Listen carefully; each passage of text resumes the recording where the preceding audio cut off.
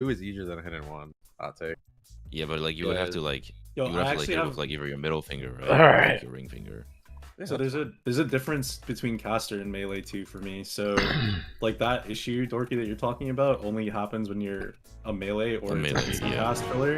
Yeah. And so when I play level those 60, types of classes, we're in I use the Outlands. mouse button, so that way I can move freely while using my filler. Yeah, without- but Are you Well, really it's using limited both to sides? me. In my Yeah. off stream, you know, Well, you one know of what them I'll is be doing. rotational I'm damage, learning and the other one is controlling movement. key bias. So it's different. We- Even we on in my there. mage, like my Scorch is on mouse button because if you have to move, you can just spam Kale the other, Fox. like on your other hand. My and not boy, jumble your Illidan. fingers while you're trying to One also of the do goats.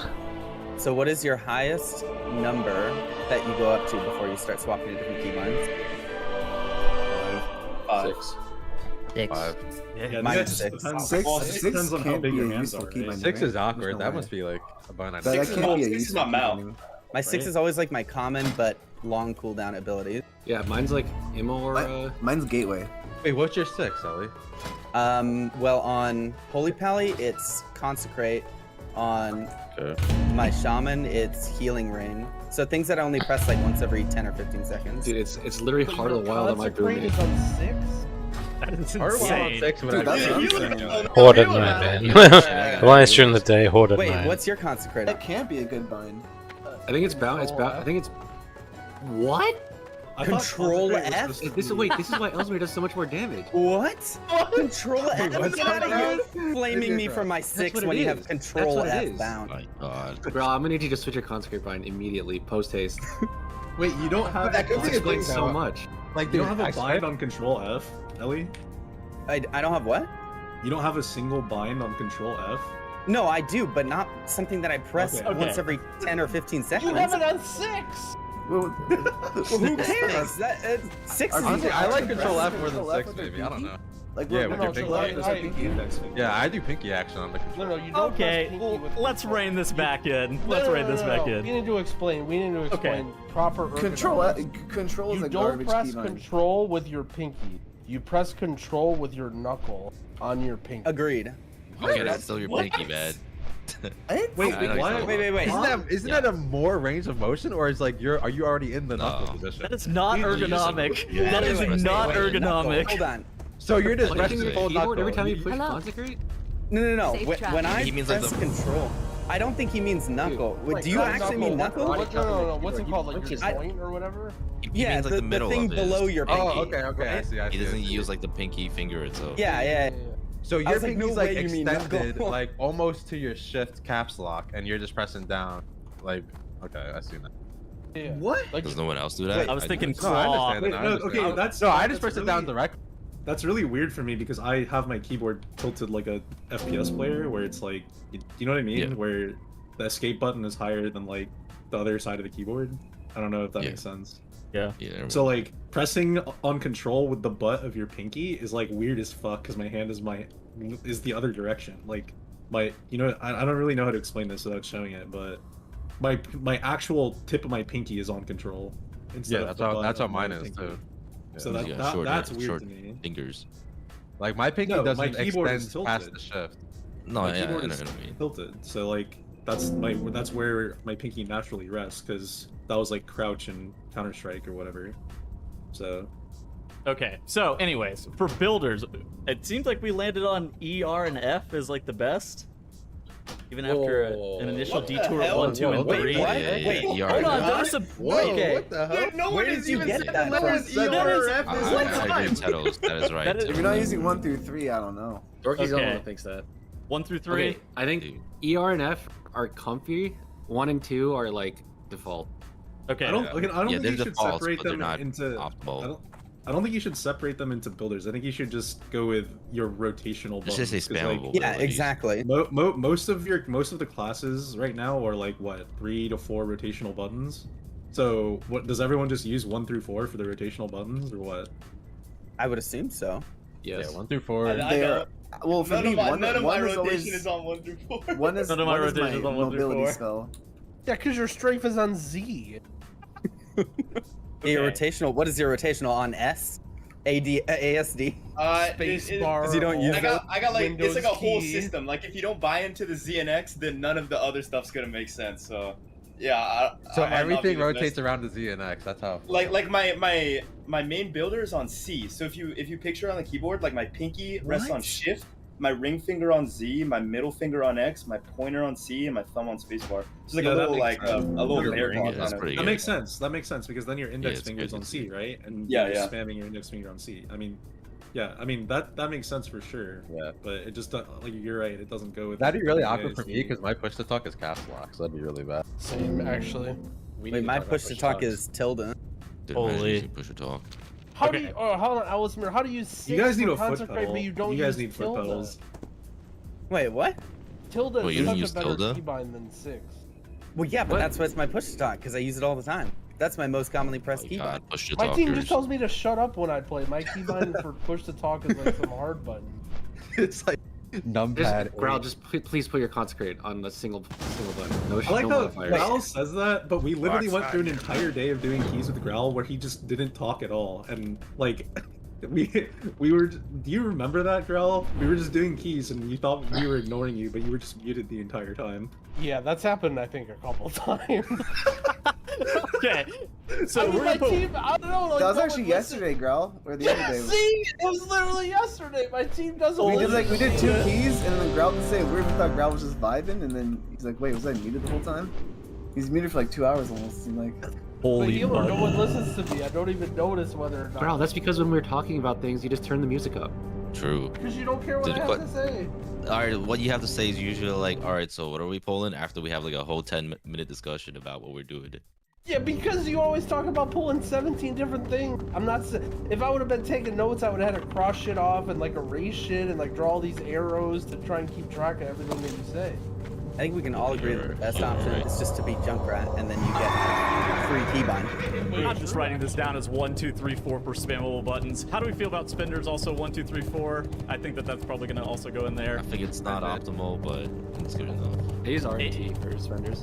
AOE buttons also part of this. I have a lot I of mean, I think all those fall I have- under rotational spells. Yeah. I have a lot of okay. my mouse buttons under, or all my spenders and mouse buttons, or something like half of them at least. Well, you have instant like, cast spenders, right? Yeah. Only instant cast. I think that we'll just put spammable buttons, spenders, and AOE buttons on 1, 2, 3, 4. Anything that's like omega spammable. I think RNT should be in there. Okay, 1, 2, 3, 4 RNT. We're just gonna leave out E and Q. Wait, E was strafe. That's why. Because Q. Or wait, did we No, not? he wasn't straight. I thought That was I thought everyone else was Q and E are right. Yeah, Q and E. Okay. Defensive and personals. Well, me and Billy are major teams. Ice Barrier is like on such a low cooldown. Non-hero classes, but on like mouse cooldown. My really something else. Oh, that's big shit. You guys are making. Mine's on like 5 and then 12 by 5. You guys buy What's your ice block? My ice block is shit. And then I have a cancel work for ice block and C, so I can't want to cancel it. Those are the buttons. Wait, there's no try. I use should be for ice block too. My ice block is still done. Okay. That's my immunity. So that's That's my Okay, so for defensive, major community, do you think that mouse buttons are the way? Maybe. I know Shift V. Wait, Shift V was your ice block, right? Shift V is my mirror image, so that's technically a defensive. I think one modifier and True. One modifier and not on a prime for your defense. yeah. I think Makes sense. Yeah, I have mixed feelings about that. 'Cause, like, if you have a modifier, that means that you're more prone to. well, it But might if be you don't have different. a modifier, it's gonna be slower. It might feel different as a timeout. I'm not sure. Oh yeah, it's different for tanks. Like, I know a lot of times if you're trying to like get into higher level, you just want to max DPS, so like you kind of don't want to like waste keybinds that are easy on stuff that you aren't going to be using very often, right? So I think adding a modifier for DPS and maybe healers is like is like fine. But I know from experience when tanking, it's way different. It feels way different because you use things way more often. So something like Shift F, Shift R, Shift E, something like that. Yeah. Yeah, you can even go. You can go like bottom row. V. Okay. All right, so we'll just chalk this down to one modifier, not to anybody have any objections? APC, what do you put your defensive on? Okay. Well, the only one that is my feint is on 1, so I know people aren't a fan of that, but everything else is not. Holy shit. Yeah, Like, like they're so far away from I respect that. Yeah, but he's also a DX gamer. Yeah, evasion's control E, Crimson Vials control S. That sounds really hard to hit. Health stone is Shift H, and health pot. Shift A. Health pot is H. You guys aren't gonna like my health unbind if we get to that. Dude, how Wait, big what are is- your hands? Shift What was H. Shift H was your health stone? Is that what you said? Yeah, yeah, Health yeah. H is health pot. Yeah, he probably hits it with his index. It's really easy. It's pot? like I the mean, way, that's normal. yeah, like if you think about the way his hand is positioned on the keyboard compared to ours, it's like very different. Like his hand, like I'm his just having skills a are hard all time reaching H. Wow. Yeah, I gotta- H would be. ring gotta of- swear to Well, work I to hit Shift H. I grew up playing piano, so my fingers, my hands kind of like fucked. Like it's like there's like web in between my fingers, and they stretch out kind of far. But I used to have a Korean teacher, and she used to like kind of like rip my hand apart so that I could press more keys. Okay, That's good. I had the same, but Yeah, you I guys don't know never about had that? webs. I mean, like you know, like a duck's feet that's got like the little webbing kind of in there. Like Well, when you every stretch hand your has fingers apart, some it's all this- webbing. yeah. All right, anyway. Movement abilities are up next. This is your sprint, dash, tumble, blink, whatever. I will start. I think that these probably are a mouse button. Did you say S? Yeah, Mine's on E. My I use blink E. is on 1, and it's been on 1 since 2007. Okay, so why don't I we? mean, put- aren't what's your the downside of putting these abilities on a your mouse button? Some of them are. What do you think, Ellis? What's the downside of putting The these on our downside. mouse? Not enough mouse buttons. One for left click, one for right Mouse click, one buttons to are push to talk. Okay, we have an MMO Wait, mouse what? that has 3 additional buttons. Alright, you have to aim with your mouse before you use your rotational before you use your movement skill. That's true. You can't like aim in. Yeah, that That's a great point. is true. But wait, why can't you aim and push the button at the You same don't want time? to throw you don't want to throw your thumb off with the movement of the rest of your hand, or vice versa. Again, Does I mean, your I guess mouse that work makes sense. differently than me? Well, if you have to do the Boomkin wild charge thing, and you're like rotating your mouse around, and then you like press down on the mouse button with your thumb or whatever. Oh, I and guess just, if it's like, middle press mouse. up. Yeah. Well, I mean, I assume you guys are moving both, like, on left and right, right? Or are you guys moving with W? I'm moving with W. I mean, I can see how it works for both ways. I think it mostly just depends on where you decide to put your rotational buttons. Because wouldn't you want to separate? Do you want to? I mean, do you guys separate your movement from your rotational buttons, or are they like close together? I mean, I move with WASD and my dash is on E. I have a question for Growl, which is, as a healer, do you place emergency buttons on your mouse buttons?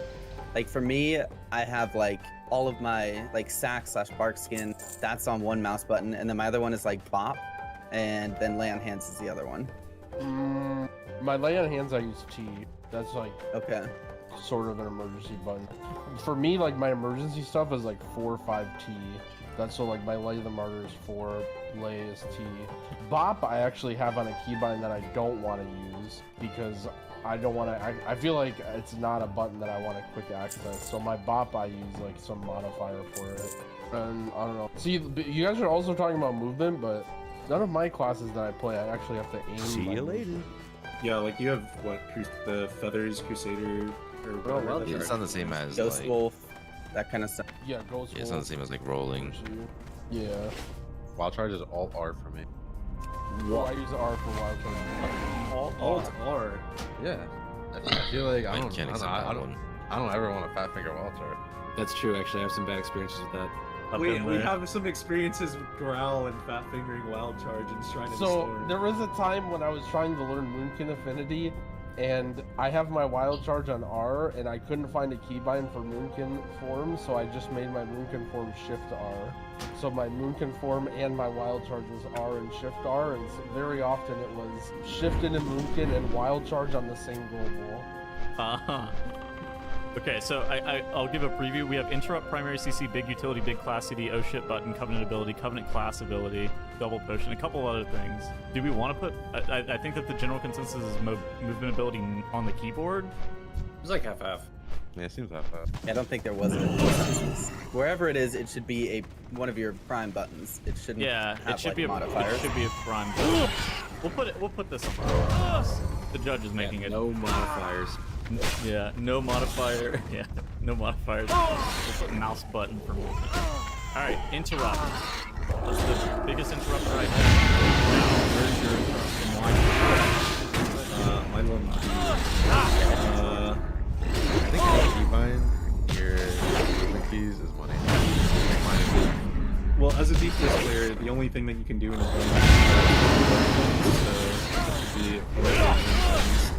Should be a very comfortable bind.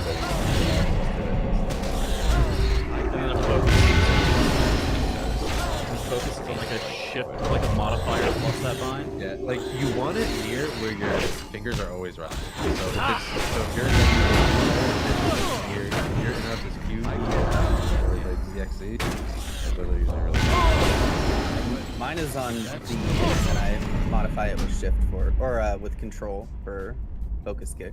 Yeah, I don't think that modifying the same button is good for focus kicking because you can misclick and then hit or like mispress your keys and then pick or stop the wrong thing, like your focus or target. You mean like accidentally hold down control? So if you're trying to kick your focus and like you just don't hold down shift properly and you just kick your target, then you just die. Wait, what? Imagine not holding down shift properly. So you have them on two separate keybinds? We have been arguing that point since we started doing this. Personally, I have a modifier for focus kick because if my focus kick is coming up, then it like do something in my brain to think about it.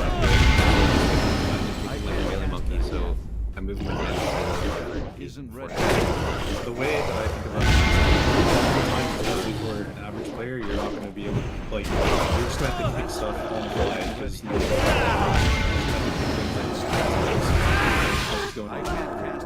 Yeah, that's a no mode.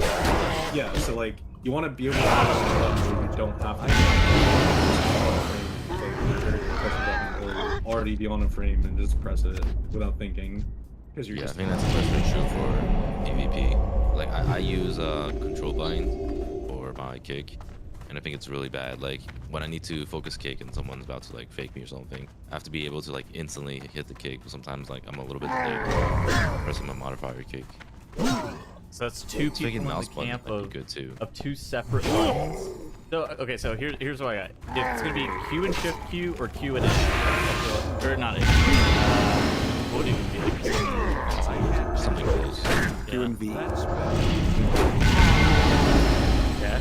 Because your hand should be resting. If your thumb should be on space, right? So V should always be like right there. Do you push V At with least your that's how thumb? my hand. Yeah, generally, because it's right there on space. Do you not? What do you like? Shift your entire index finger? Thumbs on anything except spacebar is wrong. Yeah, I mean the thumb's on space, but it's like you move it like a million. There's a reason that the expression "I'm all thumbs" exists. It's because your thumbs are clumsy. They're made for only one button and it is big and the spacebar. Yeah, I agree. I think you have more precise motion, faster movement.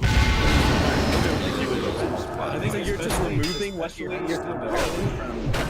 Well, especially if you're a player, I feel like if you are comfortably reach a key with your index finger, Actually, I do. For my pointer, I just Yeah, you guys definitely use the algae souls. yeah, I use my thumb to alt. That's, I mean, the reason why is just because you can't, like, all of your other fingers can't move down to alt like your thumb can. That's, Yeah, but then just alt is like access. fifth row of keybinds or worse. Yeah, but you press Alt with your thumb though, right? Yeah. I think everyone Okay. does if you use a WASD. Well, it I sounded don't like see you how guys you were playing with 4 fingers. Well, your thumb The thumb is only for spacing. Yep. yeah, I don't think, because the thing is, like, if you're trying to do there's like, and you're like, you're just not going to and I've seen this happen before where you're just moving and then you jump forward and you jump off a cliff. That's happened to a lot of people. So I think that that's like a possibility. I just don't think like if your space is going to be on jump or something that moves your character. I don't really want to use your thumb to press a button right next to space or right above space. I don't know. I see what you're saying, but I also feel like my thumb isn't that close. I mean, you also play instruments, right? So That's I have true, better yeah. dexterity than Alright, yeah, that's what less animals do. Alright, so we're gonna go with Q and B for interrupting. Primary CC, JPC, where is kidney shot? S. Wait, what was on your control? That's that like 20% gold. Yeah. So S is kidney and shift S is focus kidney. Yeah. It's such a regular computer ability. I really don't hate that. Mine is Shift E and Alt E for focus. Is it not? Yeah, that's Hodge or like Cap Totem. Hodge would be focus, but Cap Totem. The single target stops. It's very situational. It's too far. I learned that in Underrod. I don't know about that. I actually don't do that. What the hell? How'd you play a rogue? Rogue? Yeah, If you wait. played Rogue in Underrot and you didn't have a focus gouge Wait, you line, guys? I just Okay, don't this is why you guys were new rogues. Three targets. One was the main target, the blood spore. One was the focus kick, which was. And one was the Maggot. maggot, which you could not focus because you had to focus your flower. You had to click it and then do something. Okay, but what if it's Play with a focus scout. say Salazar? I have one generic target focus button. Like it targets whatever I focus, and then I just target focus. So you would and then... swap to your focus and then swap back to the. Do you have a keybind for target last weapon? Or did you have to find it in the sea of nameplates? No, I just click it. Okay, so should it be on the like modifier for the focus one? Or should it be separate binding? Yeah. Do we use like 5? Use like 5 or G or C or something. I think C is okay. Like for me, usually ZXCV. Those are like my two stuff to mobs, like slow stun, whatever. All right, we'll go with I have one. He didn't have a focus like Hodge until I didn't know you were gonna do it. last month. Oh, no, you're right. Made it during MDF. He also was playing with overlapping nameplates, but Yep. What? No.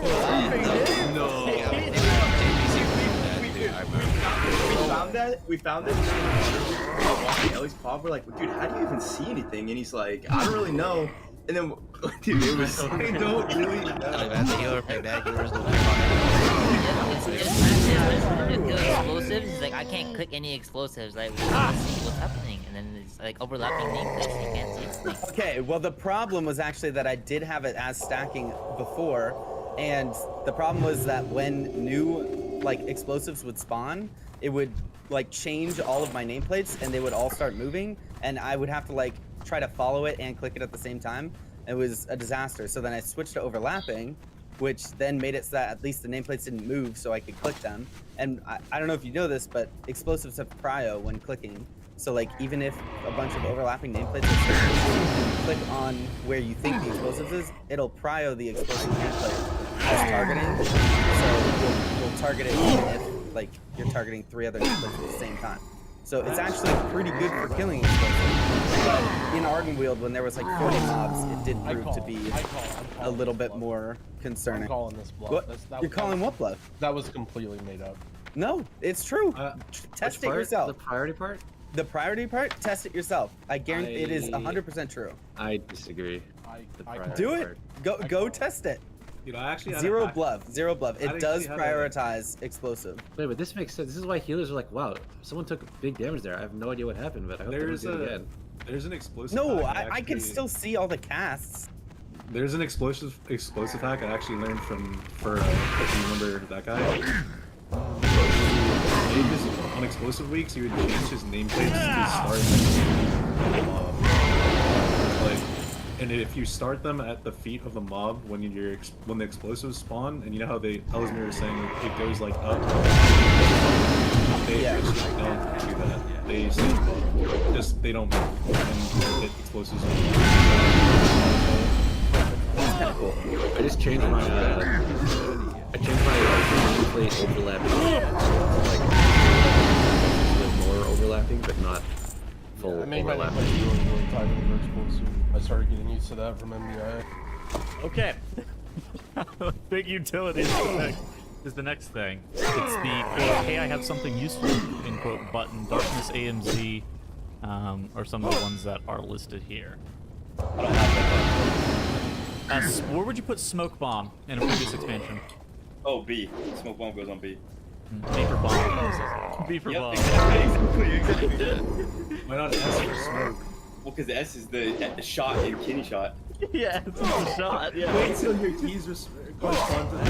Well, my H is my health bot, and my shift H is my health stone. And it's all starting to make sense. Yep. Okay. It's like Warcraft 3. Okay, so are we going with B for bomb? Well, I don't know what people press their other stuff. What's AMZ on Dorky? I don't think it's very important. Keep on having it on Alt W. Alt W. Okay. Devo's on shift 4. With stuff like AMC and like stuff that needs to be placed, usually I have to take a second Yeah, to it's like, not very aim my important. mouse, you know? So it's not like if it's something I need to press really quick to save somebody, like life grip, that's different. But if it's like barrier, then I know I'm gonna need to like aim it down anyway on the ground, so I... You also usually pre-plan those. Yeah. It's like, alright, well, AMZ is gonna be like on this AoE that's gonna happen in 5 seconds. So you can Okay, just- so we're saying modifier plus low priority. just anything that's low. Yeah, it's low. Similar to the defensive button. Put on like 7. Nothing defensive. You have to be. Well, defensive needs to be more. Yeah. I think a B is good for a button like that. It's like off to the side. It's not really that close, but it's still accessible. All right, big class CD. Your big dam or big heals button, meta wings, that kind of thing. Shift 1. Shift 1. So cute. Mine's all 1 randomly. Okay, so modifier plus your main, like 1, 2, 3 stuff. Do you agree? Right? Like we're all on board with that. He's like Modifier plus like some of your primary abilities. yeah. Not very important, basically. I think it depends if it's on global or not. If it's not on global, then I try and give it a more priority. I actually put it on R because a lot of times you press wings and then your next wings and then you press something else immediately after, like you hammer or something. It would be like faster. Okay, so wait, Billy has his What I on do is I one. just time. Yeah, all. Yeah, because his rotationals are on mouse. Right? Okay, so where's your combustion, Chow? Mine's it's on. It was like it's been like that since Wrath for me, but it's also relevant now just because it's cooldowns are class that they're all the way I thought about it was I wanted to have fluid like pressing, so when I pressed I use mouse button and then I go to my rotational abilities which are all 1 through 4, so that way my fingers aren't just pressing a button. That was my thought process when I made it. Alright, so next I think we're gonna go with modifier plus rotational ability. Starting point. Oh shit button, the button you hit when your group is in trouble. When my group is in trouble, I push the unmute button to yell at Elsmere. True. Yeah, that's pretty good actually. Okay, Like so are we till there? Are we caps lock? What are we for unmute? I don't know. I play with push to talk. I don't play with push to talk. I just play with Push to mute. open We mic. just play it with perma. Okay. It is impossible if you have to call shit. I mean, my O ship. The problem is like there's so many different O ship buttons based on the situation. An O ship button could be any one of the previous things that you've listed, like, you know, Hodge or an interrupt or your major class CD or like. What about lay on hands for you? Isn't that like a no shit button? Lay on hands for me is my middle mouse button when I'm hovered over the player's frame. Wait, so it doesn't So it target doesn't yourself if have- you don't have a target? Yeah, so there's no self target, right? Correct. Actually, I don't hate that. Where's your lay on hands, Growl? T. And your spirit link totem? Ooh, this one's not very good. I use Control 3 for Spirit Link. I use Shift 3, so Yeah, I'm right there with you. That one comes down. Well, so a lot of my cooldown-esque buttons are like Control 1, Control 2, Control 3. Since I started playing Pally, because there's so many cooldown stuff, I like stopped with them. But on a lot of my other healers, it comes down to like Control 1, 2, 3, 4 are like a lot of my cooldown stuff. Like Control 4 will be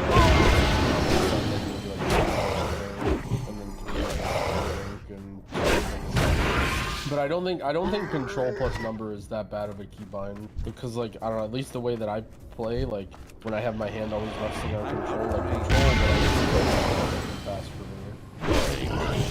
Press the sentence is pretty cool. Okay, do you want to do control plus number? The ones that you have in opposition to this? It's not as high priority as rotational stuff and interrupts, but like that, but it's not like it's still better than like your other stuff like your Just throw it on a prime with a modifier and I think you're golden. Yeah, it's basically the same as your cooldowns.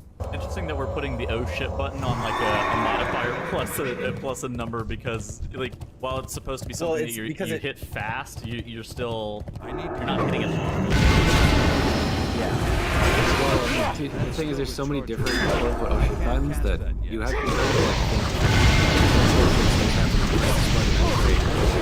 which button to press. Yeah. Also, different modifiers are for everyone. Like for example, like a shift modifier could be like really important for one person, and then like an alt modifier is like really important for another. Covenant class ability. I can't. Mine's on 5. Shift B. Shift C. Vetoing the use of F5. My F1 is the mount. I feel like Well, that's I use my F1 stuff for targeting. What's your auto run? that still equals actually. Numpad plus. I think the one of the things that's important to keep in mind is like the class abilities from Covenants are drastically different in terms of cooldown. So like what a Kyrian R Shaman with Vesper Totem or like Paladin with Divine Toll might have keybound because it's like 40 seconds would be drastically different from a Venthyr who has a 4-minute CD. Because like my Venthyr, my Ashen Hollow is on shift 2 because I consider it to be, you know, a major class cooldown that I wouldn't be pressing often because it's on a 4-minute cooldown. But like Vesper Totem is on 5 because I press it constantly as part of my core rotation. Oh, where's Divine Toll? So Divine Toll? Well, it used to be on shift 2, but I haven't played it since it got reduced to a 40-second CD. So I might move it. It doesn't if I were have to a play bind it. because he never plays Kyrian. That's true. Yeah. I actually But have like my Disc Covenant Priest has the same button. Every single character, same button for my Covenant. Same button. What is it? Shift G. It's not a great bind, but it was like safe travels. The expansion specific stuff for me is always weird because like I already have all my binds set up, and then Shadowlands came out, and I'm just like, shoot, I need to figure out new binds for this stuff. Wait, where was your Heart of Azeroth ability? Shift G. Yeah, exactly. That just took up your Heart of the Azeroth ability. Yeah, exactly. But even that was like that. Well, even the Heart of Azeroth for me was like that was the 3rd patch or something when it came out. So that was when Mine's on Control F for every character, just like Growl's is on Shift G. Is that your class one, or what's your non-specific class one? Shift E, and the reason why is because it started off as Night Bay, so it was a movement ability, and my movement ability is E, so my other movement ability is Shift E. I see. That's why. Okay, I understand. Mine is Shift Z, so I think we can all agree that it should just be like a modifier plus one of your like non-core rotational buttons. So like the. Well, I think that's only because of how we never had it before, and then we just had to make binds for it. Yeah. So like it was basically just a space, whatever space we had left. Yeah. Or whatever we were able to move around. I don't think it's So, like, optimal, but the it's just ERF what it happens to be. the X range. We'll go with modifier plus. We'll go like shift F or something. Okay, and so for the signature ability, where is that for you guys? Is this a mouse button? Mine is modifier and the same button that I used for my Covenant ability. Same. Just a different So like modifier. for me, it's 5, and then I click a button on my mouse for modifier, and then 5 is my like soul shape.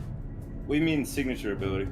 Like soul shape, summon steward, door shadows. Gotcha. Okay, I don't actually have Summon Steward bound because that thing doesn't need to be bound. I just have the file. I want to know what Dorky's Summon Steward is. Control Z. Oh. Undo. Okay, so then do we need to change our Covenant ability to be not on a modifier since the signature ability we're trying to You put can just do different modifier. different modifier? Oh, okay. Yeah, because I have. Yeah, so like control. You can do like Shift C, Control C. That's what mine is. Okay. That one weird ability is the next one, and it says that button that's reserved for the extra miscellaneous ability or spell. Can I help you? Button that's best for anything extra. It's like tremor and shit, right? Yeah, just like random. Dispel. Fucking dispel on Chow. That's random. What do you mean random? For DPS, it is. For a mage, it's a bit random. So my okay, I guess. All right. Control plus something. Wouldn't it be T for tremor, not T for totem? Otherwise, all your abilities would be bound to T. No. T is for trinket. Okay. It's for trinket. Huh. I just put mine on some modifier, but I don't use much. How we feel about G? Oh, well, if it's a I feel random like- button, it should be a modifier for sure. I feel like G is actually easier to push with control than other buttons, like 1 and 2. Yeah, it is true. What button for rogue is your random button? Shroud. Shiv? Shroud, maybe? Yeah, Shroud or something. No, Gouge ain't that random. Gouge is not random. No, not Wait, Gouge. isn't Yeah, it not Shiv? Gouge. Isn't Oh, by the way, Shiv- by the way, Just like by the way, G for Gouge. G for Gouge. Yeah, it's probably for Shroud or Gouge, Shiv. yeah. But It's one Shroud of is those two. control R. I would ask what Shiv is, because That's control C. Yeah, see, that seems about Yeah. right. And I have the same with like Dispel and Mage is control C and Shaman. All right, we'll put like a modifier plus like. Actually, no. C was our primary. What do you feel about X? X is so fucking hard to press. X is my Control claim plus to left button. side. How's that? Okay, control plus left side. Because it's Alright, like I'm down. it's really awkward to push control on the left side, but control and middle. Is, Yeah, but you're only gonna press it like never. Yeah, that makes sense. All right, it says potions 2. We're gonna bump this up to potions 3 because you should have your health pot, your DPS potion, and your health stone bound. I'm calling an audible here. We need 3. I'm a Diablo 3 player, so mine are at the Q and G. Mine's G and H, so DPS pot is multi And Shift G. My health stone, my health pot, and my intellect potion are all like on separate sides of my keybinds. We have 2 mouse buttons left, and we only have 3 potions and a taunt. Actually, let's be honest. We should just all be using the fucking wheel add-on to do pods. The wheel is a banger for the DPS potion. Growl does. Ellie clicks his spots. You wouldn't do that for health pots, though, right? No. No, That would only be for DPS and utility pods. Is use the wheel or whatever. for health pots and health stones. I use a shift modifier plus my 2 mouse buttons, the left and right mouse buttons. Okay. I go 7 for Agipot and Shift 7 for Phantom Fire and Control 7 for Invispot. You have them all bound? Yeah. You don't? Oh I yeah. have mine. I have mine. I have a wheel. No, I don't need to bind them all. Yeah, the best way for sure is to use the wheel, but for those type of pots. But I still have them all bound because I'm lazy. Okay. I mean, You I wanna don't think put like you wanna, I don't think you want to be clicking a wheel for your main DPS pot. What if you're like ramping? DPS pot is a 5-minute cooldown. What if you're like ramping inventory and you're like, oh, it's time to push our potion, but I have like 0.2. It's on my mouse. It's on my mouse. It's really not a big deal. God. Well, I keep mashing my shit because it's on my mouse, right? So I'm just like moving my mouse only. It's fine. Don't worry about it. It's just no shit. Okay, so the health potion, like the health potion, the health stone, or mouse stone. Personally, I think there should be no modifier, quick access. No modifiers, quick access. The mouse. Okay, so I wouldn't equip health pots if you only have 3 binds. Don't we already use one? Well, there's so many. I feel like there's not enough space. Like, what if you're playing a Kyrian rogue? You have Crimson Vial, Kyrian potion, health stone. I guess that's it. Yeah, we've already determined that it's V for Vial. Well, we'll take a second chance or something. Yeah. Aussie Vial's really expensive, but Yeah. I don't think you want to put DPS pot on mouse button. Yeah, that's what I'm trying to think about the I health think potions. you want a more frequent ability there. Yeah, potions definitely. I think we can do that. The Growl would say put it on F2, F1, F2, and F3. Wait, put what? This potion. It's all function binds. Does I use the F keys? Yeah. I actually use Control A for a potion because I feel like maybe it's different, but as a heal, well, I still think Control A is a good bind, but as a healer, I think potions are a lot more strategic and less like, oh shit, potion.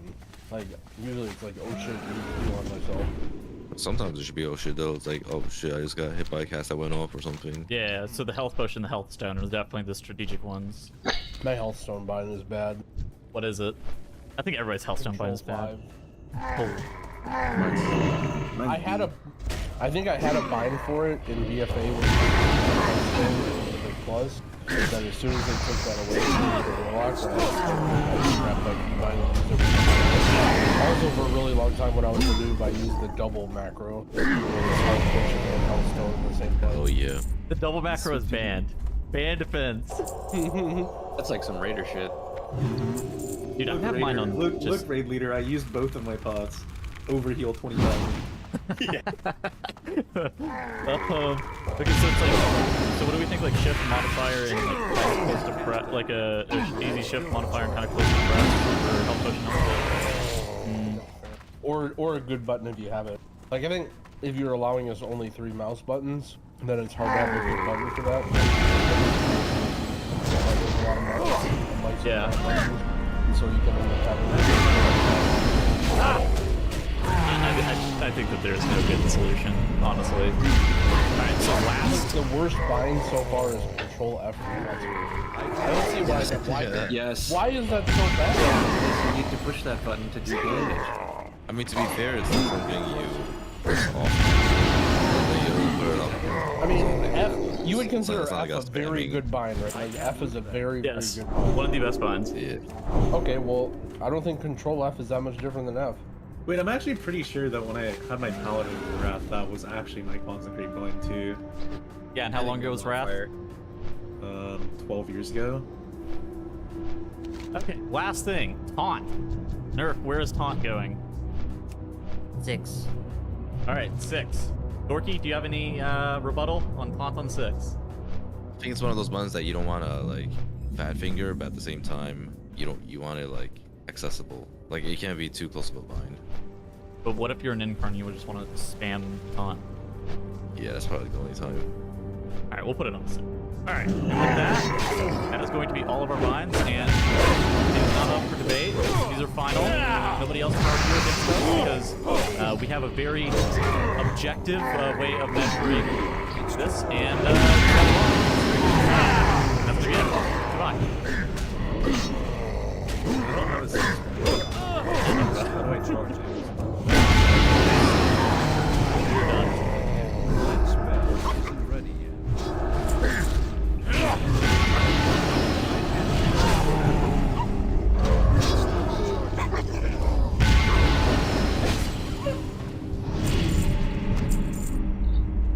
2 weeks before the game went live. So it was a very last second change with almost no testing at all, and it wasn't a very popular DPS system. And since this change was so last second, mobs in the old school Scarlet Monastery still used the old school's Crusader Strike and Holy Strike abilities, as they were modeled after beta paladins. And at number 9, we have Trip. Now for some of the abilities I'm going to talk about in this video, I don't actually know which class they belong to specifically, so I might need to make an educated guess for one or two of them, and I'm pretty sure Trip was supposed to be a rogue. So what this ability does is on your next weapon swing, it will target, do a little bit of damage, and then award you 1 combo point. What the Trip actually did, it never actually said, but I assumed it was some kind of stun for like a second or so. It didn't cost any energy, but the fact that it did give you a combo point is a pretty good indicator that it was supposed to be a rogue ability. And I have a little bit more confirmation to that, as the ability has the exact same icon as the Hunter ability called Wing Clip. And the name of that icon, when you look at it in the game files, is called Ability Rogue Trip, which is a pretty clear indication that it was supposed to be a rogue ability, and it did make it into the game as an NPC ability for 2 mobs in the Hillsbrat Foothills and Silverpine Forest. Kind of like how there's mobs in the game who have the beta Paladin's Crusader Strike. Although there's not too much confirmation in patch notes that rogues had this ability, so it was most likely never actually given to them, and just kind of intended to be given to them. And at number 8, we have Thunderbolt.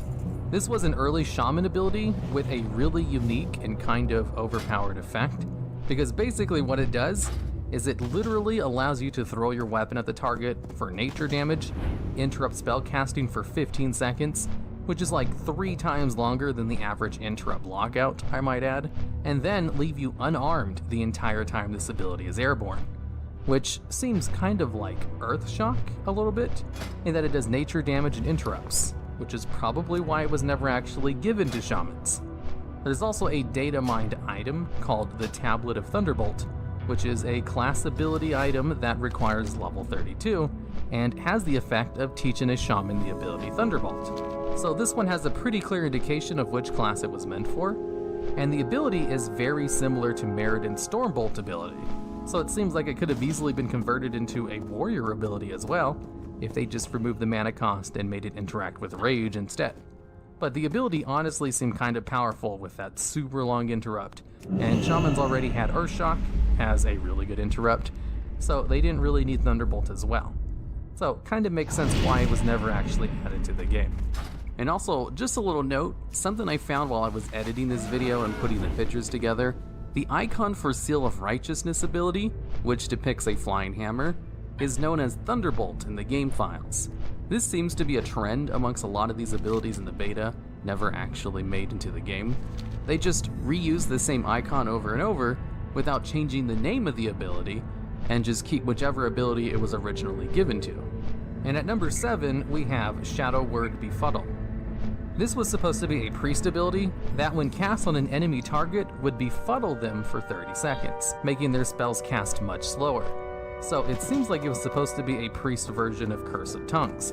And the reason I know this was supposed to be a priest ability is the same reason I know Thunderbolt was supposed to be a shaman ability, as there's a codex in the game files called Codex of Shadow Word Befuddle, which requires a priest class to use and will teach them level 1 Befuddle at level 24.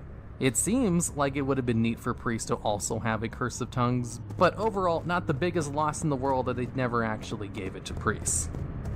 And at number 6, we have Mind Rot. This is another priest ability which is very similar to Hunter's Viper Sting, in that it will put a dot on the target which will drain mana every time it ticks instead of dealing damage.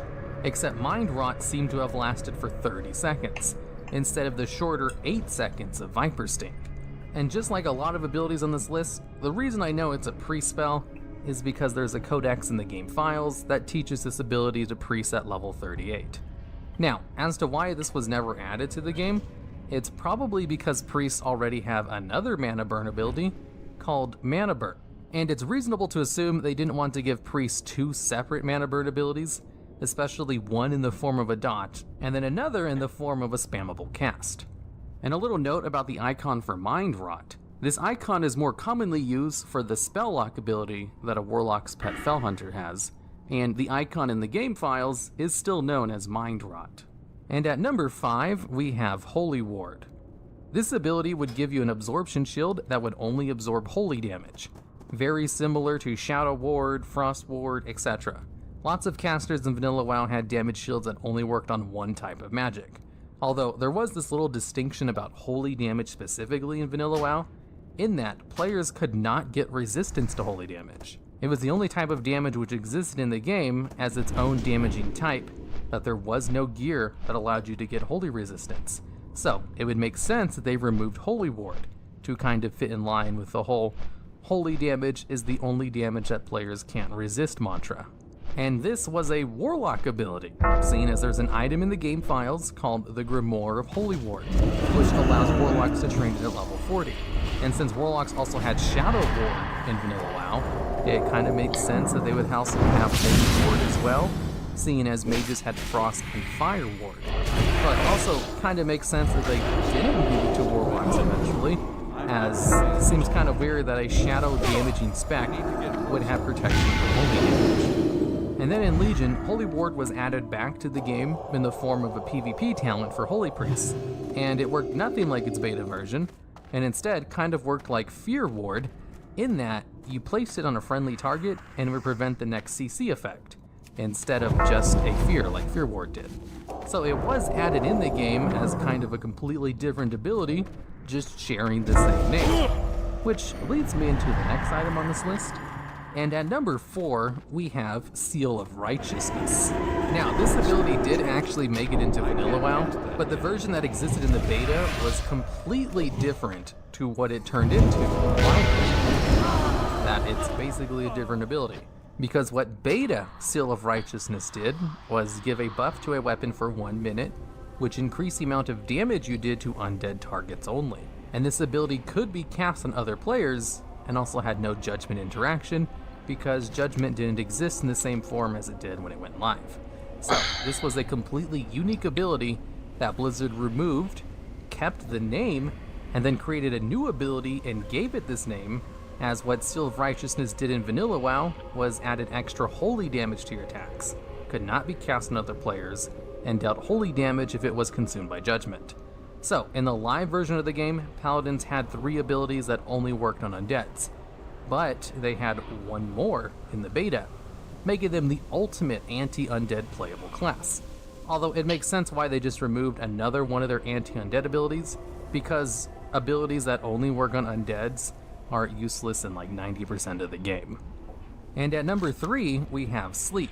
Funny enough, this ability was given to 2 classes in the beta of WoW, before being changed to basically Hibernate and given to Druids. And what it did was, on a 1.5 second cast time with no cooldown, you could just put an enemy target to sleep for 45 seconds. So, a pretty powerful CC. And it was originally given to priests, as again, there's even a codex in the game files that show that it can be learned by a priest at level 6. But in the beta, they decided to move this ability over to mages, and it worked exactly the same way. And there's even a Tome of Sleep in the game files, as it shows that mages could learn it at level 8. But then in patch 0.8, still in the beta, Sleep was changed into Polymorph for mages, and then Druids were given Hibernate in beta patch 0.12, which is an ability that can put a target to sleep, but only works on beasts and dragons. And at number 2, we have a weird ability called Ethereal Form, which is a 5-minute cooldown ability that makes the user immune to physical damage, but unable to use physical abilities for 10 seconds. So, kind of like a Paladin's Blessing of Protection, full immunity to physical damage, but unable to attack.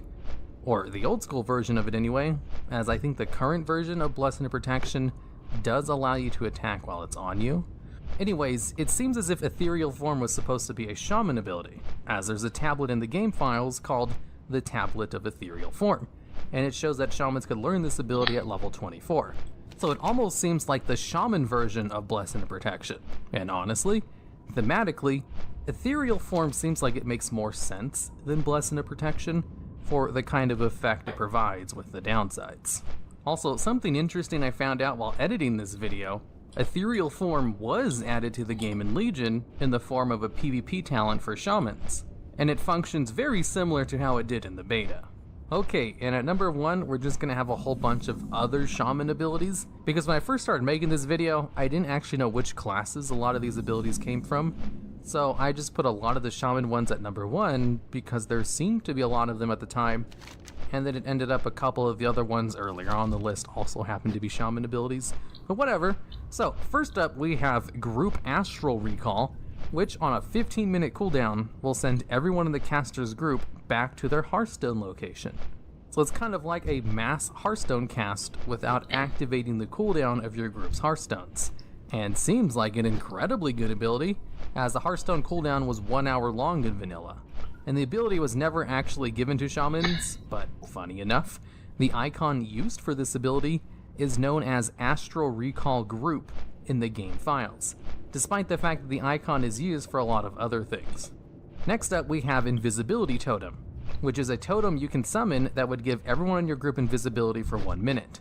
Although, based on the wording of this ability, I assume it just worked while you were near the totem and didn't actually let you stay invisible outside of the vicinity of your totem. Now, this ability was never actually added to the game, but another shaman totem was added later on in the beta called Grace of Air Totem, which uses Invisibility Totem's icon. And the icon for Grace of Air Totem is known as Invisibility Totem, which means Invisibility Totem was added to the game files first. Next up we have Shock, or Lightning Shock as it was called later on in the beta, which is very similar to the shock spells that Shamans eventually got in the game, where they were all instant cast, 20-minute range, 6-second cooldown abilities that shared a 6-second cooldown, and they all did something different, whereas Shock has all of its features except it only just does entry damage, and has no indication that it shared a cooldown with other abilities, which leads me to believe this was just the very first iteration of the shock system they had in the game, and then they removed this one and then added in the 3 shaman shocks that are. Or maybe this one was just an extra shock on top of the other 3. And next up we have Lightning Storm, which is an AoE lightning ability that you would cast on a targeted area and then just leave it alone. There are mobs in the game who have an ability very similar to this, and the icon they use for Lightning Storm in the beta is also named Lightning Storm, although I don't think any other players can actually use this icon, so it doesn't really matter like it does for the other ones I mentioned. And lastly, we have Molten Blast, which is a spammable fire-based damaging ability with no cooldown and a lower cast time than Lightning Bolt. And I guess it would make sense why they removed a second castable spell with no cooldown, as the class didn't really need to have 2 of them. And I assume they later incorporated this ability into the Lava Burst ability Shamans eventually got in Wrath of the Lich King. And unlike a lot of these abilities, Molten Blast was actually given to Shamans to test in the beta, and then it got removed in beta patch 0.8. There were 3 additional flying carpet mounts in the Wrath of the Lich King beta that never made it to live for some reason. The first 2, Swift Ebonweed Carpet and Swift Spellfire Carpet, seems to suggest that they were going to be different flying mounts to make for tailoring based on the different kinds of cloth you can make. It should be noted that these 2 mounts are different colors from any other flying carpets in the game. They're not completely unique models, they're just 3 colors of existing mounts. I can guess as to why they were scrapped since no official word was ever made. If they got these mounts in addition to the ones that did make it into the game, that would basically force it out collectors at the time for tailoring if they wanted more mounts than everyone else. Or maybe they just didn't want one profession to have so many different kinds of mounts to make while others have none. There's many different reasons Blizzard could have scrapped it. As for why they scrapped the 3rd one, well, I have no real idea. It's just called Deprecated Swift Flying Carpet and doesn't have a bottle or picture for it. I can assume it just had another different color and used the same model. It is interesting to note that this mount doesn't actually have a riding skill required to use, only a tailoring and level requirement. I'm pretty sure it's just because the mount was scrapped, but you never know. It could have been planned to be an unskilled mount like the current heirloom motorcycle is. Whatever the case, tailoring already had 4 flying mounts, all with the same model, just with different colors. I doubt tailors are too mad they didn't get 3 additional different colors of the same mount. Next up, we've got the Brewfest Kodo. This Kodo was most likely supposed to be the Horde version of the Brewfest Ram, a mount you could only get during Brewfest as Alliance. But then they decided to revamp Brewfest and add epic versions of the Ram and Kodo to the Brewfest boss, and both Alliance and Horde can use either. One of the few ways for Alliance to ride Kodos and Hordes to ride Rams. Funny enough, even though the regular Brewfest Kodo was put into the game, its flavor text was updated in Warlord of Draenor to say, you can't remember exactly how you got this mount, then again, you can't remember much of anything that happens at Brewfest. Not sure why Blizzard decided to add flavor text to a mount that was never implemented. Maybe it'll come out in the future, or maybe an intern just had fun ideas. Who knows? In Warlord of Draenor, a new Mammoth mount model was added to the game files, but never implemented. The mounts also don't have any animations, they just stand static, indicating that they were probably scrapped early on in development, but they still show up in the files. It's theorized they were probably old Draenor repair mammoth mounts, like how Mr. Pandaria had the Reforge vehicle, since we never actually got a new repair mount after Mists, and not even in Legion. It would be nice if a mount with like a banker on it was added, or maybe even an auction house, like they ended up doing in GFA a few years after this video originally went live. In Mist of Pandaria beta, there were 4 other colors of the Water Strider mounts: the Jade, Orange, Crimson, and Golden Water Striders, and were most likely going to be rep rewards from the Anglers.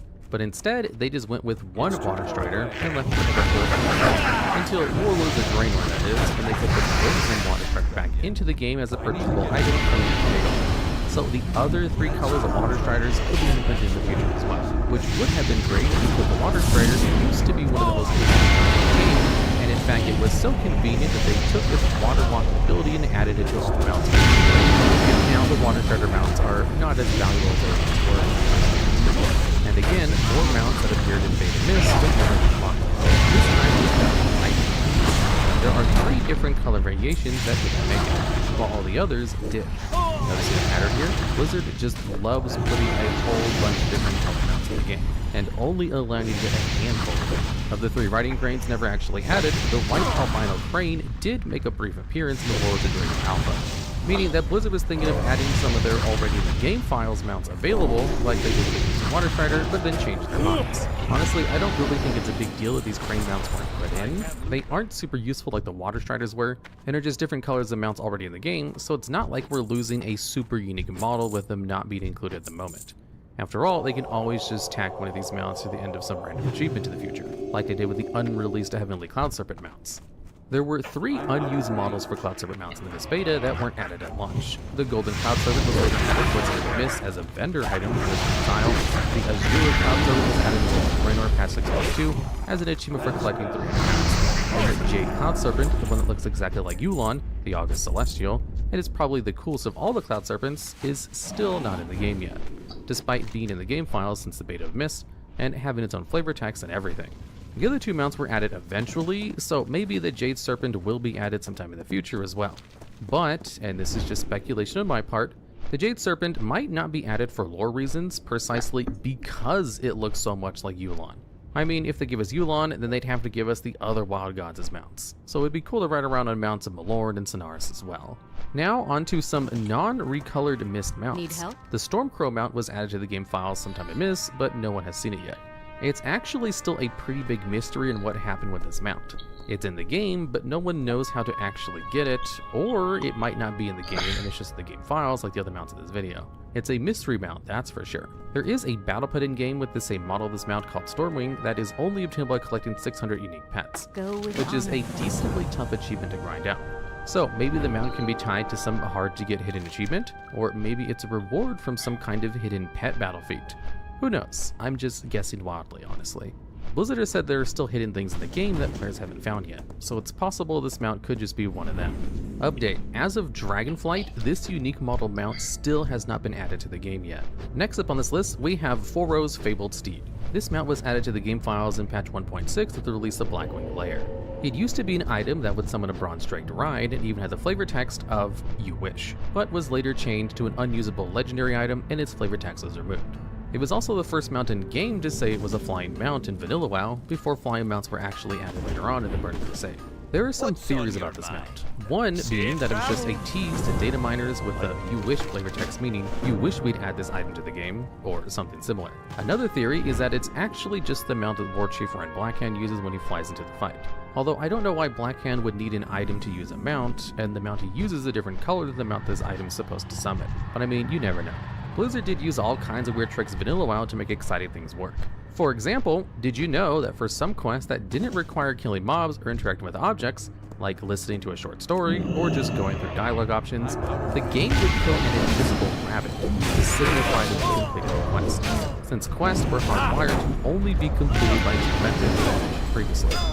Or how Onyxia was programmed to fight invisible rabbits and not actual players to give the illusion of actually fighting players. So Rend could have used an item like this in the background to give the illusion of fighting a real mount or something, but we doubt it. Next up we've got Keith's Whistle, another legendary mount. This mount is literally just Ashes of Malar, and the thing is not that rescue. Someone did ask a DM about the item and got this response. I understand why you're confused. Basically, Fallen Prey is one of the worst pitfalls of WoW fan sites like WoW PTR data. You see, during the development cycle of an expansion or patch, items come and go and developers change their minds more than once. Frostmourne was once C-Dank is one of the key components to OnlyFans raids. Like, he's one of the more experienced level 60 tanks for the OnlyFans raids.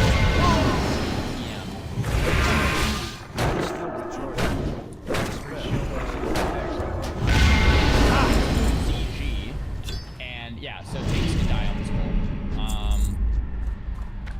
Who's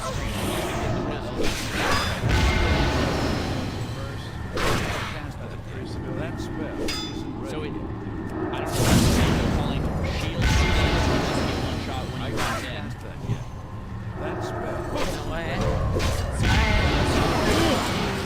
Comes down. And faceless or otherwise big gear for money. And What? He just got blasted. I have no fucking clue. Let me get the ball. Pick up the ball, Anthony. It's on me. It's on B. It's on B. I'm on the get back into your stacks. Their comms are to me mistakes.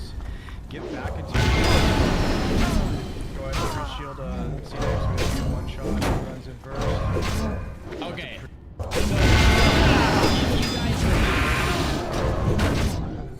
We had our team the same boss in the same way. Rip baby. Okay.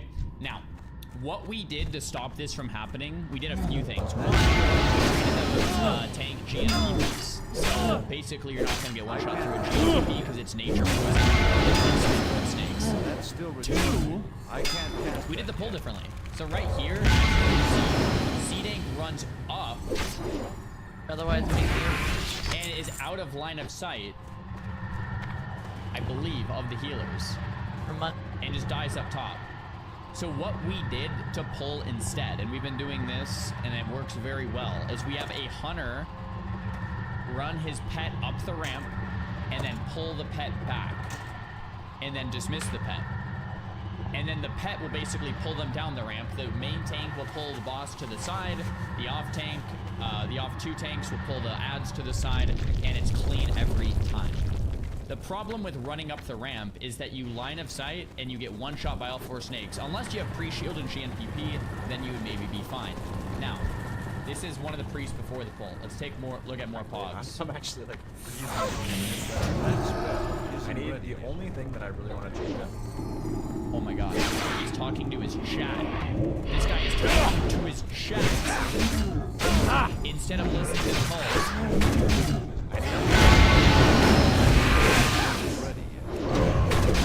The raid leader said shield one shot when he runs in. That's still everything else. And he's looking at his own gear.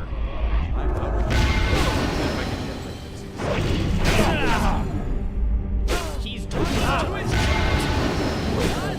Shielding. I can't lose that. I don't think that's gonna happen. Renew.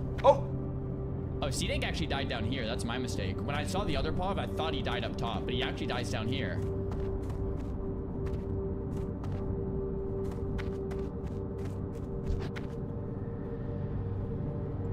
If I'm this priest, I would feel so bad killing someone. And this priest did not shield on the shield call. There was another priest didn't do it.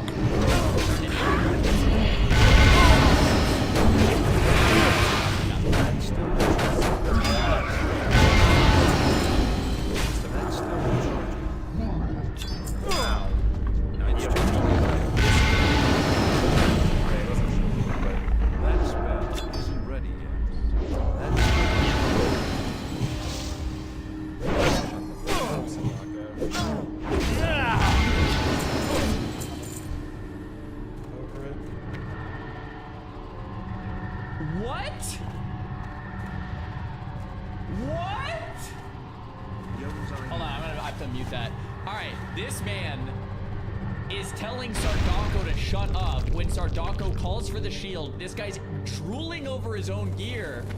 I'm out of range. Doesn't shield C-Dank. C-Dank runs in and dies. And then this guy tells Sardocco to STFU. To me, that's a G kick. Get him out of OnlyFans, man. Get him out of here. That's an easy G kick. I don't know, man. That's an easy G kick. Yeah, not cool, bro. Giga Chad Sardocco Pov. Alright, melee, stay by the fire. Go ahead and pre-shield C-Dank so he doesn't get one shot when he runs in first. What can I do for ya? That's a priest ability. Hold it. Alright. To be fair, C-Dank doesn't have a GNPP on, but he does. Sardocco calls for the pre-shield multiple times. All the Cobras are targeting C-Dank, and they zap him. Yeah, our tank died the exact same way. Yep, we started using GNPPs on this pull because of that. Like, our tank died that exact same way. What? He just got blasted. I have no What? fucking clue. Let me get the ball. What? It's Pick up the boss, on Anthony. B. It's on B. It's on B. It's on B. Everyone kill the ads. Pick up the boss, please. Don't Stop damage. Stop. I'm on the boss. Get back into your stacks. Yeah. Clear comms and listen to me. Kill the snakes. Get back into your stacks. Do not Bring him move. to the bonfire. See you Bring soon. him to the Walk bonfire. with you. Bring him to the bonfire and don't get near the boss. Stay in your stack. Sardako's a Giga Chad. Sardako's an absolute Giga Chad.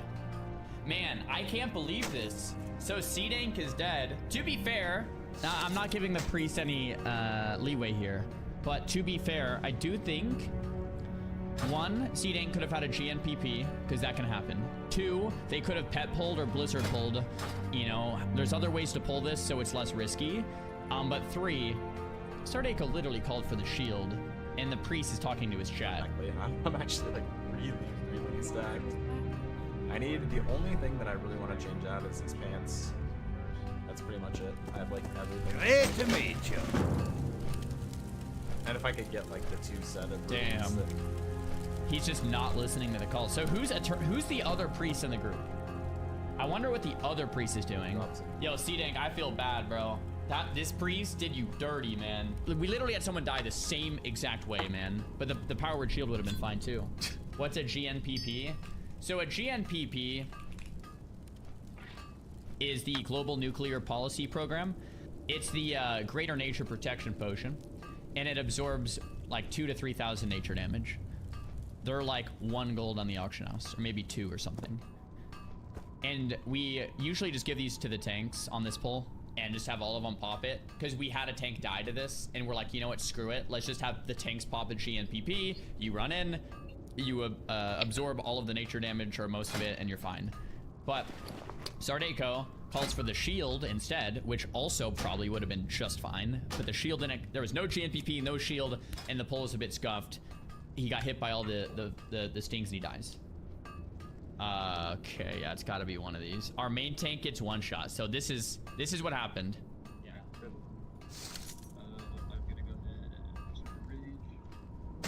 This was like a few like a month ago. Baby's here, our main tank. He pulls and runs down. Right here. He's literally exactly where Seedank was.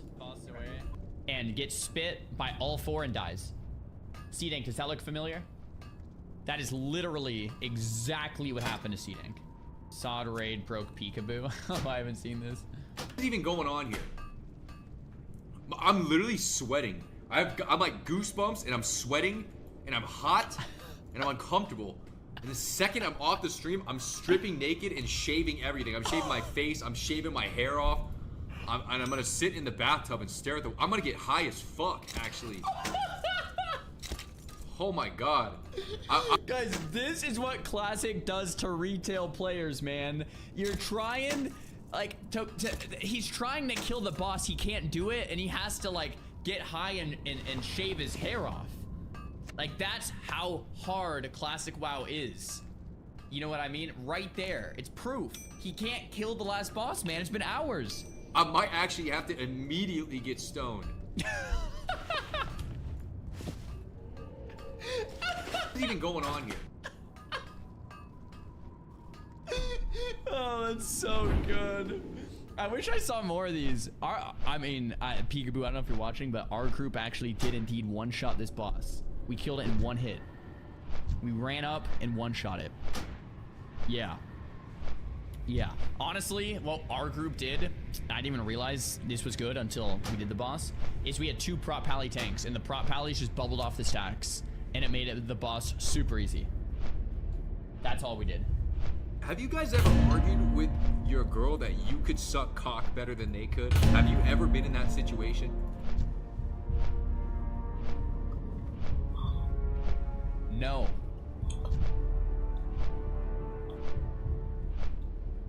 Absolutely not.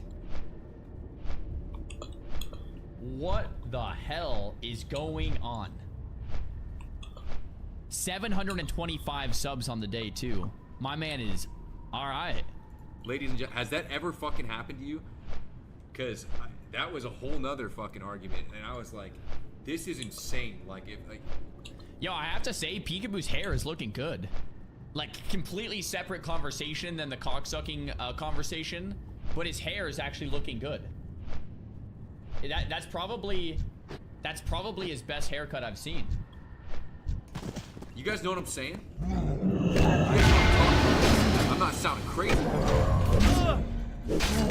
That's bad. No, I don't know what the hell you're talking about. Think about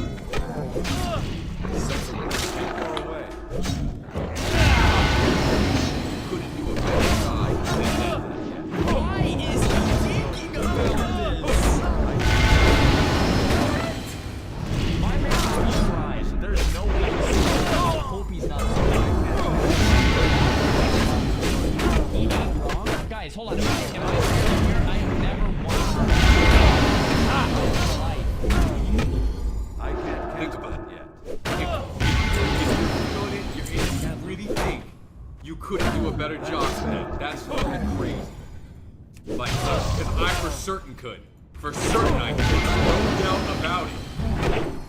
Peekaboo is certain he would be fantastic at sucking dick. You heard it here first, boys. You heard it here first. That's crazy. That's crazy. Yeah, it is crazy, my dude. It is crazy. God. Oh my gosh, bro. Kuzu refused Kirk's logs from PFT. In dungeons, so all I can raid. So Kirk right here posted a screenshot of his DPS meter from Kabura in BFD, and 66% of the damage that he did of his total output was poisons. Kirk is #1 on the damage meters at 133 meters. His #1 is Scorpion. And apparently it's already been nerfed once. This needs to be nerfed again, Blizzard. Like, it's just not like it. Do you guys think this is fair and normal and real and true? Is this how it should look? Like the majority of your damage comes. Also, I can't let him Oh yeah, true. And 11% is still Scorpion melee. So it's like 80.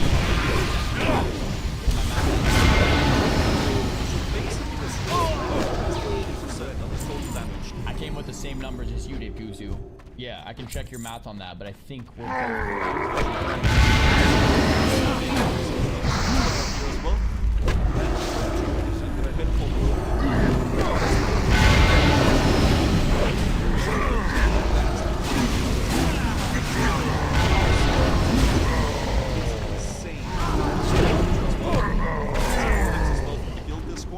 where literally, again, same thing as before, around 60% of his damage was his Scorpion pet.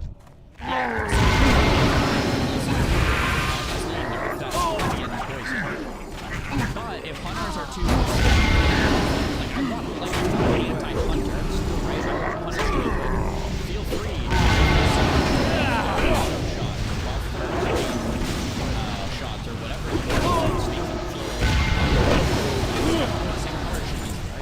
But I am saying I think Scorpion Poison doing 60% of your damage is probably not healthy for the game in PvE or PvP. So there's that. I love peekaboo clips. So people can stop inviting me to the non-MILF manor type shit.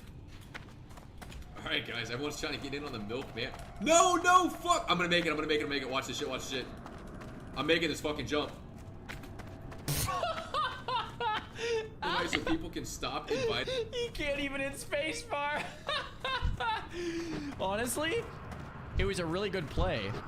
Because, like, the awareness he had here to realize, okay, this is here. Most people will run around. He looks at his cooldowns and sees 5 seconds left. 4, 3. The awareness of wait and do that was actually 5 head. He just doesn't press the space bit. Maybe he's sneaky or something. I don't know what his space bar is. He definitely never win. And he missed the jump, and he definitely missed the cart, so. We go again, bro. The origin of the Murloc sound in WoW. You see this man right here? That's Bob Fitch. Bob Fitch is the most seasoned programmer at Blizzard Entertainment. The Murloc sound was that man.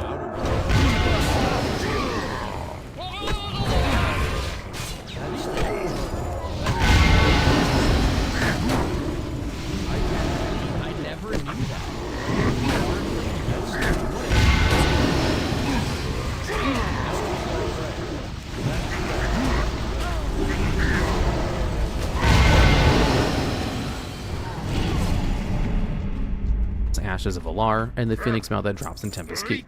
Someone did ask a GM about the item without its response. I understand why you're confused. Basically, you've fallen prey to one of the worst pitfalls of fan sites like WoW. PTR data mining. You see, during the development cycle of expansion or patch, items come and go and developers change their minds more than once.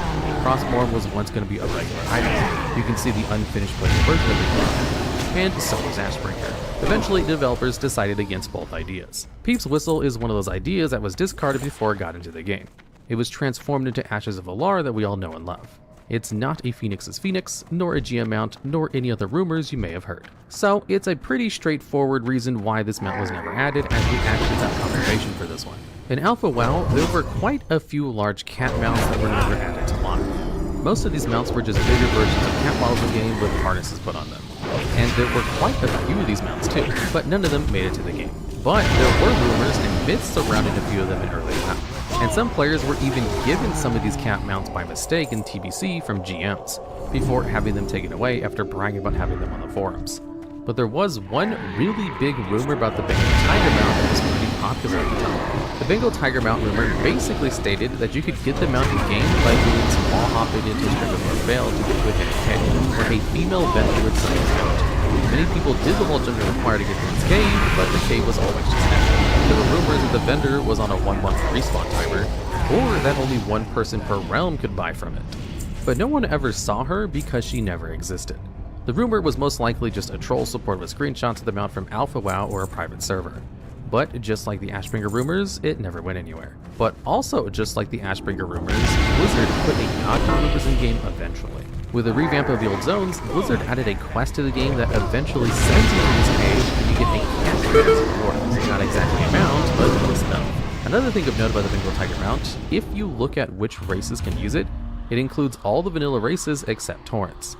This really shows just how early on the alpha this mount was scrapped, since back then, Taurens were going to be given an ability to run as fast as mounts rather than give them an actual mount to ride. But Blizzard eventually decided to scrap the idea and gave Taurens the ability to ride mounts, but not before they scrapped the count mounts though apparently. Update. In vanilla, Taurens just couldn't really ride anything except for Kodos.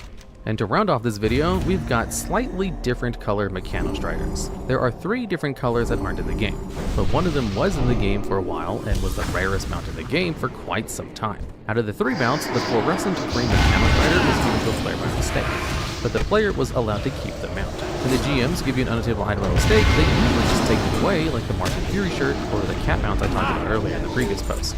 But it seems pretty recently the mount was finally taken away from the player.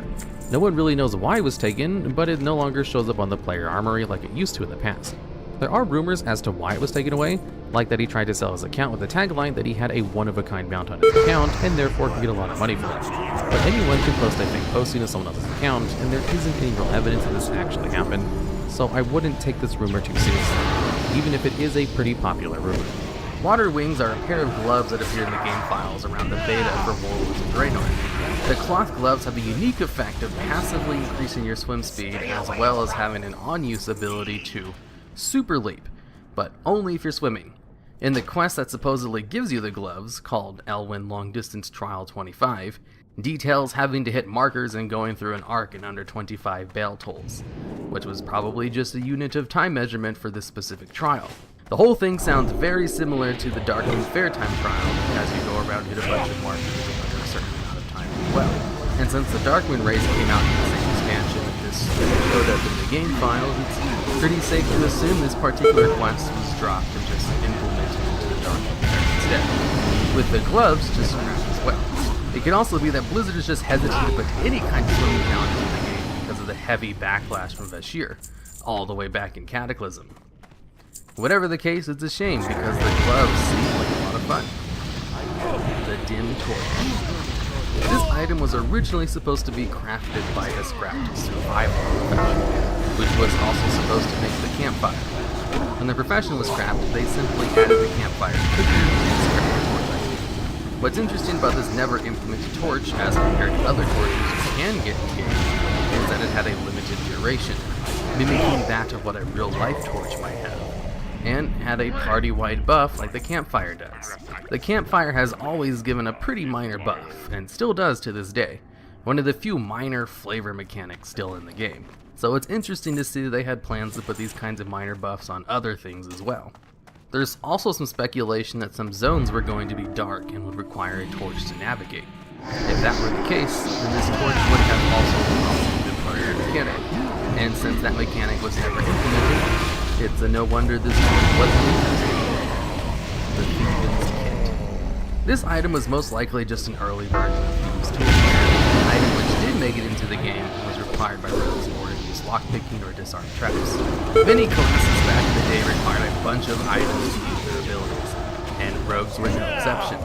They needed thieves' tools to do their thieving work, poisons for their weapons, which they had to brew themselves, vanishing powder to use vanish, and blinding powder to use blind. But slowly, as time went on, Blizzard removed these requirements one by one, to today where they don't need any special items to do anything, just like pretty much every other class. A convenience for sure, but many argue that it takes away from the fantasy of the class. That, of course, doesn't have anything to do with the Thieves' Kit, since it was never invented. Indalamar's Holy Hand Grenades. These are two artifact quality items, one with no effect, and the other with the on-use effect of blesses all targets with a holy infusion of power, or curses them with the banners of greatness. Since most artifact quality items are considered test items, it's no wonder they didn't make it into the game. What they were used to test, though, seems to be a mystery, though it was most likely just a joke. Blizzard likes the grenade's namesake, Indalamar, comes from the name of a beta tester for Blizzard who showed everyone how overpowered warriors were when everyone cried that they were underpowered, which led to warriors being nerfed almost immediately. But he was then eventually hired by Blizzard to be an itemization developer / specialist. Because of this, he also has several other items in game with his name spelled backwards, and even has his own TCG card named after him. The item is also most likely a reference to the Holy Grenade from Monty Python, and was even speculated to be needed to kill a Darkmoon rabbit when it was first being introduced, as they both are from the same movie and involved in the same sequence. The Iron Bell Spirits. This was a toy item that would simply allow you to collect items to raise their spirits for 1 minute. A novelty item with no real useful effect, just like most toys. The item is supposed to be reward from the quest Raising Spirits in Town Hall Steps, in which you went around giving beer to Dusklight soldiers. Since the quest was cut from the game, the item it rewarded was never implemented either. The Mysterious Flower. This toy item, with an unknown effect, was supposed to be reward from doing a hidden quest, which was supposed to be unlocked after finding all of the mysterious flowers in all of the zones in Draenor. But all of the flowers were removed from the patch, except the one in Talador for some reason. All the way until past 6.2, you could find the flower in Talador, which would start a functional event. The event for all zones were different, with the theme of a mysterious orc coming out and harassing nearby orc members. The events, flower, and orc are all probably references to the Flower Picker clan, an Easter egg clan from Warcraft 2. According to Wikipedia, the Flower Picker clan was an Easter egg in Warcraft 2. Portal. It was the stored name for the Blue Orc in 22. The Blue Orc slot was never used in a campaign mission as an active player, so the name never appeared in-game. But the text string for its title still appeared. Since screenshots of the mysterious orc from Watts showed wearing robes with colors on it, it's a pretty safe assumption to make that it was a direct reference to the Flower Picker Easter egg. Now, as to why it was removed when it seems like most of the events were already working, is a mystery, just like all of the stuff removed from that expansion. Brazy's Gnomish Pleasure Device. This item has the effect of infuses the user with 1000 megavolts of pure gnomish pleasure, and has the flavor text of "Accomplish this, I know." While the item is not in the game, the NPC who would most likely sell it, called Brazy Gets, is in the game, and is a vendor inside ICC, who only sells to Alliance players. One of the items he sells is called Brazy's Black Book of Secrets, which costs about 22,000 gold. And in it is 5 books, all about advice on dating the women of the different races of the Alliance. He also has dialogue options hinting that might have some non-magical things for sale, like a Blizzard device. It seems all the steps to put the item in the game are there. It's just Blizzard decided not to include it for whatever reason. Knowledge rogue items. There were a series of knowledge rogue item recipes which would teach you how to disguise yourself as various different people and creatures from around the world. It was most likely related to a scrapped disguise mechanic that rogues might have had, since being able to dress up and pretend to be something else is a staple rogue fantasy trope. All of the disguises require some type of cloth, plus a random clothing piece. For example, the Dark Iron Dwarf disguise required wool cloth plus dark iron leather. The Defiance disguise required a red Defiance mask and wooden cloth. All the other knowledge pieces went along the same way. The deprecated Cowardly Flight Potion. This potion used to have the effect of making the person who used it run away from you like in directions, similar to how fear makes you run all over the place. In fact, it was basically just a potion that put the fear effect on you. The item was later changed in an unknown patch to just do nothing. It also has a recipe in the game files for alchemists to make the potion, called Recipe, Cowardly Flight Potion. Now, as to why it was never put into the game is a mystery. It's a pretty useless item, so it's not really a big deal. But if you really want to make yourself run around like you're feared, I guess you're out of luck, since these items have been in the game file since vanilla, so it's probably not going to make it to live anytime soon, especially after they remove its effect. Powerful smelling salts. This item was a first aid item, which had the effect of bringing a dead player back to life with 15% health and mana. An incredibly useful effect that would have been great for all classes to have and not just healers. And that's probably why it was never implemented. There was another item that was put into the game with a similar effect called the Goblin Jumper Cables. It was an engineering only item that had like a 33% chance to bring a player back to life with low health and mana, just like the smelling salts. And jumper cables absolutely saw use, even with it being restricted to a major profession, and only having a low chance at bringing people back to life. I guess they thought giving everyone better jumper cables would devalue engineering, or it was just too powerful an effect for Blizzard at the time. There was also a recipe for it in the game files, but since the item was never added, neither was a recipe. The smelling salts effect was a patch, meaning it's probably never been used. And lastly, one bonus item, the Snurf Gun. This item appeared in the files of War of the Draenor's beta, and seemed to be a crafted item with a cosmetic effect of putting some kind of buff on other players. Considering Draenor brought with it a building with tons of random engineering-like items for use in Draenor, plus more fun items like all expansions add for engineering, there are many reasonable places it could have been planned for. The item is an obvious reference to Nerf guns, toy guns that shoot guns, so it could have been cool to have a toy like that in WoW. To start off, we've got Alex's Ring of Audacity. This GM-only item has been in the game since vanilla WoW and had an interesting effect.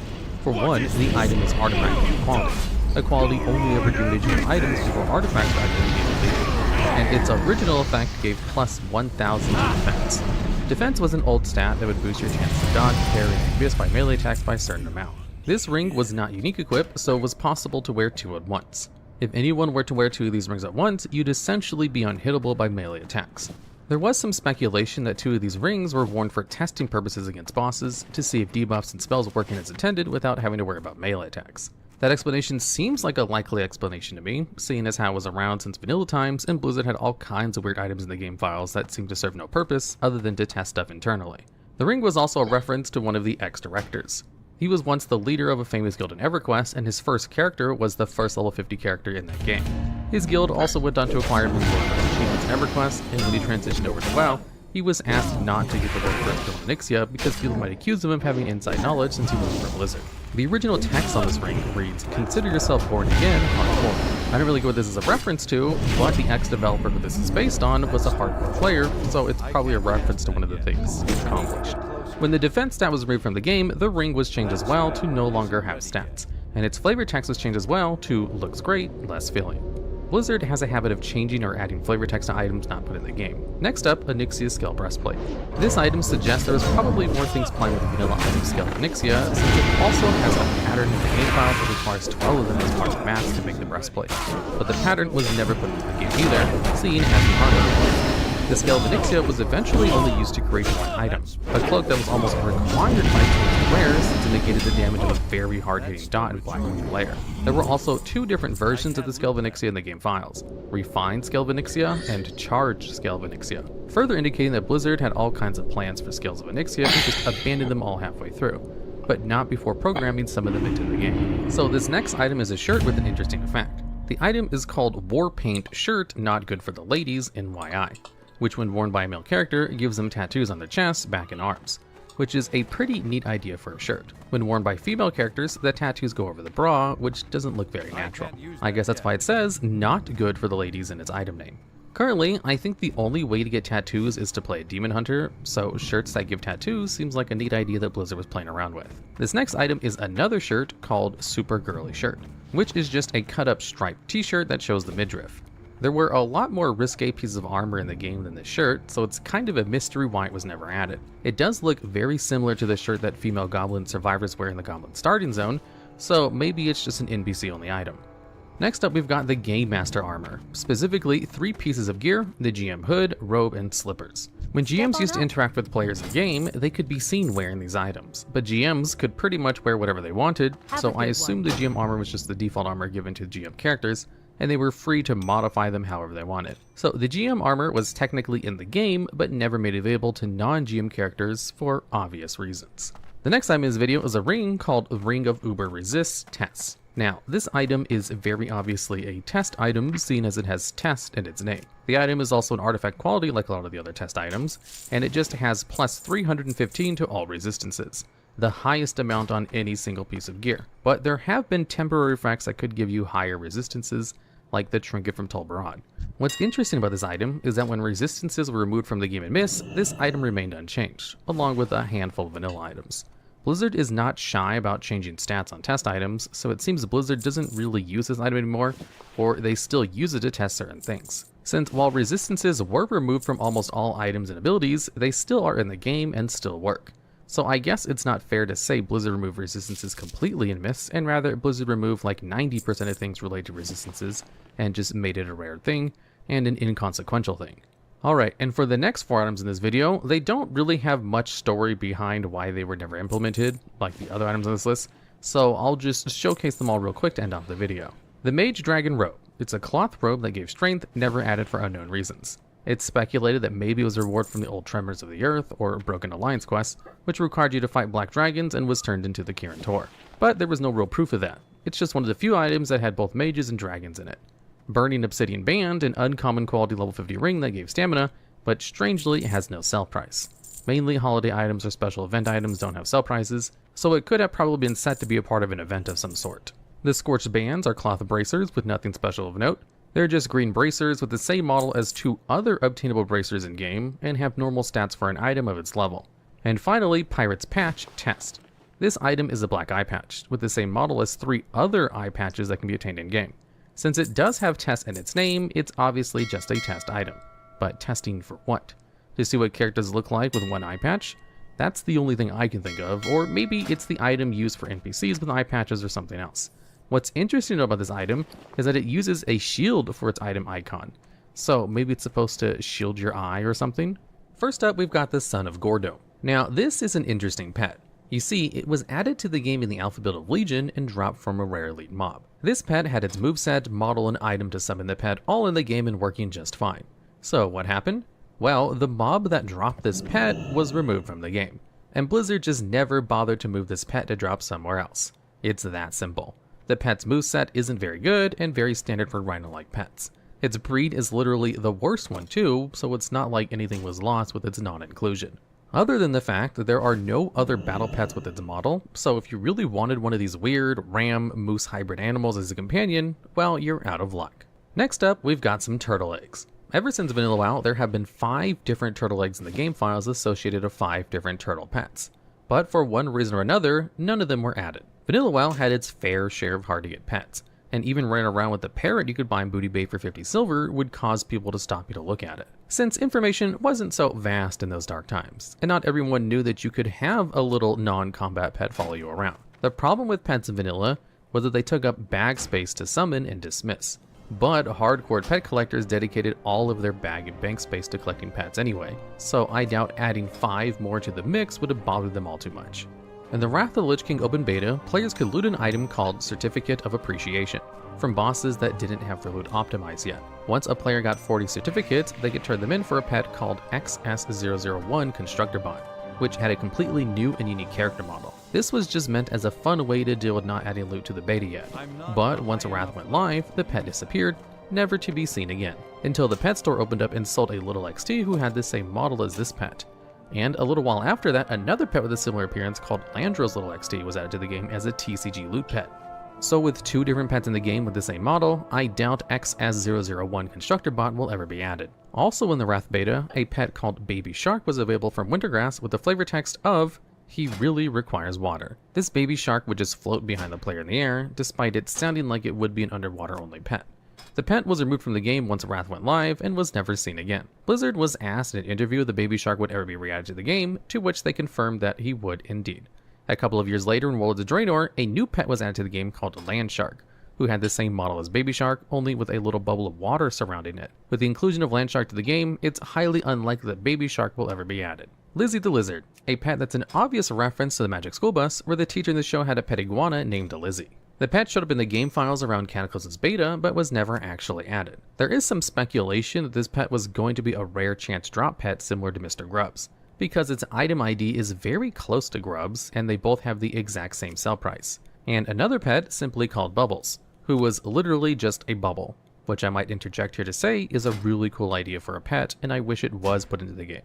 But I think they just use this bubble model for underwater pets like the land shark or the purple puffer. But anyways, Bubbles was added to the game files around the same time as the other 2 pets, and it also has an item ID close to Mr. Grubbs. In fact, it's even closer to Mr. Grubbs than Lizzie is, and it has the same sell price as the other 2 pets as well, meaning it too was probably going to be a rare chance drop pet, but way cooler, added around the same time, but scrapped for whatever reason. And it's doubtful the bubble will ever be added since it's just used with the aquatic pets now. And the lizard model is the same as all the other lizard models, so there's no real loss with the uninclusion of Lizzie. Now, these next pets don't actually have any items that are associated to summoning them, only the spells themselves. These 3 elemental pets, Rumbling Rockling, Swirling Stormling, and Whirling Waveling, appear in the game files around the beta of Cataclysm, but never made it into the game, which makes sense as Cataclysm was a very elemental focused expansion. The models for the 3 pets do exist in the game as other pets, so I assume these 3 were just ideas for elemental pets as rewards for something that were just scrapped.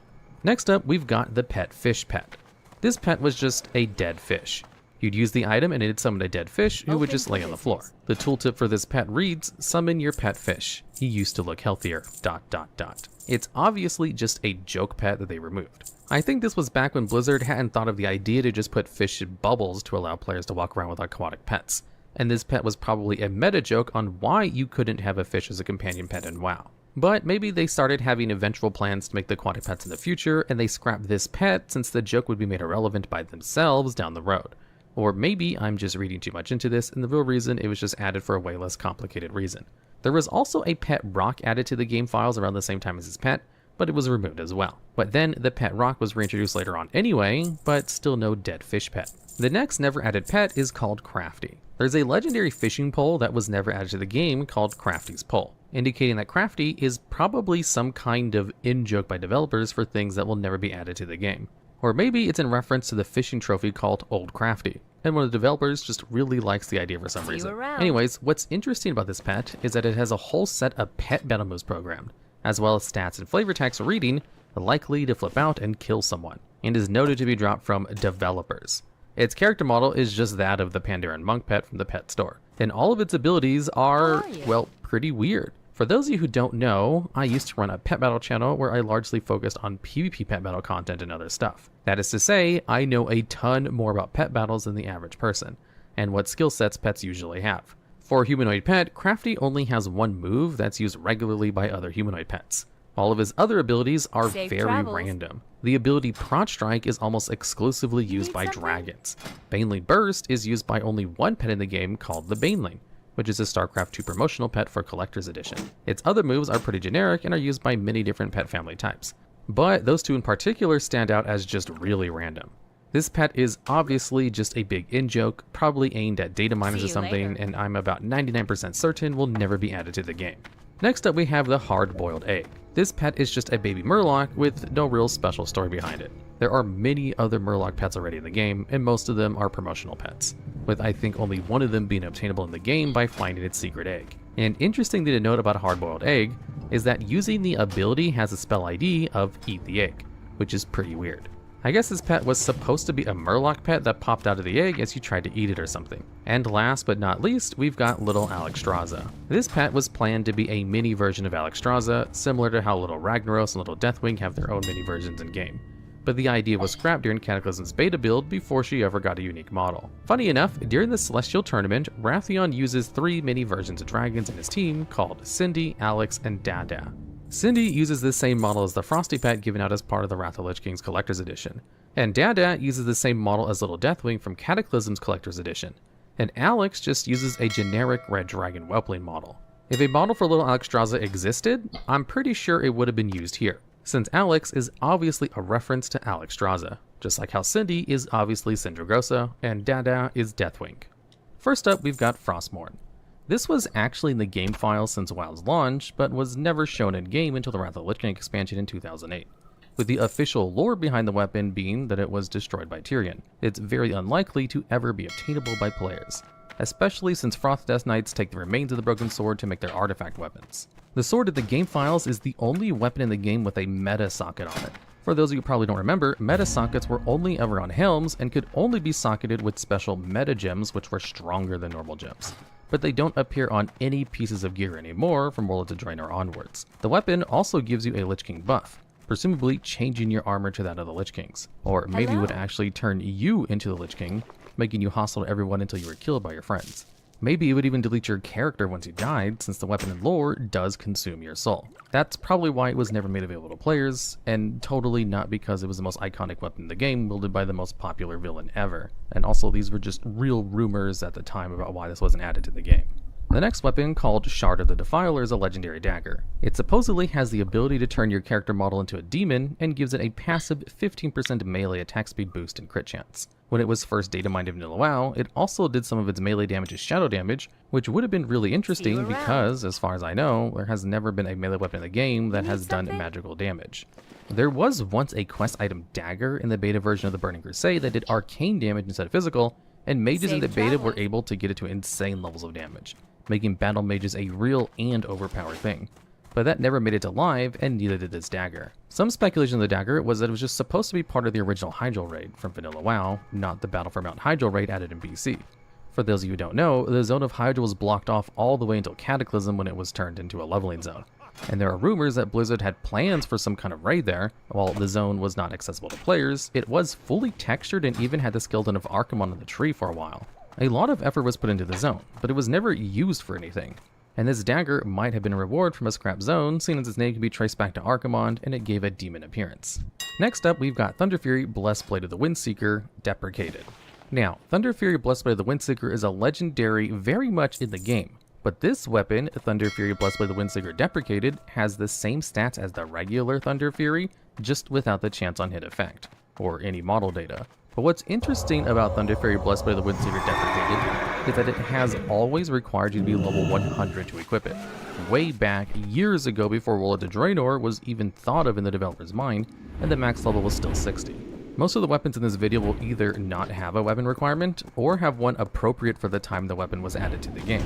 Thunderfury, Blessed Blade of the Windseeker deprecated is probably the first weapon ever put into the game files that had a level requirement of 100. The next weapon in this video is actually a fishing pole. Crafty's pole is the only legendary fishing pole in the game files. It only requires a level 1 in fishing to use, and gives you a 1000 skill increase in fishing. The pole was most likely used to test fishing, and probably still is to some extent today. The fishing pole has flavor text that says, "Just holding this fishing pole makes you shiver with excitement."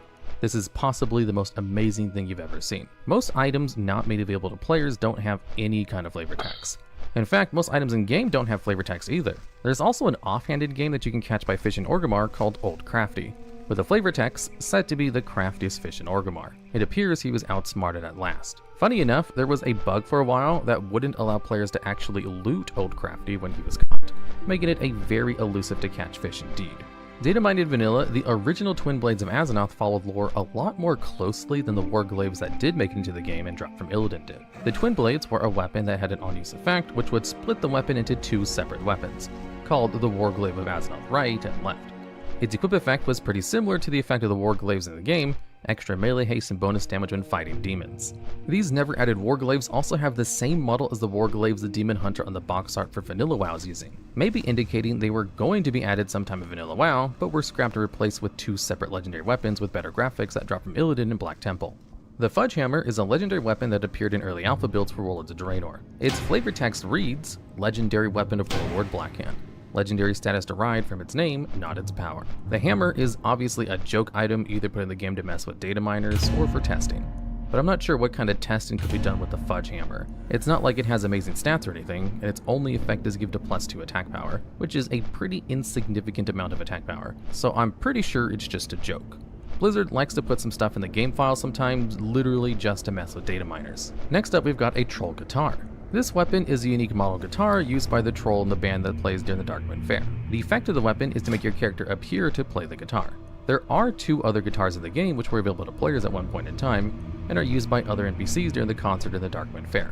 But for some reason, the troll guitar was never made available for whatever reason. So now, if you want your character in-game to look like he's playing a guitar, you better get lucky and grab either the Blood Elf guitar or the Arcanite Ripper off the Black Market Auction House, or play an undead. During the Argent Crusade daily quest, you had to equip a lance and then mount one of the many racial mounts available to you, and then go off an amazing mounted combat that 90% of the WoW community hated. But did you know, Blizzard had intended to include specific racial lances as well? The idea was scrapped pretty early though, as Blizzard only finished 5 of them before stopping that stuff, and just making faction-specific lances. The ones they did make were the Draenei, Gnome, Dwarf, Human, and Troll lances. Next up, we have another joke weapon, probably used for testing, called Teagle's Trashbringer. This weapon was added in the Wrath of Lich King Alpha and given to Death Knights with their talents. Tiggle was the username of WoW's raid designer at the time, and the weapon had the flavor text, Trash Getting You Down, in addition to using the weapon model of the Ashbringer itself. The weapon did terrible damage and only vendored from 1 copper. Funny enough, its item quality was upgraded to artifact quality with Legion, which probably had something to do with the Ashbringer finally being added to the game for reals. I should probably mention here as well that the Ashbringer was itself a weapon that was in the game since Vanilla WoW but never added, and had all kinds of rumors and speculations on how to get it that Blizzard referenced with its hidden skin requirement. I'd normally go into more details about this item, but I've already covered its existence in detail in other videos of mine, and it's a super well-known weapon that's famous for never being added. And now onto the last one, Martin's Broken Staff. Originally called Martin Thunder. It was a GM item that had no weapon type, so it could be equipped by all classes, gave 100 resistances to 4 different elements, and had an on-use effect to instantly kill all enemies within 30 yards. It was one of the few artifact quality weapons in the game files, which was a thing always in the game since launch, but never made available to players until Legion. The weapon was changed in patch 3.3 to Martin's Broken Staff. A poor quality weapon with most of the same stats, but with its effect now reading, the caster commits no longer alive and no longer lives. This change to the item was made a short time after the whole Martin Fury fiasco. Martin Fury was a shirt item with the effect to instantly kill everyone within 30 yards, just like Martin Thunder, only it had a limited amount of charges. A player was given the shirt by mistake from a GM, and then the guy gave it to another guild member who then used it 14 times to one-shot raid bosses, giving them record kill times and even a few Realm First achievements. When Blizzard found out, they banned everyone who was in the guy's guild for 24 hours, and then banned the player who used the shirt permanently. They then changed the shirt to poor quality and changed its effect to instantly kill the player instead, rather than everything around them. This change was most likely made just in case it was given to another player by mistake. And the change was also brought over to the GM item Martin Thunder, which was then renamed to Martin's Broken Staff. Now, if you play a Ret Paladin in Vanilla WoW, and if you're not fighting an undead, you only have 1 damaging ability, until the target goes below 20% health anyway, in which case you'll gain access to a second damaging ability.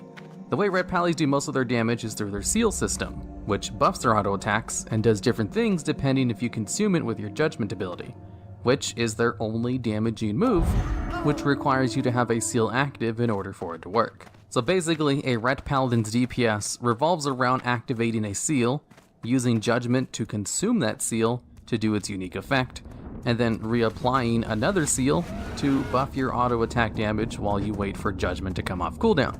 And that's basically how Ret Paladins played. They just waited around for Judgment to come off cooldown, as they couldn't really do anything else damage-wise, unless they also wanted to use their AoE ability on single target, or if they were fighting undead, in which case they gain access to 2 new abilities called Exorcism and Holy Wrath. Now, this may surprise you to hear, but this version of the Ret Paladin wasn't added to the game until 2 weeks before the game went live. So basically, completely untested and added in at the last second. Because during the beta, Ret Paladins had a little bit more to do than just activate a seal and use Judgment. Ret Paladins had 2 more damaging abilities called Crusader Strike and Holy Strike. Holy Strike was basically the Paladin version of the warrior ability Heroic Strike, where it would turn your next weapon swing into a harder hitting attack. But Holy Strike turned all that damage into pure holy damage, which meant it bypassed armor and was actually really good. And Crusader Strike is an ability Paladins have in the live version of the game, and they basically have had the ability ever since it was given back to them at the beginning of the Burning Crusade. And what Crusader Strike did in WoW's beta was it would do instant damage and then put a debuff on the target, which would increase the holy damage they took for the next 30 seconds. And this debuff would stack up to 5 times. And Crusader Strike did not have a cooldown. So Paladins actually had a spammable damaging move, as well as a decent holy damage ability on a 10-second cooldown with Holy Strike, which would hit harder the more stacks of Crusader Strike you had up on the target.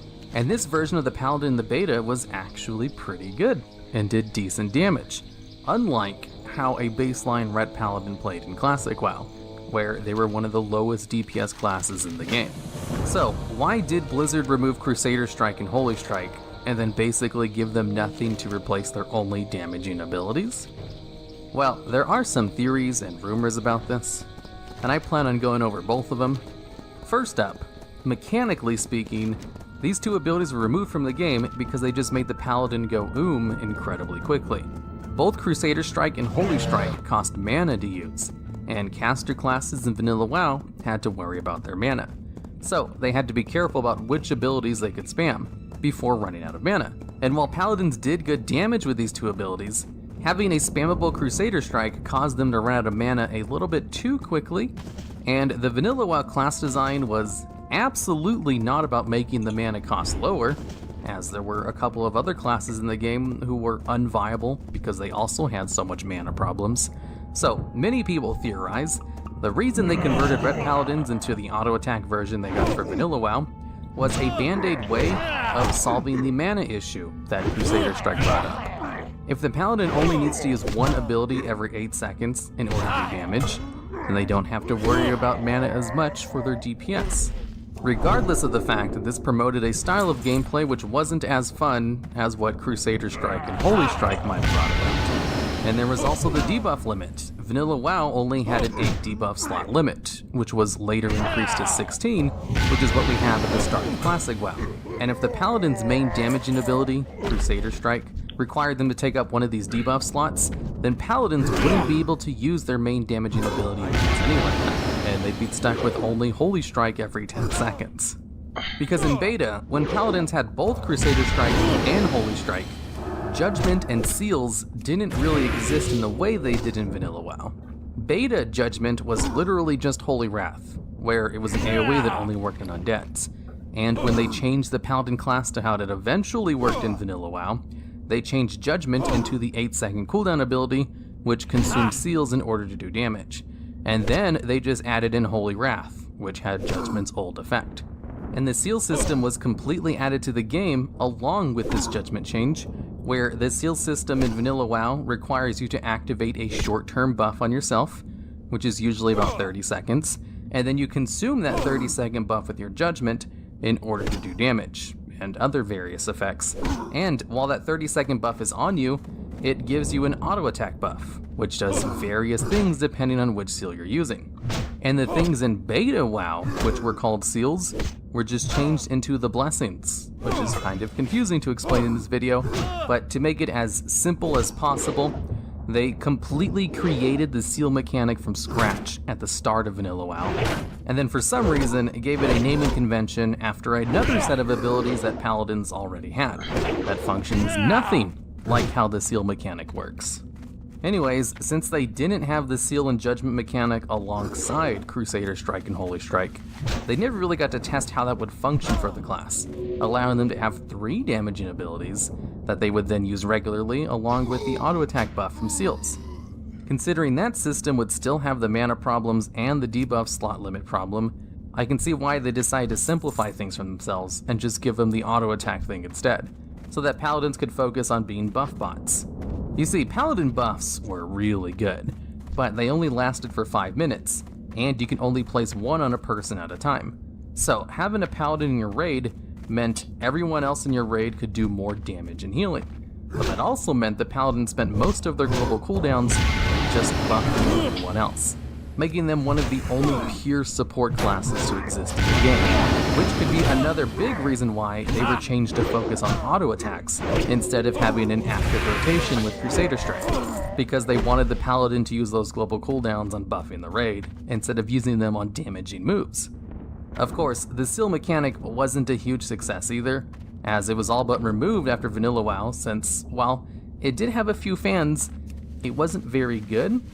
And I'm sure everyone probably would have liked it more if it just did a little bit more damage or, was a little bit more involved than having to press 2 buttons every 8 seconds.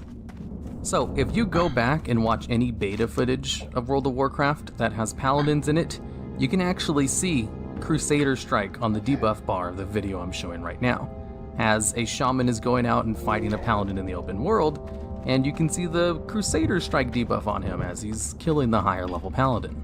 But Vanilla WoW was already taking a long time to come out. It was in development for 5 years before they launched, so they started just rushing things towards the end, but it's kind of a wonder why they decided to make such a drastic change to the Paladin class 2 weeks before the game launched, which kind of segues into this next section of the video.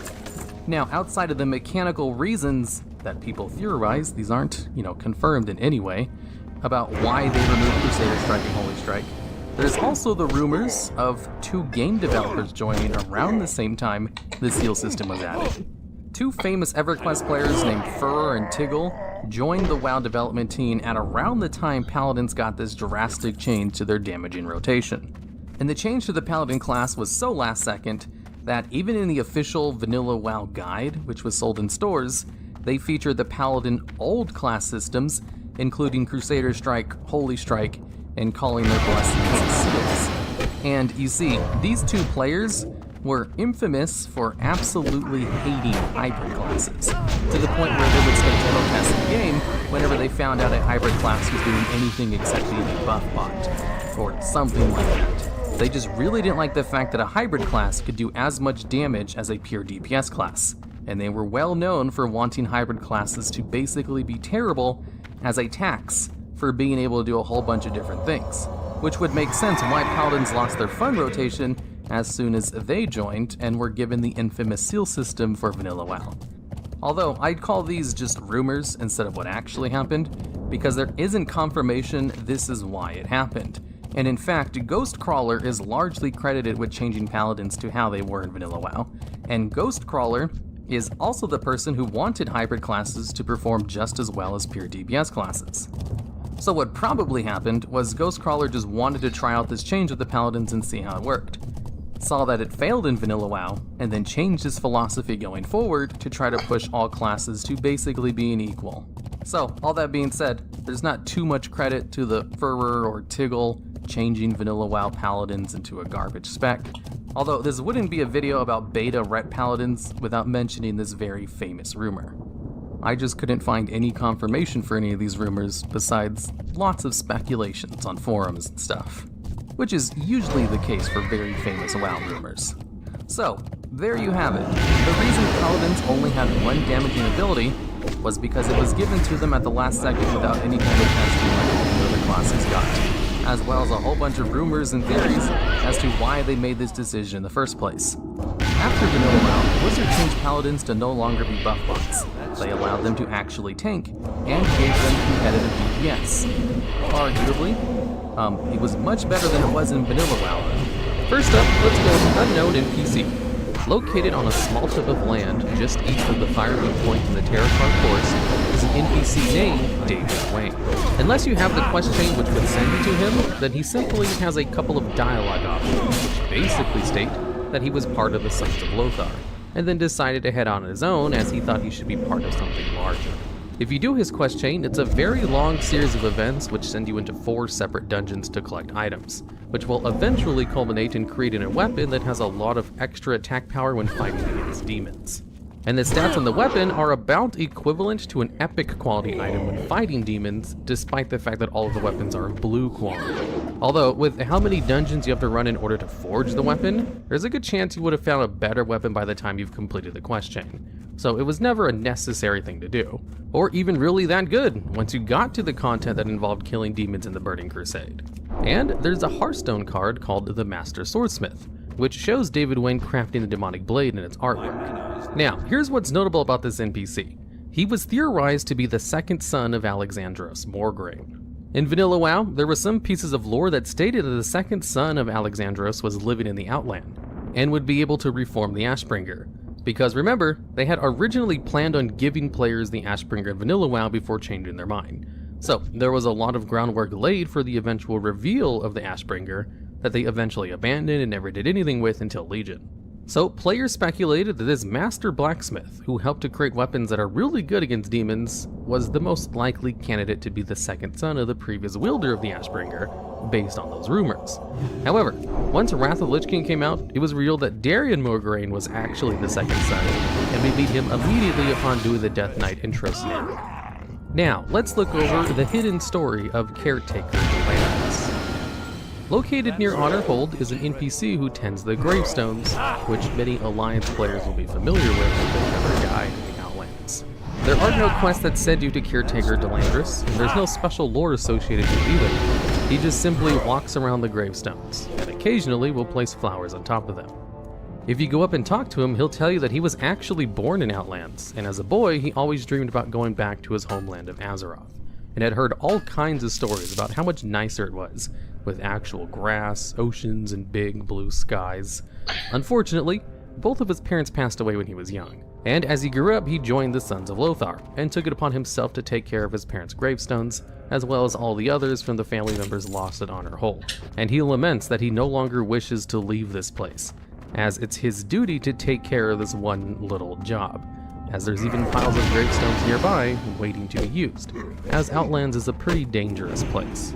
Now, there's nothing really else known about Caretaker Delandris. There's not even really a reason to talk to him. He was basically put in by Blizzard in order to fill out the world. And there's lots of NPCs like this, which is one of the joys at looking at the unknown side of WoW. And now for some information about the earliest versions of the game.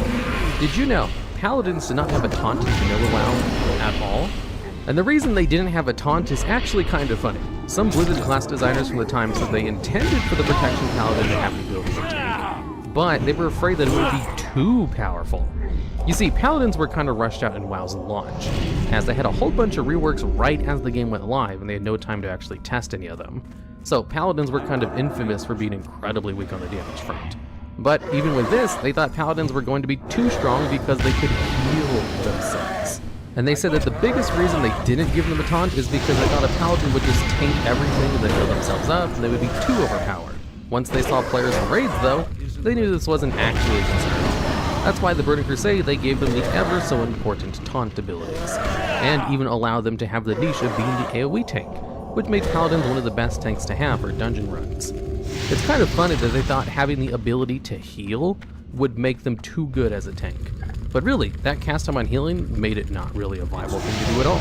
And the Paladin wouldn't heal themselves unless it was an instant cast, or they had some way to bubble or literally crowd control an entire group of mobs first, as you can't use any of your passive mitigation while casting either, which means you take extra damage while channeling or casting abilities because you can't dodge, parry, or block.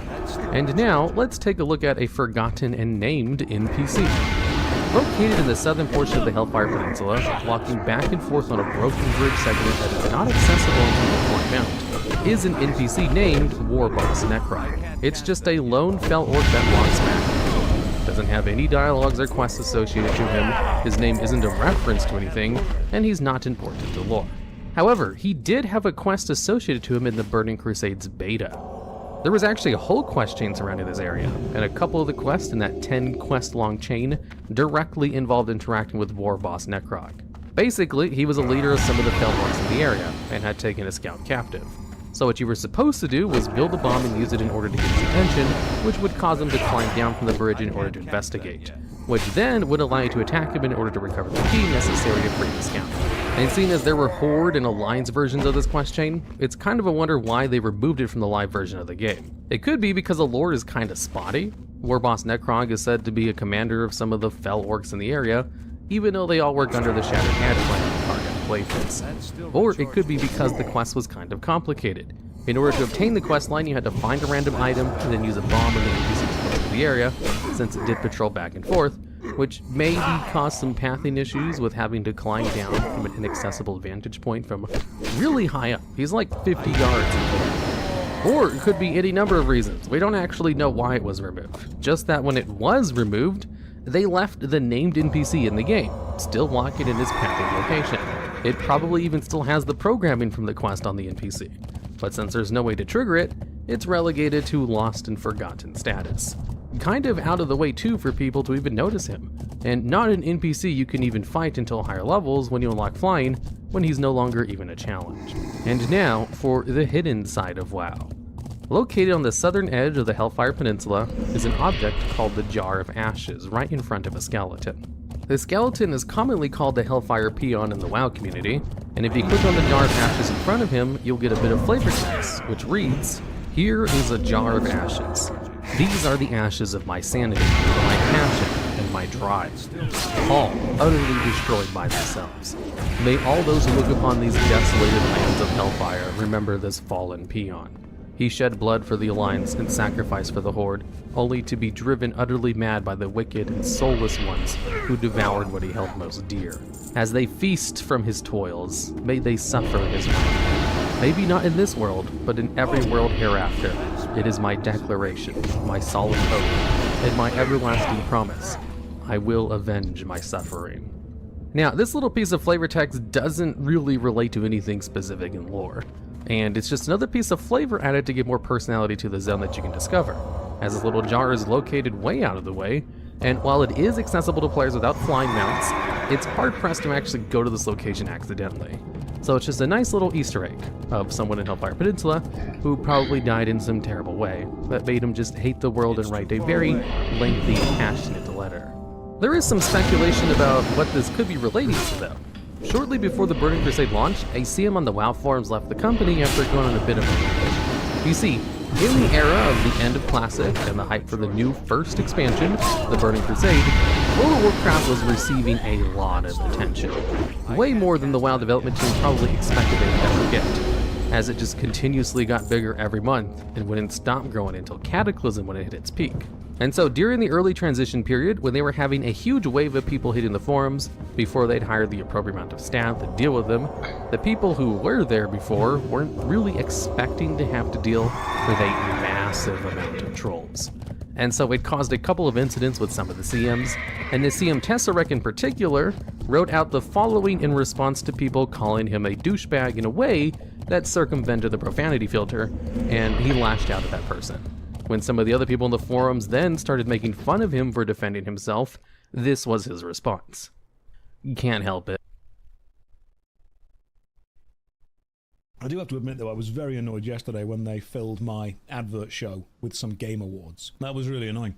I enjoyed at least 2 minutes and 20 worth of adverts and commercials, and for some reason halfway through, people kept trying to talk about how proud they were of the games they'd made.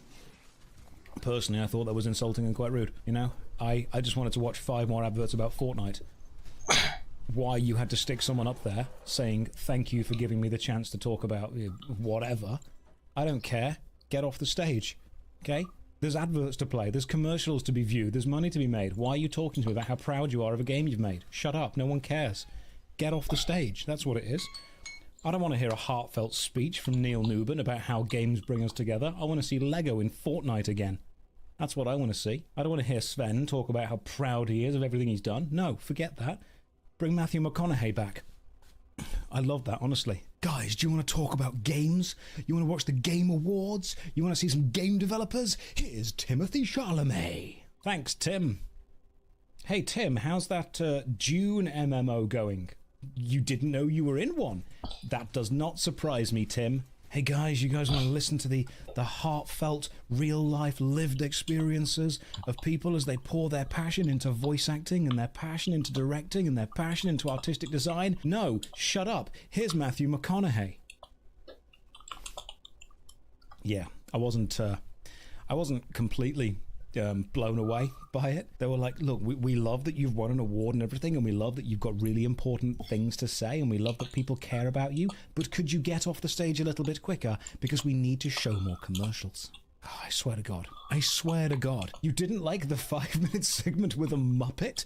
I'm not saying that the video game industry hates women, but when you would prioritize a literal Muppet on stage over, I don't know, any woman that's, you know, made a game recently, you may be showing your hand there. You may be kind of showing your prejudice is showing slightly. Maybe don't.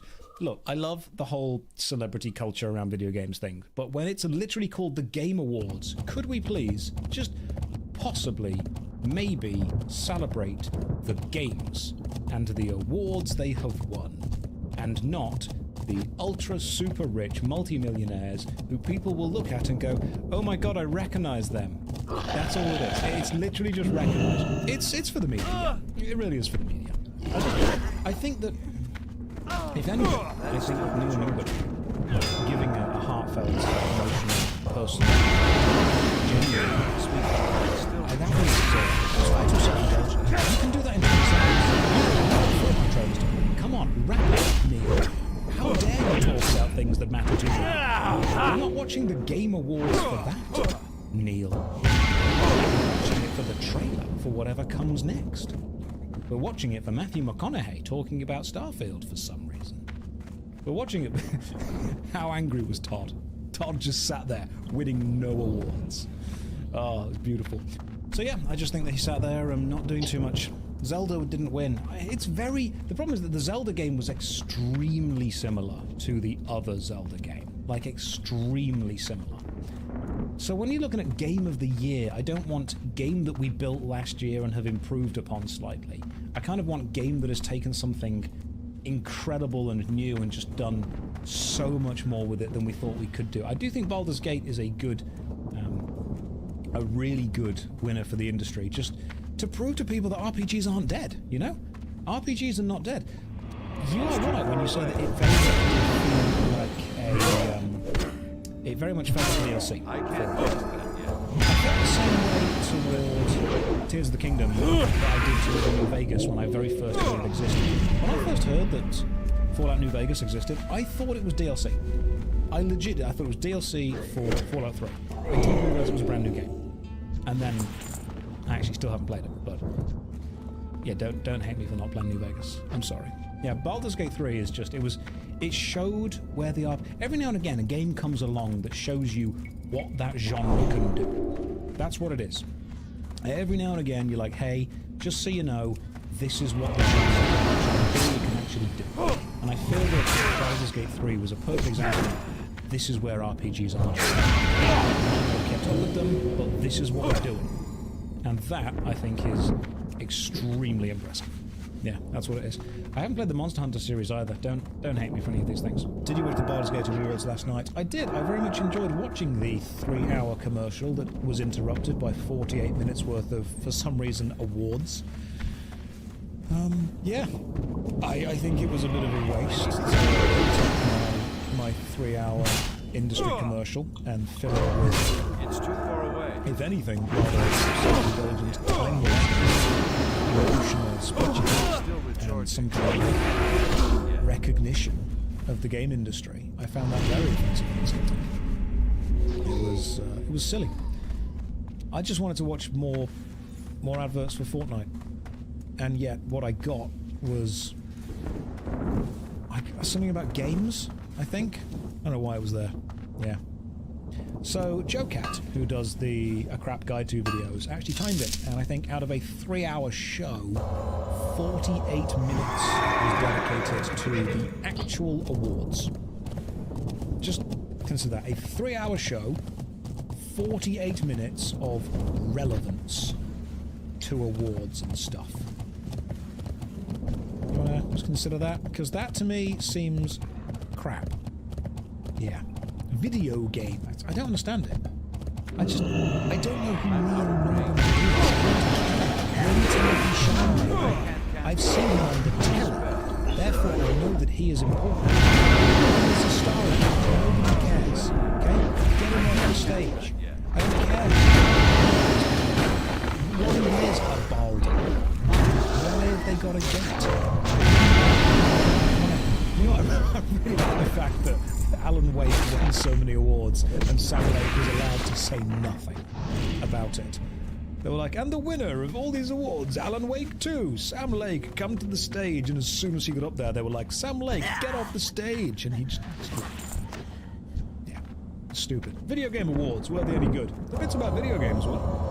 Someone even commented on Twitter saying, look, we don't want to see people just talking about their awards. Yes, we do. It's the video game awards. The people watching it play video games, like video games, care about video games, and want to know about the emotional and kind of cultural impact that the video game they love has had. What we don't want to do is watch even more adverts for projects that are coming up next year. If I wanted to watch an advert, I'd just watch regular telly. If I want to watch an award show about video games, I would watch a show called The Video Game Awards. Not, here's 2.5 hours of adverts for our current projects that we've shoehorned. I'm sorry, but it very much irritates me that it has become... This is the perfect example of how corporate it has become. The video games that have won the awards are actually playing second-class citizen to the commercials for the video games that will be coming out soon. Those games that you've advertised win awards. I'll tell you what will happen. They won't get the chance to talk about the awards because at the next award ceremony, you'll be bombarded by more adverts for more products. Do not care about the award. Consume product. That is all. Sorry, but I care a lot about video games, so I very much care about when people don't get the chance to talk about the games they've made. I want more ads for the ads so I can watch ads about my ads. Consume product, guys. Consume product. Just don't worry about that. Don't worry about Sven dedicating the award to a member of staff that sadly and tragically passed away in the creation of Baldur's Gate 3. Don't worry about me and you. Don't worry about his personal experience. Don't worry about talking about the fact that they are so proud to finally bring their culture to a game that means a lot to them. Care about Timothy Chalamet making a joke. Care about Matthew McConaughey doing the thing that you know him for. It's callback humor. It's nostalgia bait. It's, hey, I know you're here for this because you love this, but look, a celebrity. It's not like there's a shortage of celebrities in the gaming world. Like, they could have got any famous game creator, any famous wrestler, anyone that we know and love to present something. That would have been great. But no, too much. Too much effort. I'm 90% sure, because I've been involved in award ceremonies, not on that kind of scale, but with the kind of energy that's involved in them before. What it is it's a chance for the people who are organising it to spend company money to meet people that they want to meet. It's a chance for the person that has organised the whole process to say, oh my god, quick, bring them in. That's it, pretty much. The Legion must fall! I've been involved in 2 award ceremonies for acting, and I have very strong emotions and opinions and feelings on both of them, because I feel that they were both done incorrectly. I mean, this is just like, you guys want the tea? Do you want the drama? Do you want the drama of small-time acting? Because I swear to God, there is no drama like small-time acting drama, like semi-pro acting drama. because everyone in the semi-pro acting world, which is where you're earning enough money to make an okay living, but you're not full-time acting yet. That's pretty much what that is. And I was in that for a long time. This is drama. So I was in a couple of shows years ago, and one of them was nominated for an award. And I died really quickly, bloody hell. One of them was nominated for an award, and this show I was the main character, and I was on stage the entire time, and I think it was a very good show. It was incredible supporting cast, phenomenal set dressing, really good script, just excellent show all round. And it got nominated for an award, and I did not win. And I thought, okay, fair play. Turns out the person that did win was the cousin of the guy that owns the award show. And then a couple of months later, I was in another show, and I wasn't meant to be in this show, but an actor dropped out, I stepped in at the last minute, and I was able to help out. And I won an award for that show. And when I won the award, I'm thinking, I wasn't actually on the stage that much. You know, my role was essential to the piece, but it was an ensemble piece. I wasn't the main character, I wasn't needed, I could have been replaced. Turns out the guy that directed the show that I was in, that I stepped into to help out with, was the guy that was running the award show that time. And I thought, okay, an award that I think I should have won, I didn't, because of, what's the word I'm looking for? It's the nepotism. I suppose, like, yeah, friendly nepotism. And an award that I won that I actually don't think I should have won was, again, nepotism. And it sounds really weird, but when I went to accept it, obviously you've got to play the game. You've got to be like, thanks guys, this is great. But in my mind, I'm thinking, I don't deserve this. This should not go to me. You've given this to me to butter me up. You've given this to me as a thank you, not as a legitimate, you have performed well enough to earn this. And that left a real sour taste in my mouth, man. It really did. And since then, honestly, to me, a lot of award shows, especially when you see the people running them are getting huge celebrities involved, are literally just, we've got company money, I want to meet a celebrity. There you go. It's the same in everything, man. It's the same in everything. It really is. The people in charge want to meet celebrities, and they can meet celebrities by spending money to have the celebrity be involved. That's it. That's all it is, man. Well, now I'm depressed. Yeah, so ultimately everything in life is corrupt and everyone's awful, and award shows are mostly just for the people in charge. Now, that's not to say that we can't recognise the brilliance, the artistic brilliance of that show who absolutely deserve to be recognised for the industry, without a doubt. It leaves a sour taste in my mouth when they aren't the focus. When you've got to rush someone off stage in order to fill your show with more paid actors, that leaves me wanting, you know? I'm not particularly bitter about anything I've been involved with before. I'm very proud of what I've done. I just think it's a shame. Celebrations of the industry often so much become celebrations of interests instead of successful artistic endeavours.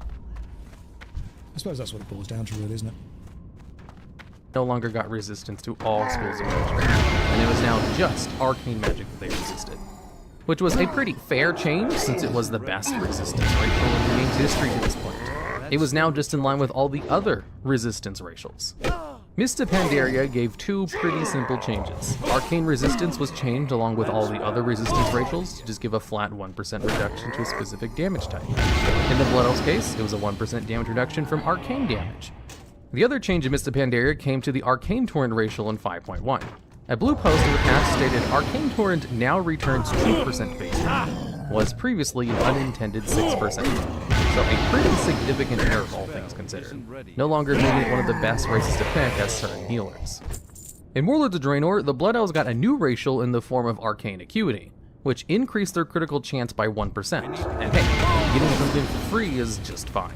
Not a huge boost, but a boost nonetheless, as they were trying to give all racials an actual DPS increase, kind of even them out more here. The other change going into WoD was Arcane Torrent again. It now gives Death Knights 20 runic power instead of 15, and gave Paladins 1 holy power instead of just mana. For the specs that didn't care about the mana return. It now also gave 3% mana to mages, priests, and warlocks, up from 2% from mob. Then in patch 6.2.2, they reduced the cooldown from 2 minutes it had in TBC, all the way down to 1.5 minutes.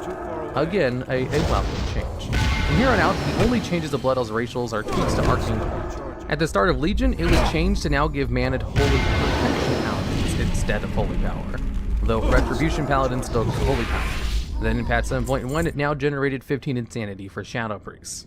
The last change came as when we went to Zandalar and Kulturas, where in Battle for Azeroth, it was reworked entirely to now be in effect like a purge. It now removes one beneficial magical effect from all enemies in range instead of being silence.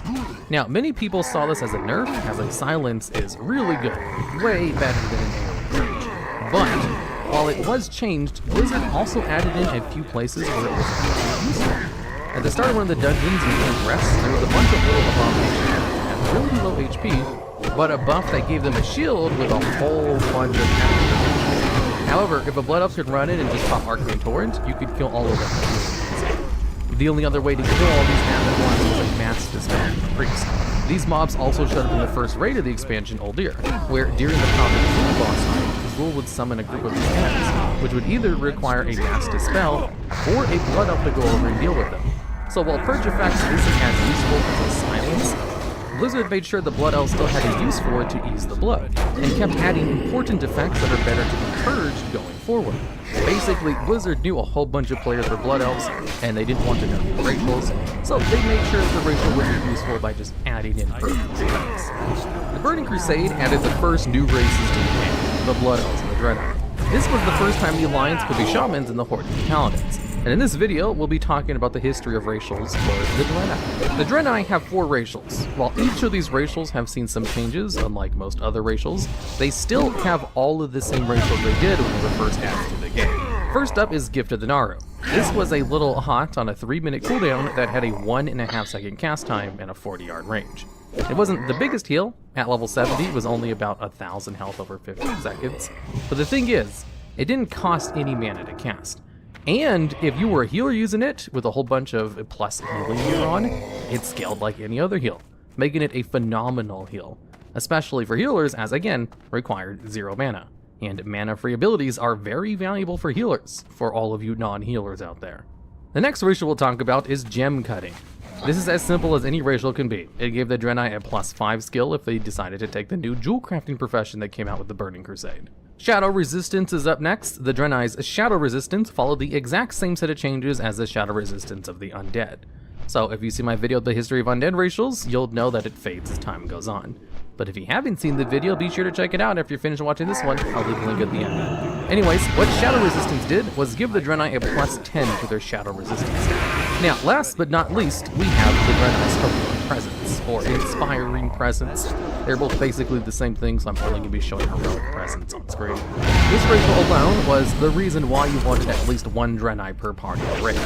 What it did was give all of your party members either 1% hit or 1% spell hit. Draenei warriors, hunters, and paladins had Heroic Presence, giving 1% hit to all party members within 30 yards, while mages, shamans, and priests had Inspiring Presence, which gave party members 1% spell hit if they were within 30 yards of you. As with most things early on in WoW, this ability was party-wide and not raid-wide. This meant that you wanted 1 Draenei per party to give your boost to hit, which was incredibly important. Wrath of the Lich King brought a few changes to the Draenei's racials. Inspiring Presence was removed and its effect was rolled into Heroic Presence, which now gave both 1% hit and spell hit. It still remained only party-wide, however. Even with these limitations, this puts Heroic Presence in the running for one of the most overpowered racials in the game's history. This meant Alliance players could just straight up plan their gear around needing 1 less hit chance, which was a pretty significant amount for some classes, like Hunters, who only needed 8% chance to hit total, so that 1% was actually about 13% of their total hit chance needed. And if you read guides from this time period online, you'll see them give stat weight suggestions for Horde players, and then different ones if you know you're going to have a Draenei. Shadow Resistance was changed as all other resistance racials were to give a flat 2% reduced chance to be hit by shadow spells. Gem cutting remained the same, but Gift of the Naru heavy mounted heal changed to now be increased by either spell power, whichever is higher, and made its attack bar immune to pushback. Pushback, for anyone who isn't aware, is when a caster is casting a spell, but they get hit by something and they cast a spell. Pushback. So, having a heal that now scales the spell power, costs no mana, and now is immune to pushback is still really nice. This didn't last too long, however, as with patch 3.1, it was changed to be instant cast, and you can't push back an instant cast spell. As Deathwing rose and brought about the Cataclysm, new abilities were granted to the races of Azeroth that some may deem unnatural. Heroic Presence was nerfed, so now instead of providing your heroic presence to others in the party, it only affected yourself. It was still a fantastic racial, just no longer bonkers like it was previously. Gem cutting was buffed by a whole 50%, so now it has a fantastic +10 new crafting skill. So while it was changed, it didn't really change anything and was still as incredibly minor as it always had been. Then the resistance racials were changed again to now increase your resistance stat by 1 per level. So +1 shadow resistance at level 1 and a +85 shadow resistance at max level. Then in one of the minor patches early on, Gift of the Naru was also changed to now heal a flat 20% of the target's health over 15 seconds, rather than a standard value. This is the first and only expansion where all of the Draenei racials were changed, as gem cutting has only ever been changed once since the Draenei were added to the game. List of Pandaria only brought 2 changes. The first was to shadow resistance, and that was because all the resistance racials were changed into their final form so far, which made them reduce all damage taken from that School of Magic by 1%. So for Draenei with shadow resistance, that means 1% less shadow damage. Second was a Gift of the Naru nerf to make it so it only healed the target for 20% of the caster's maximum health instead of the target's. So it no longer got huge benefits to cast it on the tank, who would always have the highest HP of the raid and are always priority heal targets. Warlords of Draenor also brought a couple of changes to this raid, as they've returned to one of their many homes in their 10,000 year journey from 1980, even if it was in an alternative timeline. Firstly, Gift of the Naru was changed to essentially heal faster. The duration of the hot was reduced from 15 seconds down to just 5 seconds, while still healing the same. The second change was to Heroic Presence. It was now redesigned to no longer increase hit and spell hit by 1%, but instead just give a flat amount of strength, agility, and intellect. Although whatever class you are, 2 of those 3 stats do pretty much nothing for you. This change was done because they basically removed the hit chance stat from the game, ending the reign of Draenei having one of the most powerful stat boosting racials in the game. To date, this is the last time the Draenei's racials have changed, but in Legion, the Lightforged Draenei were added to the game. With patch 7.3.5 in Legion, the Lightforged Draenei become a playable race that have 5 racials. First, they have Light's Judgment, which on a 2.5 minute cooldown lets you call down holy energy to deal damage to enemies within 5 yards after 3 seconds. It's a little confusing because while casting it is instant, there is a delay before the damage is dealt. But according to some of the min-maxing websites like Hero Damage or Blood Mallet, this ability makes the Lightforge really good in Mythic Plus. This ability seems to be the equivalent of the normal Draenei's Gift of the Naru, but it deals damage instead of healing. Next, they have Forge of Light, which on a 15-minute cooldown lets you summon an anvil and gives you a +10 to blacksmithing. Of the profession racials, this is actually one of the better ones due to the anvil summoning, so that you can actually do your smithing on the go, but still overall isn't impactful and is pure flavor. Next is Demon Bane, which increases the experience gained from killing demons by 20%. This was the second ever XP increasing racial, the other being the Troll's Beast Slaying racial, which was changed from dealing an extra 5% damage to beasts in Warlords of Draenor, to instead grant an extra 20% experience from killing them. Their third racial's Light's Reckoning, which causes you to erupt when you die and deal holy damage to enemies within 8 yards, as well as healing allies in range as well. Very reminiscent of Tyrion's death ability in Heroes of the Storm. And interestingly, on the PTR, this racial was originally called Final Verdict, but likely changed to its final name, Light's Reckoning, as Final Verdict already existed as one of the Paladin's main abilities, and this could have become even more confusing as, for flavor reasons, many people would probably be making Lightforged Draenei Paladins anyway. And lastly, the Lightforged Draenei's 5th racial is a Holy Resistance, which is, with all other resistance racials, reduces holy damage taken by 1%. So while there has never been a holy resistance stat in the game, Lightforge got a form of holy protection with its ironically named racial. So far, the racials have not seen any revisions, but they are still a very new race in the grand scheme of the game, so there is time. And that's it! Since Warlords of Draenor, the original Draenei racials haven't changed. Aside from specific number scalings on heroic presence with the stat, level squishes, and when professions were broken up by expansions, so that the +10 to jewel crafting from gem cutting was added to each expansion jewel crafting individually. The same happened with the Light Forge and their blacksmithing skill. Instead, they just added an entirely new Draenei race through the new allied race system. But who knows? With Blizzard saying we'll be going out and exploring the cosmos, maybe we'll find more Draenei out there, and their racials will get an update then. In this video, we'll be talking about the racial abilities of the Dwarf race, and not to be confused with the Dark Iron Dwarf. Starting out nice and simple, we have Frost Resistance. What can I do? Back in vanilla, each school of magic had a resistance stat for it, and what this racial did was give you a +10 to your Frost Resistance stat. This increased your chance to resist damage from that school for various different Frost-related things. In PvE, Frost Resistance was not very useful, except on Saphirion and Axaramis. In PvP, however, it was much more useful at resisting the Frostbolt of a mage, which could be a lifesaver. Next up, we have Find Treasure. This was an ability you can activate that lets you track treasures on your minimap, like the Find Herbs and Find Minerals abilities you got when you learned Herbalism or Mining, respectively. It would add a little yellow dot to your minimap, just tracking treasure chests and lockboxes, as well as certain quest items instead of resource nodes. Most of the time it was kind of useless because of the low respawn rate of chests, but it was a perfectly flavorful ability to have. Thirdly, dwarves got gun specialization, which like all the other weapon racial specializations, added a +5 to the dwarves' weapon skill with guns. In vanilla, this was okay while leveling, but unfortunately all the best endgame weapons were either bows or crossbows, so it wasn't competitive as other weapon skill racials. Lastly, the most interesting of the racials, we have Stone Form. When activated, this granted immunity to bleed, poison, and disease effects, in addition to increasing the dwarf's armor by 10% for 8 seconds, all on a 3-minute cooldown. This was really good, especially in PvP, as it would remove a rogue's poisons or warrior's bleeds, or both. It could even remove a rogue's blind, as during vanilla it was considered a poison rather than a physical attack. This racial made dwarves a good pick for PvP early on, and while not as impactful now, it still remains a decent enough choice for PvP. Later on in patch 1.6 in vanilla, it enabled you to also remove self-inflicted poisons for instances when your poisons got reflected back onto you, since for some reason the racial made a distinction about that early on. During the Burning Crusade, nothing changed for the racials at launch, but later on in patch 2.2, the rogue's blind was changed to be a physical attack school. So, Stone Form could no longer be used to make yourself immune to it. Then, in the next patch of 2.3, when weapon skills were all changed from +5 skills to +5 expertise, range skills were also rebalanced. But since range weapons didn't use expertise, they instead were given a 1% crit buff with their given weapon. So, dwarves got a 1% crit boost when using guns. And in BC, this was actually useful, as there were high-level guns that were considered best in slot. Though later on, bows did again take the top spot for ranged weapons. The last change was in 2.4, where Find Treasure no longer deactivated upon death, which was quite a nice small quality of life change. In Wrath of the Lich King, there were 2 changes to dwarves' racials. First was a complete revamp of Stone Form, where in patch 3.1, it no longer made you immune to poisons, disease, and bleed effects, and instead just cleared any of these effects that you had on you when you cast it. And its cooldown was reduced from 3 minutes down to 2 minutes.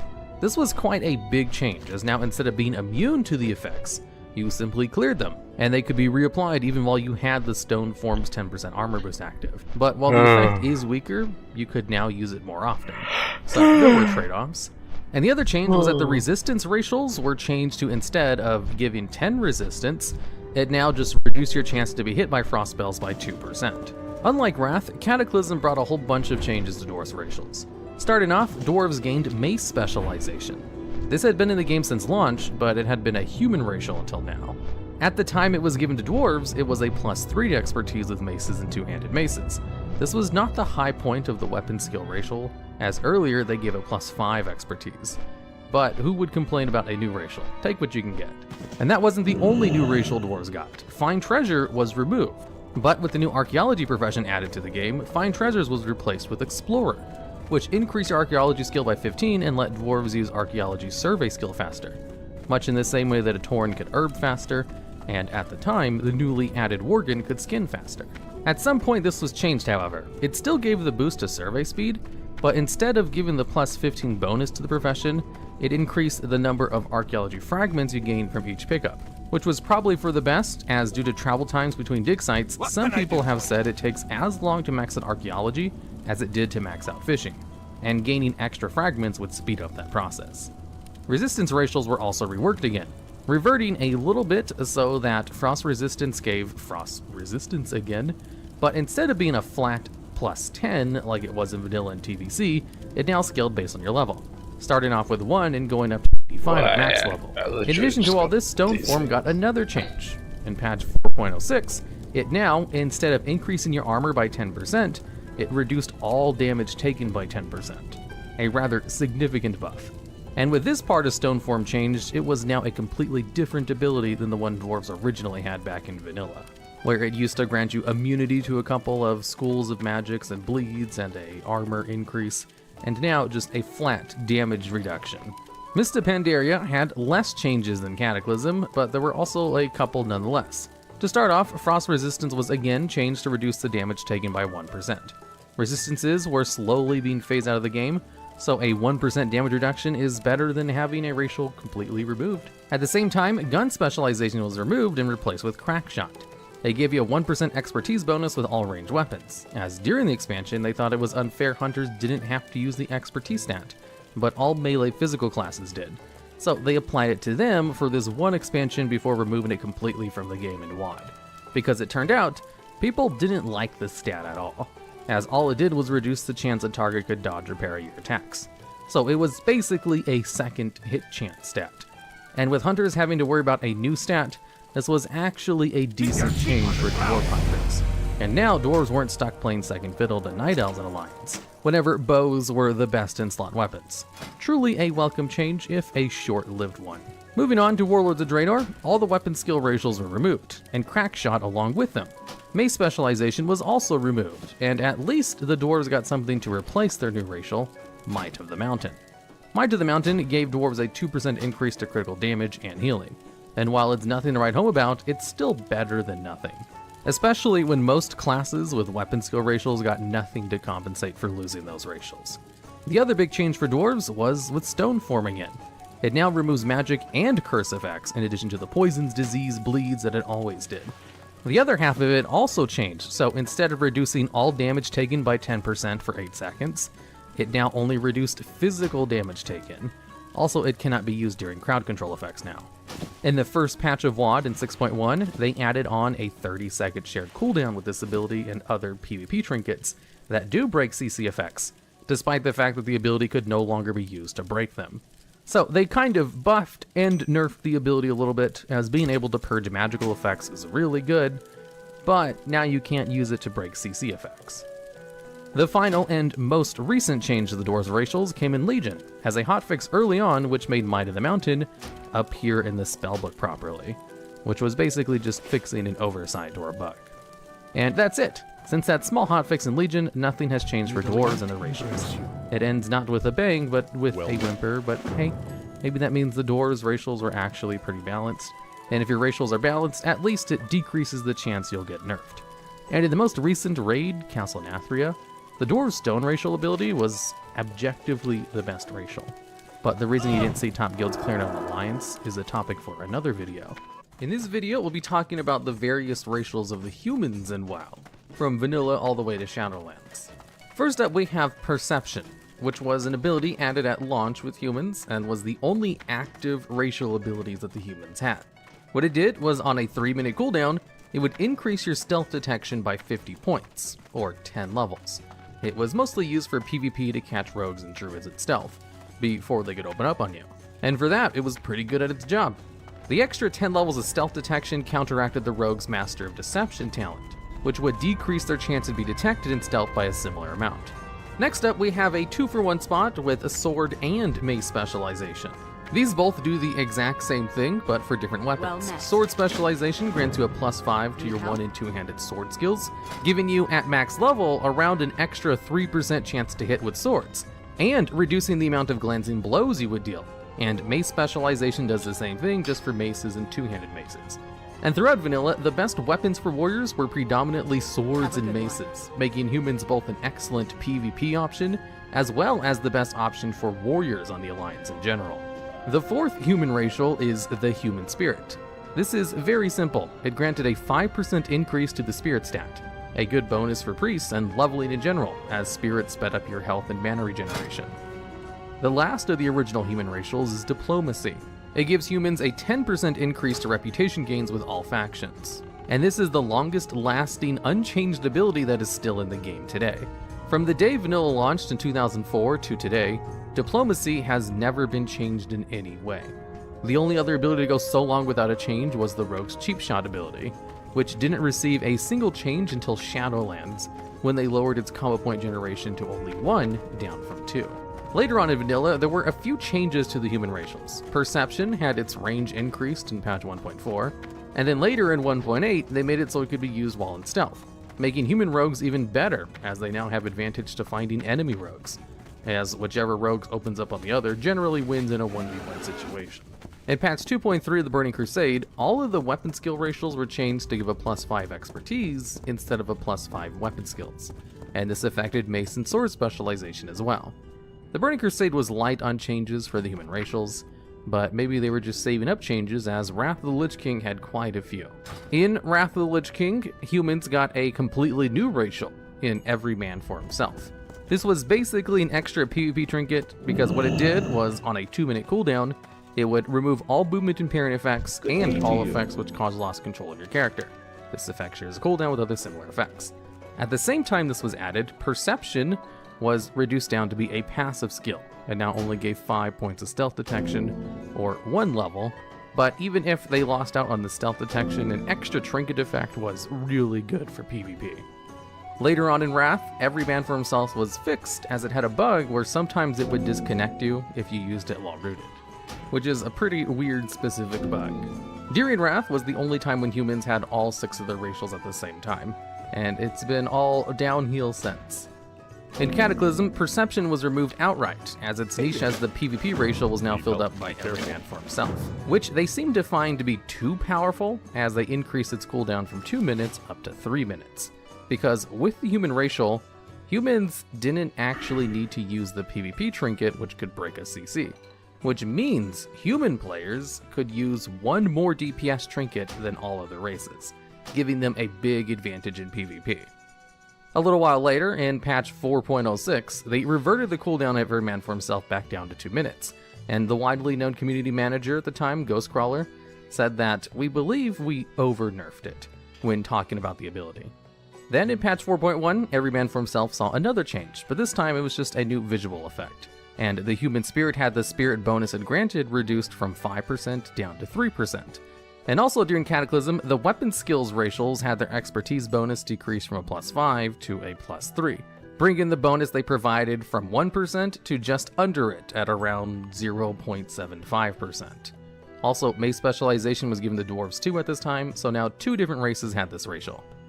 Mist of Pandaria saw no direct changes to any of the human racial abilities, but the expertise stat was modified to also grant spell hit, so as long as you had either an axe or mace equipped in your main hand, you'd get extra expertise and spell hit from the mace or sword specialization. Weirdly though, you didn't get the bonus if the weapon was in your offhand. Not that many casters could even put weapons in their offhand anyway. Warlords of Draenor came with a lot of nerfs for human racials. Sword and mace specialization were removed from the game, and while dwarves got the racial Might of the Mountain to replace mace specialization, which is a 2% bonus to critical strike and healing damage, humans got nothing to compensate for their loss. The human spirit was also completely redesigned to now, instead of giving 3% spirit, it gave a flat amount of versatility that scaled with level. Moving on to Legion, it was another round of nerfs. Every Man for Himself was altered, so now it only removes stun effects and no longer can be used to remove all movement impairing effects. Though it was partially bugged at launch and still worked like its old version, so a week later into the expansion they fixed it so that you could no longer activate it on abilities that it couldn't actually break. The human racial had dominated as one of the best PvP racials for a while, so this was an effort to curtail human dominance in PvP. The human spirit was also altered so that instead of the flat versatility increase it got in WoD, it now just gives 2% more to all secondary stats, which could probably go either way if you think this is a buff or a nerf. Since Legion, the only thing that's changed about the human racials was Every Man for Himself, which in Battle for Azeroth had its cooldown increased to 3 minutes, and had the shared cooldown with similar effects like the Gladiator's Medallion increased, from 30 seconds up to 90 seconds. Then in Shadowlands, it had its name changed from Every Man for Himself to Will to Survive, and removed the part of the tooltip that mentioned the 90-second shared cooldown. With Blizzard trying to make racials less and less important, making them around only a 1% difference between each other, it makes sense that they nerfed all of the racials so heavily, because the human racials were kind of too good. And with that, that's it.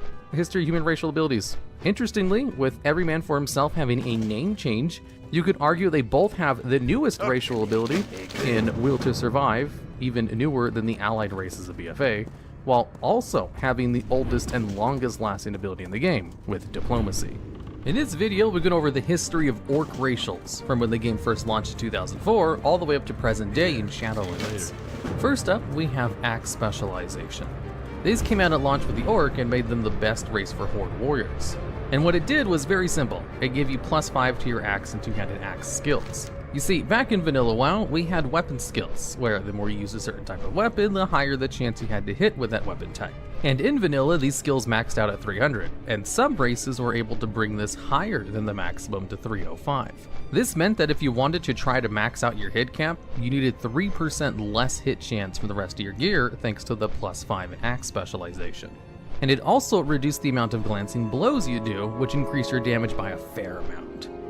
And fun fact, kind of a side point, despite these things being much more important for physical damage dealing classes, the caster stat Intellect increased the speed at which you increased your weapon skills when you were training them for the first time. Next, we go over to Command. Command is fairly simple in comparison to Axe Specialization. It just increases the damage of the Orc's pets by 5%.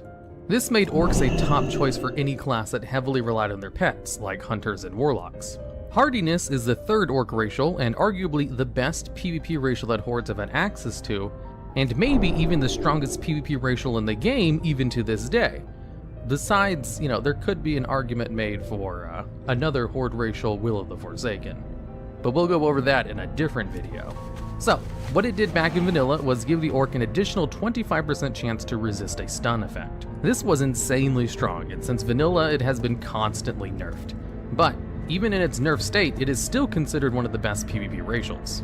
At launch, the ability was a little bit bugged, and a lot of abilities were just ignoring the racial. So in patch 1.5, they fixed it so that it would work properly. And last but not least, we have the most iconic of the Orc racials, Blood Fury. The only active racial the Orcs got, and what it did, was on a 2-minute cooldown, it increased your strength by 25%, and it dealt 5% of your maximum health as damage to you every 3 seconds, and the ability lasted for 20 seconds. This was later revised in patch 1.4 to increase your melee attack power by 25% for 15 seconds, where it would then decrease your attack power by 25% for 45 seconds afterwards. This allowed classes like rogues and shamans to benefit much more from it, since it no longer just increased strength. Finally, in patch 1.9, the hefty 25% melee attack power decrease was changed to be a 50% healing taken reduction instead. That way it was a pure DPS boost and no longer had a DPS downside to it. Throughout vanilla, it was really only used by warriors, rogues, and enhancement shamans, as it did nothing for casters or hunters that weren't stuck on nightfall duty. Moving on to the Burning Crusade, pre-patch hardiness was nerfed down to 15% additional stun resistance, and I don't need to tell you again that this was still an S-tier racial. At the same time, Blood Fury was changed to give attack power for hunters, as well as spell damage for casters. And also, instead of being a flat 25%, it was a scaled value that increased with level. At level 1, it would give you 6 melee attack power and casters 5 spell damage, scaling up to 212 melee attack power, and 143 spell damage at level 70. For hunters, it just gave attack power rather than melee attack power. And shamans actually got both the melee attack power and the spell damage. In patch 2.3, all of the weapon skill racials of all the various different races were changed from their +5 weapon skill to 1% crit for ranged weapons and 1% expertise for the melee weapons. Much like hit chance in vanilla WoW, you need a certain percentage to hit your expertise cap to maximize your chance to hit your targets and avoid the chance to hit with glancing blows. Basically, glancing blows are when your basic melee attacks just do less damage than they would normally. As for command, it remained unchanged throughout this expansion.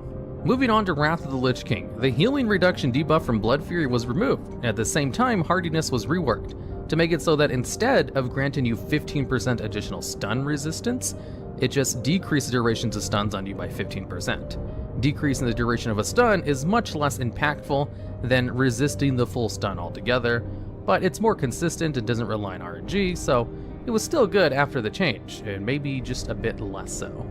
Also, in very early Wrath, Blood Fury was just taken off the global cooldown. Then in patch 3.1, with Blizzard remembering that the Death Knight class was added to the game, Command was extended to cover their pets as well as Shaman pets. And then in patch 3.2, Fist weapons were added into the weapons affected by Axe specialization. So now Orcs could get the expertise buff on Fist weapons too.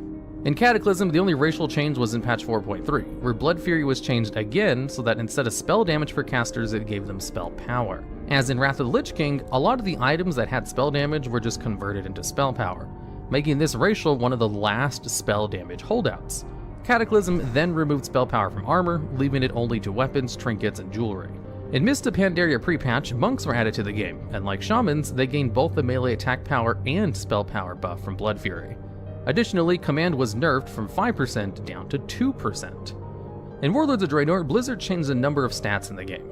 This caused many of the racials to be changed as well to balance everything. Most of this came out with the pre-patch where expertise and hit stats were removed, heralding the death of Axe specialization and all the other weapon specialization racials as well.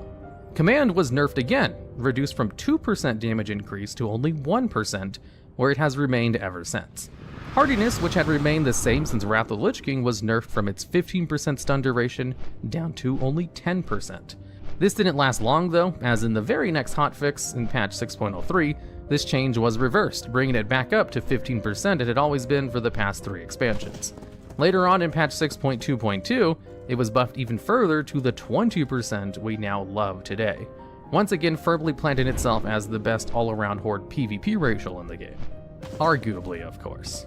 In the Battle for Azeroth pre-patch, Blood Fury again was the last holdout, as Blizzard had removed the spell power stat early on in Legion, rolling its effect into Intellect. So in the BFA pre-patch, Blood Fury was brought in line with that, giving Intellect instead of spell power, as well as finally correcting the tooltip to attack power instead of melee attack power. And ever since then, there hasn't been any significant changes to any of the racials. In this video, we'll be going over the history of the racial abilities of our favorite cow friends, the Tauren. The first animal race in WoW, the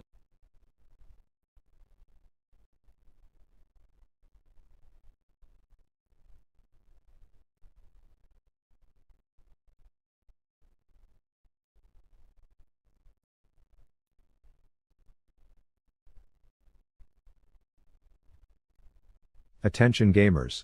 Previously on my hardcore WoW journey to 60, I reached a level that only 3% of players get to without dying, which left me feeling lonely. So I simped for a thick chick NPC that was mid at best, who led me on and left me feeling inferior. Wait until you are a bit stronger. So I sought out to prove my manlyhood by slaying bald sunburnt diabetics, bossing around horde players, and drinking tomato soup out of the deadliest cauldrons on the continent with some close calls. Tragedy then struck our guild as our best player, my rival / dad, died, and the world was now relying on me to avenge him.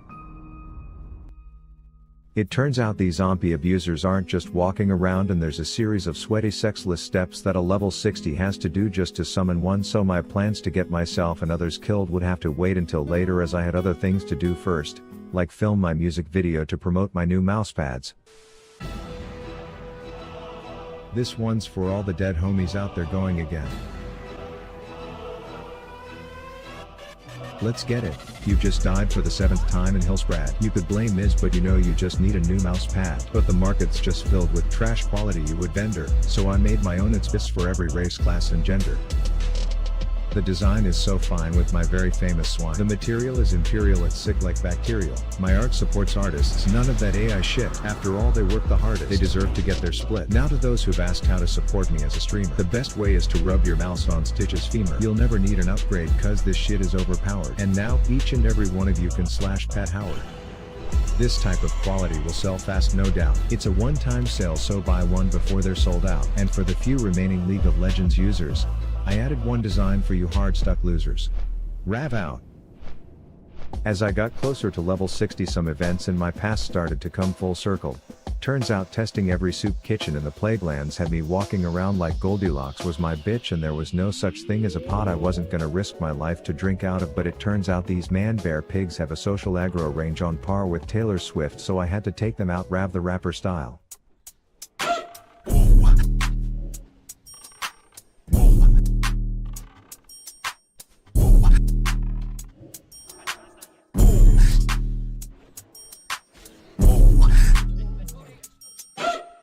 I then had to visit my bitch of an internet GF that used me in the past, so I gave that hoe some of my mystery goo, which to no surprise made her want me, as she promised she would change if I did one last thing for her, which turned out to be another one of these Where's Fucking Waldo Golden Goose chases through Carmen Sandiego's Taint escort quest. But unlike my failures in the Basin of Arathi, I actually found the mailmen this time. And while I told her some bullshit lie about how I took them out for her, I actually made a deal with them behind her back so that the next time she starts her breakup speech, I do think it's best that we put a stop to it before it gets out of hand. her heart will be the one that's literally broken. You ha ha ha. Until those albino pigs pussied out at the last minute. Anyways, one of Shrek's turds with too much makeup on told me her friend showed her a video about 2 girls and a cup, and now she wants to get back at them for not being able to eat ice cream out of a martini glass without dry heaving. And while I wanted to be like, wow, nice first world problems bitch, I needed the experience, so I agreed to let my brain rot in a cave asking these abominable snowmen if they can pretend that pristine horns actually exist in this game. I got so bored that I let some dementia-ridden Papa Soda fan account talk my head off to pass the time. Until 6 birthdays later I got the loot, he said this, and I deemed it time to outplay that mechanic. I give Shrek's little bastard her grocery list and she was like, dank, now prepare for the craziest prank on these fucks you've ever seen. And then I quote, Come back and tell me what happened. turns out these reactions were more flaccid than a Viagra addicted dick. And while I was thinking this was hardly payback for making this Botox toddler watch 2 girls 1 cup, I am not one to lie, so I told her the reactions were lame, but I said it's okay if she lets her dreams of being a prankster die, at least she can blame 80% of that death on Ms. Kiff. Anyways, my guide was now telling me to abandon my next quest, and I was about to until I saw who would find out if I quit, so for some reason I felt the urge to not abandon it. Turns out the parental controls on Rested XP were just looking out for my well-being, as a level 59 boss elite with 2 patrolling butt buddies is just a death clip marinating in dumb decisions, but that basic bitch Donovan needed to know what she was missing out on.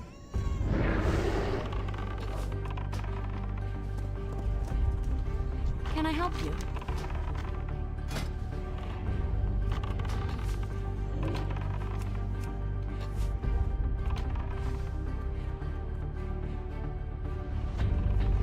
Have a good one. Hi. Watch your back.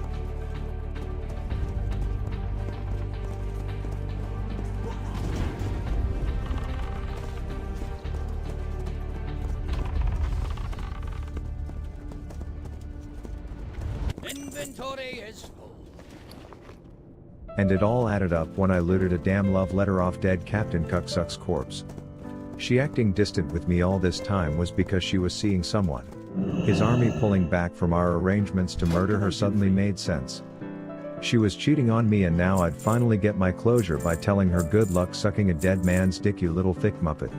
But there comes a time in every man's life where it's time to grow up and start acting like an adult. So I decided to spend the next 3 hours of my life playing hide and go seek with a bunch of people on a video game, and the rules were simple. This is the lowest roll, is our first seeker. Everyone type it now. To you. Go for it. Rav rolled a 2. Oh. I think it's actually Rav. And if you think for a second that Rav the Avatar isn't also the LeBron James of hide and seek, I've got news for you. You cannot move wherever you are. Who is that? Who is that? Oh, who is that? Let me see them. Oh, who is that? Oh, that was pretty sneaky. Oh my God. This is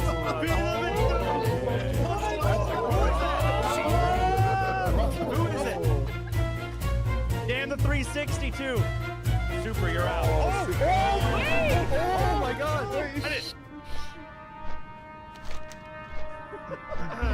Yeah, I was gonna go under there. And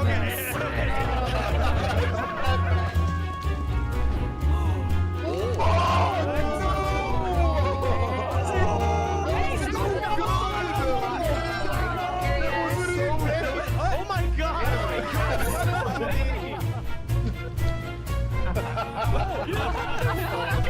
That's fucked up! Rav has been seeking for 2 minutes now. let's make a deal. Let's make a deal. No, no. That's so sick. Yes, I found 40 people in under 3 minutes. They were so impressed that someone even gave me 50 gold by the end, and just to show how hard this was, Annie was taking so long as the seeker in round 2, Papa Soda had to say this. We're gonna have to somehow speed this up because we are cutting into the scavenger hunt time at this point. But in her defense, it's because I was just as much of a Giga Chad on the hiding side as I went nuts to Butt's pixel orgy with my doppelganger NPC to the point where anyone would think us two are one, and it's just typical classic WoW code at work. But I also had Howard playing mind games with her. Now, wait, is that Howard? Just Howard? Pet Howard. It's a Bowser. That's Howard. It's a Bowser. Howard, you're out. Howard. Dismiss Howard. And when she went inside, she clearly didn't find me because all she would see is this. Well, I mean, that's Howard, what the server's called. you're gonna have to tell me who is the owner. Just sniff in that direction. Oh, this way? Oh, what? He disappeared. Oh, he's invisible. He's been tripping on LSD the entire time. 20 minutes later. Oh shit. Howard! Howard's back. Howard's back. Howard's gone again? I was one of only 2 people left, and even though my Howard mind games would lead her right to me, I was perfectly hidden, until this NPC decided to take his first fucking steps in the history of his existence just to blow my cover. There's no way. There's no way. No way. Wait. You gotta click I him. can't. Yeah, I'm trying. Who is it? That has to be Oh rad. my god, dude. Click off of him. Ah! Oh my god. Using hitboxes. Oh, you had him. You had him. Who No, was it? You cheater. got it. You got it. Who was that? Back up. Split sec. Rab, you're out. That was crazy. That was good. Damn. Oh What a my- play. Howard, thank you. It's really nice to be a good boy. As you were walking up there, Rad was like, don't be suspicious. Don't be suspicious.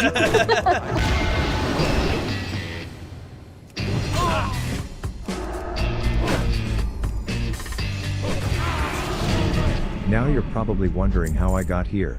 You see, I learned that the original hardcore add-on has a bunch of challenges where you have to defeat certain bosses or quests before certain levels to not just beat hardcore but obtain big dick status, and there are apparently only 2 that stud muffins like myself are required to do before 60. The first one I unknowingly accomplished when I killed the polar bear pegging my ex-GF, which left just death clasp.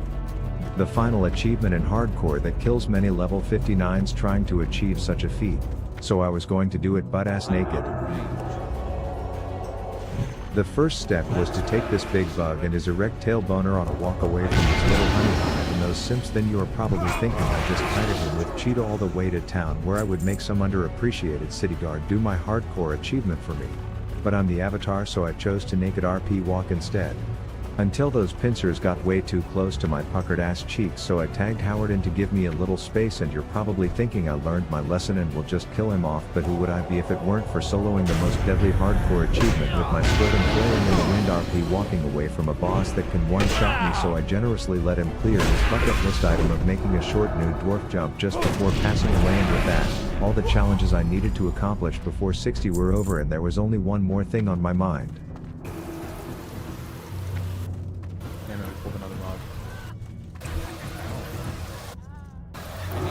Resist.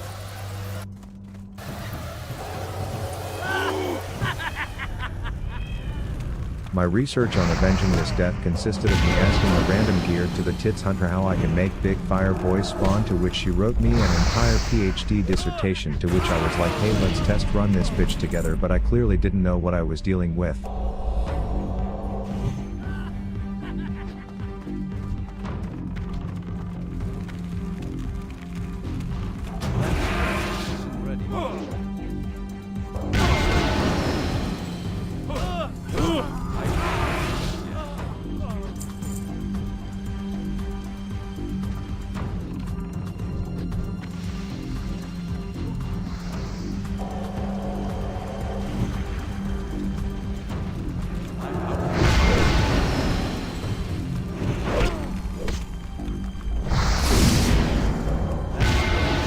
So after almost getting another player killed, I realized some battles are not meant for Rav the Avatar, and Ompi's death wasn't mine to avenge.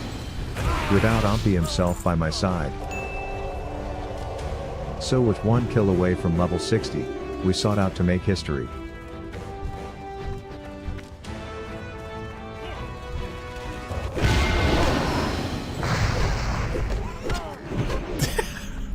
Oh god. This is a fucking. Uh-oh, bro.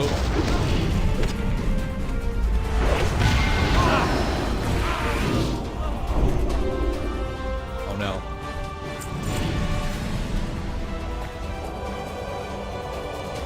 We got a Geomancer in the mix.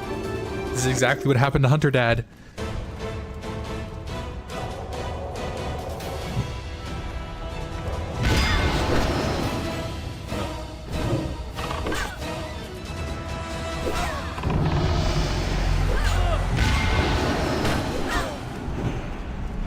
And some may say this was a poetic ending to an epic journey, and to that I just want to say, we're just getting started.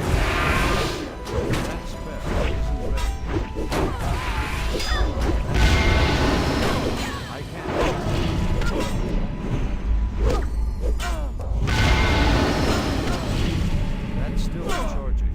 That spell isn't ready yet.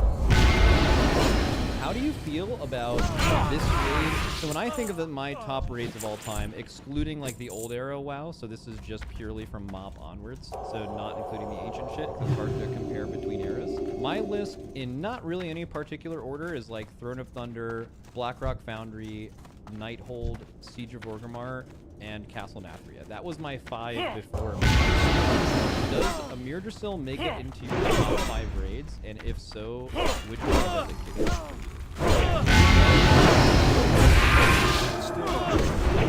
I recently just finished up the race. I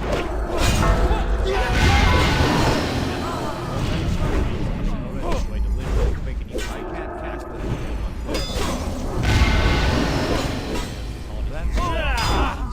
planning.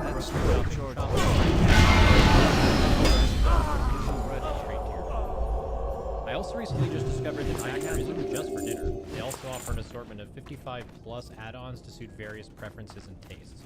So you can choose from quick breakfast items, lunch to go, grab and go snacks, juices, shakes, and smoothies. They send you Factor75.com or click the link below and use the code MAXIMUM50 to get 50% off your first Factor box. That's Factor75.com or use the link below. Use code MAXIMUM50 to get 50% off your first Factor box. Thank you, Factor. So before the raid, we do what we normally do, which is we take these bosses on PTR and we rank them based on, well, I think it's basically design, because that's all you really can do at that point. Like, tuning does matter, but like in PTR, like you're not really guessing on the tuning part of it. So mostly based on design, and then we see how they end up. I think we could maybe have Frank in the video do like to see how wrong Vault and Aberrus.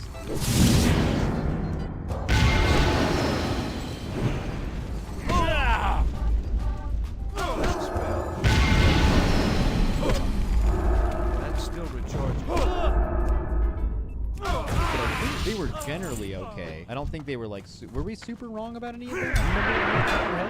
Yeah, like were we like just totally fucking wrong on any fight cast raids? Like Kurog and Zaskarn, I think we're both too high on. Yeah.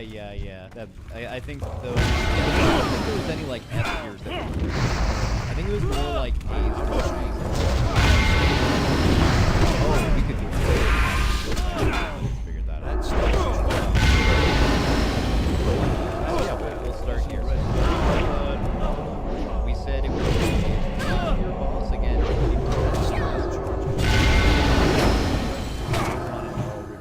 To each other. That does not mean we take small run and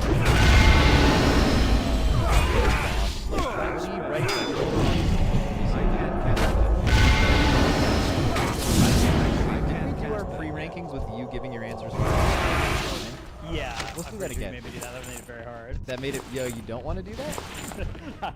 I'm down to do it again. Yeah, we'll It's do just, it. Obviously, it's easier to go second. Yeah, we'll have you go. We'll have you go first. Okay. What is your? Yeah, I think I'm pretty happy to land this in like A's here. Again, like you were saying, we're not comparing this against all bosses, and I don't think there's really any complaints you can have about this. That's right. I don't know, it has a few mechanics, but stupid like that or hard to understand. It's going to be eminently puggable. Yeah, it's free loot. root. I agree with all of that. Okay, so I had to ask myself this question. This boss seems like, I have no idea why this is the first boss, but I agree with you. Like, I think it's A. If I were to say, like, because when you're saying S tier first boss, that's like the best or one of the best bosses of all time. And the first boss, it's so hard to do that because unless a boss is inherently difficult and requires you to make difficult decisions, you can't really say it's awesome. And like, first boss is just very without it being too much. So my question to you would be, what does an S tier first boss even look like? Like, I think we said Shriekwing is awesome, right? Like an S tier first boss, but this boss is like kind of like Shriekwing, but there's just a damage amp. Damage amp is always usually a net positive, especially on an early fight. So why isn't it S? Yeah, I mean, I think objectively is S. I don't know. For me, it's just a case of like first boss. It would have to be something I haven't seen yet that would cause me to against That's bad. Isn't ready. You said like it should be S. For me, I remember Shriekwing much more fondly than Gnarl Root, and I think Shriekwing was harder to pug. I think there was no damage amp, but the intermission was kind of unique and very interesting. And I don't know, I just thought that was kind of better. Like this one is almost like maybe if Gnarl Root was somehow a little bit more challenging, that it would be there. But then that brings in the whole like, do you even want a first boss to be challenged? I don't know. That was just something I've racked my brain around. Is like if Gnarl Root isn't an S tier first boss, what is? And the only thing that came to my mind is Shriekwing. And I think the bosses are so similar that it's crazy to say that one is S and one isn't. But I do kind of feel like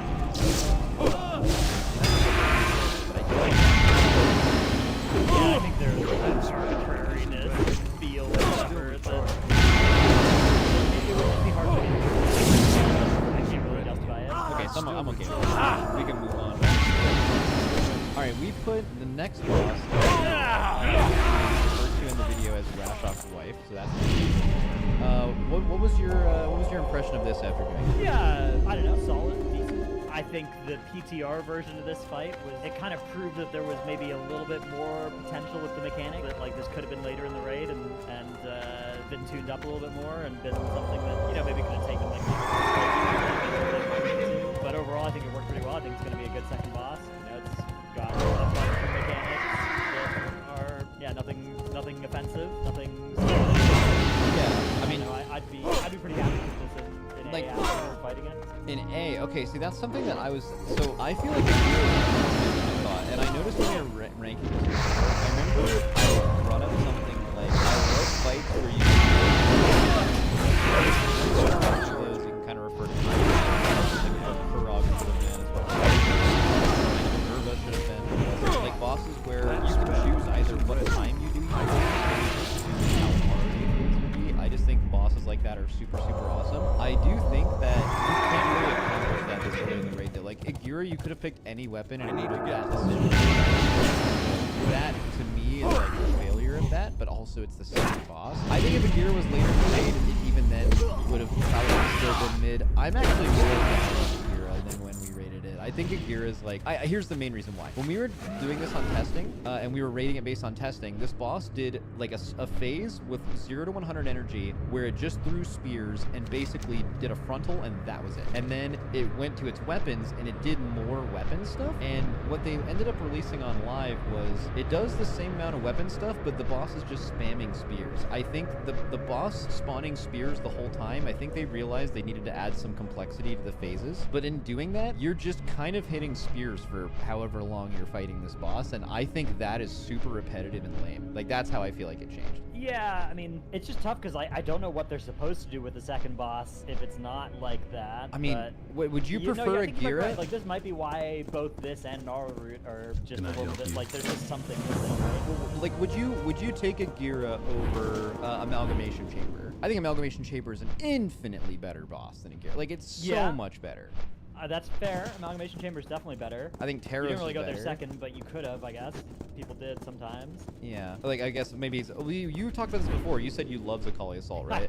I did like Zakali Assault, yeah. I mean, I thought it was so much better than we thought it was going to be, actually. But we thought it was going to be real bad, and it ended up just kind of being like a fun little ad time. Yeah, my only thought is, I'm just thinking, like, would you rather fight Eye of the Jailer or... I'd rather fight Eye of the Jailer. I think Eye of the Jailer is just a worse chamber. I'd rather fight Huntsman or Simon. I don't think the gear. I'd rather fight Agira than I'd rather fight it than I think we're just kind of in a this isn't a case of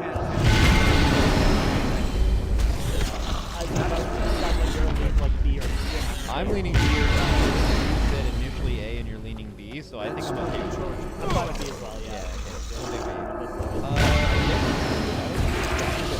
We can either do each wing first, or we can do the bosses in their order they were killed. Actually, I mean, we killed the bosses in the order of the wings, which is a thing I wish more guilds did. At the very I think only us and Echo did it this race, where you go down one wing and you kill all the bosses in the wing before killing the easy boss at the other wing, so you don't run back and forth for a couple minutes. That always goes. Oh, yeah, it's kind of big. Okay, let's start with level. So I showed it. No, probably not. Okay, I'm gonna show it again, just so.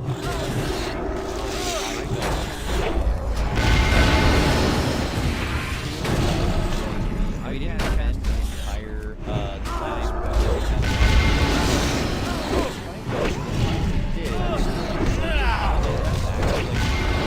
Mechanically, I think it's but let me pull this up here. All right, so this was we had like a couple pulls left in our testing, and we could have tried to kill it after this, but we stopped early just to talk about Tindril, which was right after this. But I want you to see how close this got. This was like what the boss was untested. Okay, you do the last thing at 10%. You get knocked to the middle. You have to hit the boss from 10% through like the what should be like. So we're like on the pixel stack. I think like we had 0 gear, but like look at this. We had like 3 barriers down. And we have 1.5%. And like look at our HP pool. This was every cooldown of the game. Every. So I was so high on this boss. You heard me saying, and I think we wiped it out 5 minutes. We had 15 minutes left in testing, but we tested it. It was like fun to optimize damage on it. It's a hard 5-minute raid with a big thing like that. And that to me is why because I want to give you some credit. People in chat are going to be like, why did you have it so high? For me, I think it's because I had that experience. You were wanting to say B, and I was like, every raid should have an early boss that is just easy mechanically, or 5 minutes, things like that, and it's awesome. And that didn't end up happening. I think this boss loses points because of how easy it was. Yeah, exactly. Like it's at the terrorist position in the raid, but it doesn't scratch the same itch because it doesn't actually, challenge guilds that reach it when they reach it. Because whenever you reach this, like if you have the DPS to kill Agira before her in rage, you have the DPS to kill Volcaros before her in rage. It like shouldn't be true. Even if it is 30. And I wanna be clear about one thing. This is not just I am not naive enough to think that we are going to tune plus Volcaros to be a DPS challenge for us after my best players in the world. Like I totally get that this boss is going to be one shot by us and Echo for sure, and a lot of other good guilds. The thing is it was like 20 to 30% easier than that. It was way like even Terra was like a couple of pulls on progression. It was just like a little tighter, and people didn't think that. This is a totally different animal. This boss probably had like 100 million or something less health than it should have, and it would have still been killed in the most like a minute and a half before the fight was over. I don't know. I think it was definitely like way too undertuned. Yeah, I agree with that. I think it like 10% more health or something. So this boss can really only be compared to Taros, and it's just Taros who made a kind of it's like that early raid single target boss. How well do you think it did? Probably where I put this just because it's lost and dies on the turn. Yeah, no, absolutely. And mechanically, I mean, it also had less so it was just way easier than those fights, and the damage check was easier, and I feel like both of those, like this, you do not need to do split. I do not know of like any guild that didn't go in and like 2-shot Volcaros. Like no matter, you could have gone in there with 0 splits and 1-shot this boss, and I don't know, I think it could have just been a little bit better than that. So you're right, it lives and dies on the tuning, it has to lose points. That being said, I do not want to discourage Blizzard from making full processes. I think full processes as a concept are awesome. If you're making a 10 boss there is always going to be there in the beginning. I hope you make more of them, but also I think you can I know how I feel about Lair. I want to use it. I was kind of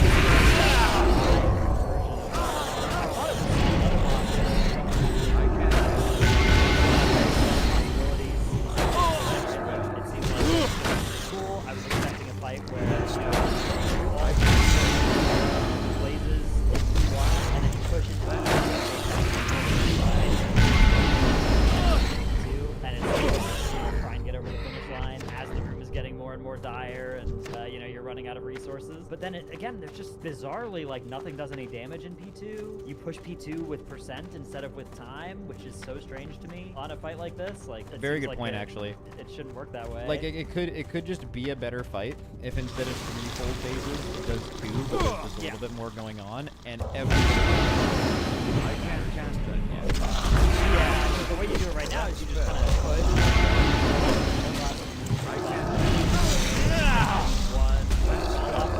Those don't even do that much damage. Red things don't do much damage. This doesn't do much damage. Like if you just CC 8 trees when they spawn, which I think is quite bad. But I don't know. For me, this is also a C. Wow. Okay. So we're a bit different on this. I fucking love this. I think it's weird for me to say too easy though, because like a lot of times people will hear me say a boss is too easy and they'll immediately just like have an emotional reaction to that. They're just like, what's easy for you is good for everyone, and like all that stuff. Like, yeah, I wish this boss would be a little bit longer, but I still think this is the best healer boss they've ever made. I think this is extremely the whole thing. Obviously the rage from Mist and Fire. I just think they nailed that. I think like the mythic mechanics are made a little bit better. I think the whole I think there's something for a healer. I understand the frustration behind like boss frames and healing and stuff, and that's just a general problem in this raid. But I just think that I give them a lot of credit for being very creative and making a boss. No boss has ever been like this, and I think they did making a boss like that, and in my opinion, making it pretty good. That being said, this boss was a little bit. We had like a really cool CC fight. Never really had to use it. But our idea for this was, you know, you have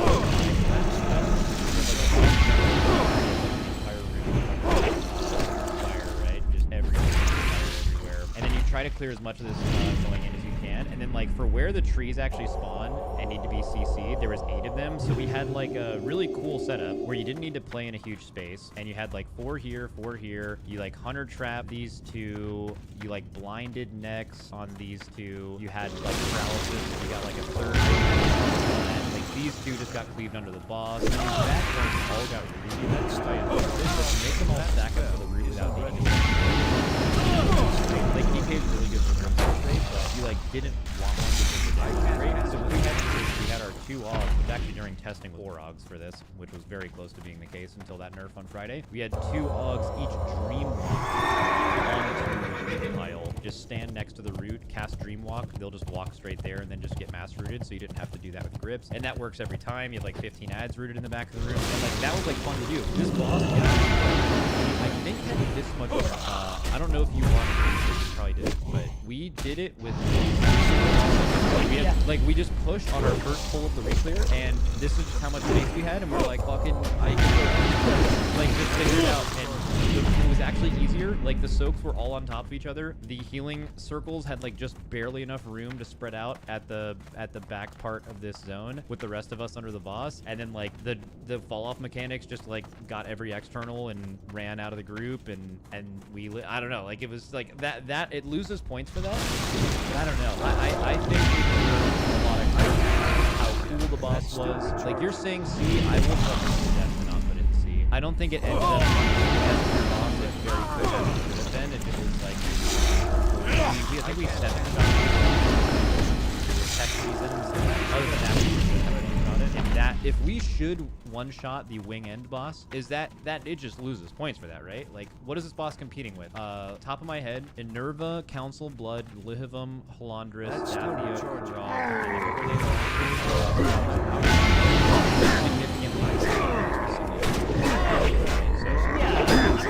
Concerned with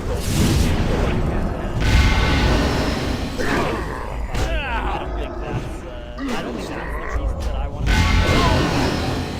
You spent drawing a game plan of what you would have done if they'd done the right, none of it actually mattered, right? That matters. So that's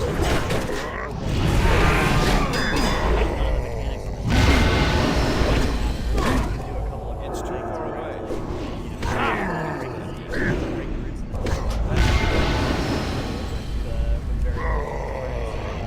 Once that kind of mattering goes away and like the push timing mattering goes away, I think there's not much left behind the facade on this fight. Okay, so you're putting it in C. I have to put it in at least B. Yeah, I'm fine with compromising up from there. Yeah, but that would be I would stick by that. Yeah. And I also just would encourage, just like Lairdars, I would encourage Blizzard to make more Lairdars. The issue with Lairdar had a lot to do with tuning and maybe a small change in the way that people all-time great mid-tier boss, whoever made it, like this,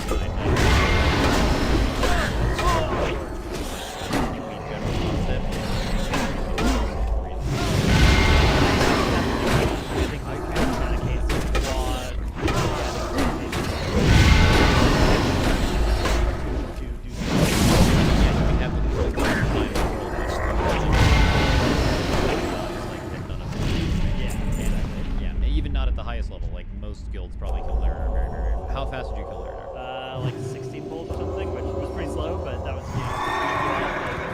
incidents. Oh yeah, this is definitely a boss where there can be incidents. That is for sure. All right, moving on to the Grass Wing with Council of Dreams, and we ended up putting this as our lowest rated boss, but in the B tier, I think we were in general being pretty good. I'll actually go first here. I'll go first the whole time. Bro, they have got to stop making it's been so long since we have gotten a good one. Maybe they have to be later in the raid to be good, but like we've seen this over and over again with Primal Council, with Prototype Pantheon, with these mechanic spammy, just bad fights. If there's a council fight in the first 3 fights, you as a WoW player know that it's going to be trash or mid at the absolute most. And this one, they clearly made you, okay, Forgotten Experiments, they realized, hey, we're kind of over the whole stacking up 3 mobs and the fight's over in 3 minutes week 1 kind of thing. So let's make it so they come out one at a time. Okay, Forgotten Experiments was a cool take on that. This was a terrible take on that. This is, you cannot stack these 3 bosses up and they will just annoyingly be a little bit too far spread out from each other. And that part of it was like super frustrating. And I don't know, like Blizzard's idea, we just talked about how they need to have a Volcaros in every raid. Okay, I think Blizzard thinks that there should be a council in every raid, and I don't necessarily disagree because they've done good council fights before. Council of Blood, Twilight Ascendant Council, whatever the 3rd boss in Throne of Thunder was, that council was a sick fight. Like, they have made good council fights, they just haven't made a good one in a long time. And for an otherwise very good raid, I think this is like a pretty big stain on it, and I think Blizzard needs to completely approach the way they look at council encounters, because they've done this same fight like 3 times. Like, each boss does a thing that interacts with the other one, right? They did that with Primal Council, they did that with Prototype Pantheon, they did that with this fight where, oh, this boss spawns these green things, well, you're gonna get turned into a duck and get rid of it. If to get rid of the bears thing, you have to turn into a duck, which Pip makes you do it. This girl's gonna cast vines on you, which you have to hit with the charge. Like, that whole concept has been done so many times. And then also one extra big negative here, which there is a positive that you get turned into ducks. I think that's kind of fun as like a general bait thing, not like the actual way it interacts with your gameplay. The correct way to do this fight on Mythic is to turn like 10 people into ducks in the first 30 seconds of this fight to get rid of the massive amount of green circles they put out at the beginning. So like, people are in lust in their cooldowns, and it is absolutely the best thing to do for them to just turn into ducks and run around for a while. And that, I don't know. I've said what I think about it, but you can go ahead. Yeah, like the other strat. My guild just used a strat where we just had 2 people just swapping duck back and forth with each other, which was also kind of just a weird way to solve this fight. They overdid it, the duck thing. Yeah, I don't know. I mean, there are some things they tried here that are new. The fact that it's, you know, 4 bosses or 3 bosses that don't share HP but also aren't stackable kind of is an interesting idea. But yeah, I think this one was an obvious one from testing where it's like we could all kind of tell we weren't gonna have much fun fighting this thing, and lo and behold, we don't have much fun fighting this thing. It's not what we want to do, right? It's not really possible to add difficulty in a way that we're gonna enjoy on a fight like this. And to their credit, they didn't add too much difficulty to it, so at least it didn't like commit any grave sins or anything like that. But it definitely didn't do anything good either. Yeah, I want to put this boss in whatever the lowest tier is. Yeah, I'm fine with slapping it in D. I don't think it's worth adding an F or anything. But yeah, it's bad. Yeah. Bad fight. Okay, all right, Naimu. Also a wing end boss, just like Laradar. I think Naimu died in 3 tries, so you could definitely apply the same level of thinking that you did to Laradar, right? Where it's like, even if you make it, didn't really. So, I actually, I'll let you go, but I still think Naimu. I don't think Naimu's bad. It's difficult to fight.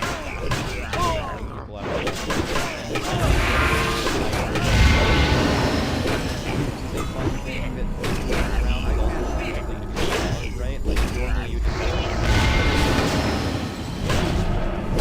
specifically buff the exact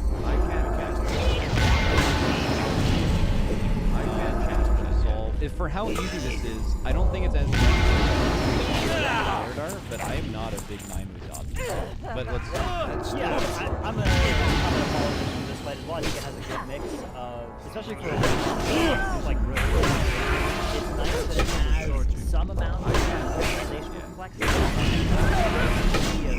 individual play difficulty, right, where you do the cutters and everything. It doesn't actually have a whole lot of like mid-fight strategic execution, which I think is a really cool. Like if you break down those fights into those categories, it's rare to have one that just has like only 2 of those, right? Like pre-fight, in-game, all 20 players playing well, but you don't really have like there's not really much for you to call in the middle of this fight, right? Like what do you do? Yeah, you know, go back group 2, but like there's not really anything else to this one. Which I like the emphasis on just individual play.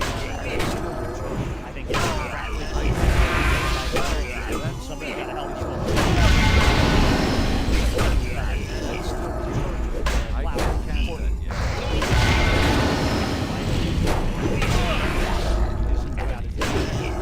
I'm pretty happy. I think it's one where to be directly important. You will feel it if you miss some plants in a way where on Laradar you don't if you don't clear the room enough. I'm happy to call this again like maybe a little bit easy, but honestly I think this is one individual play level of 20 players is high enough that it really should be expected that even if this is will be a really well what is the pull count? Do you know, or like word on the street, like what is the respectable amount of pulls for so frogs 20 to 30. That's like it's just that when you find bosses that have like 9 does, they're basing their opinion off the race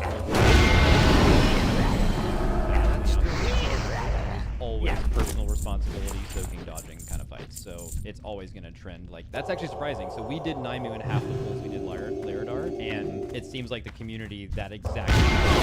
Yeah, Laradar is 12 to 22 on the same website.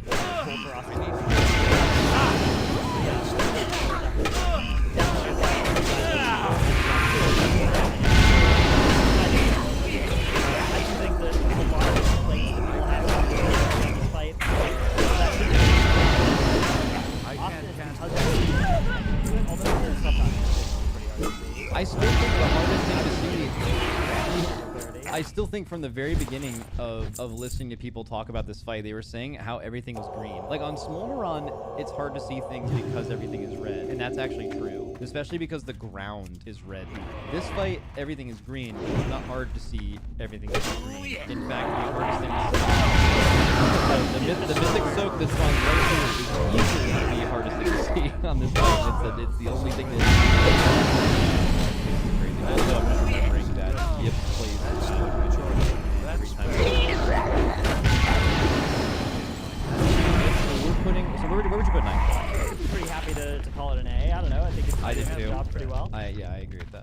I completely agree with that. I think Naimu's a good fight, but definitely one where I think the average people who have done this that aren't in the race first is going to be a higher metric than people who did. All right, Smolderon. We gave Smolderon an A, but I think we talked about how this one might be one of the ones we're wrong about because it might just be like an obvious your encounter.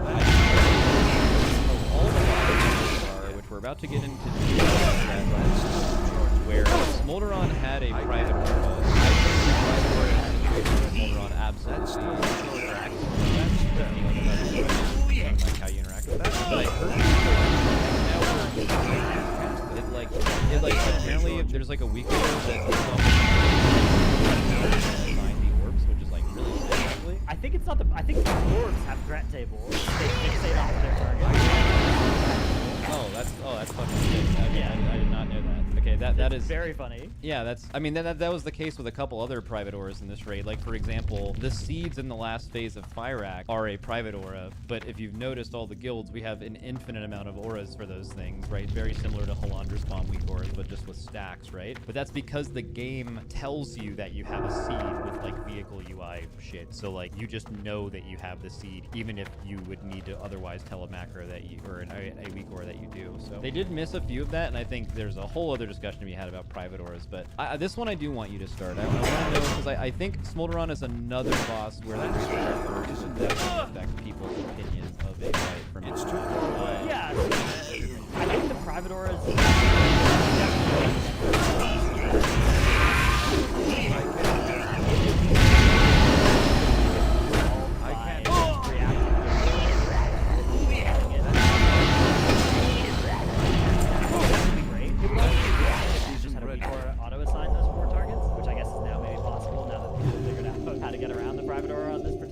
But the middle ground of you need to create a weak aura from somebody who's very experienced at weak aura making that also then interacts with a macro that you need to get 18 players in your raid to install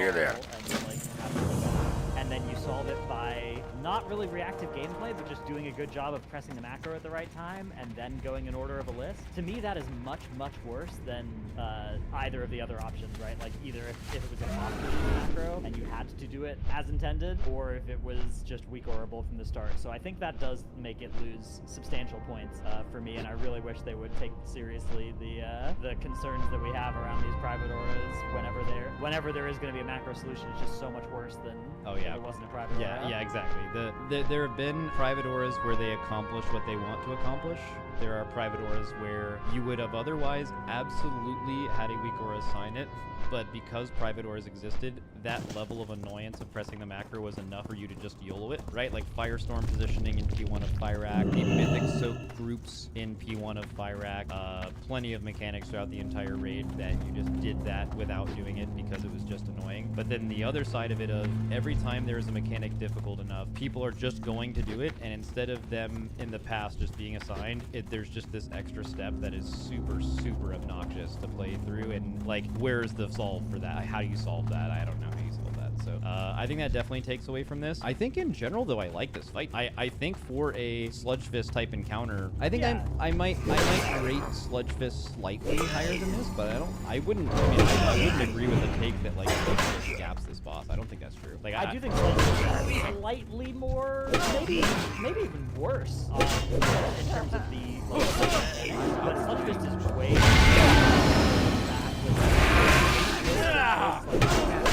point where you reach the end and you're like, damn, we need to find we need to do justice and somehow and that is, I think, one of the core Sludge Fist experiences, one of the things and Smolderon doesn't have that.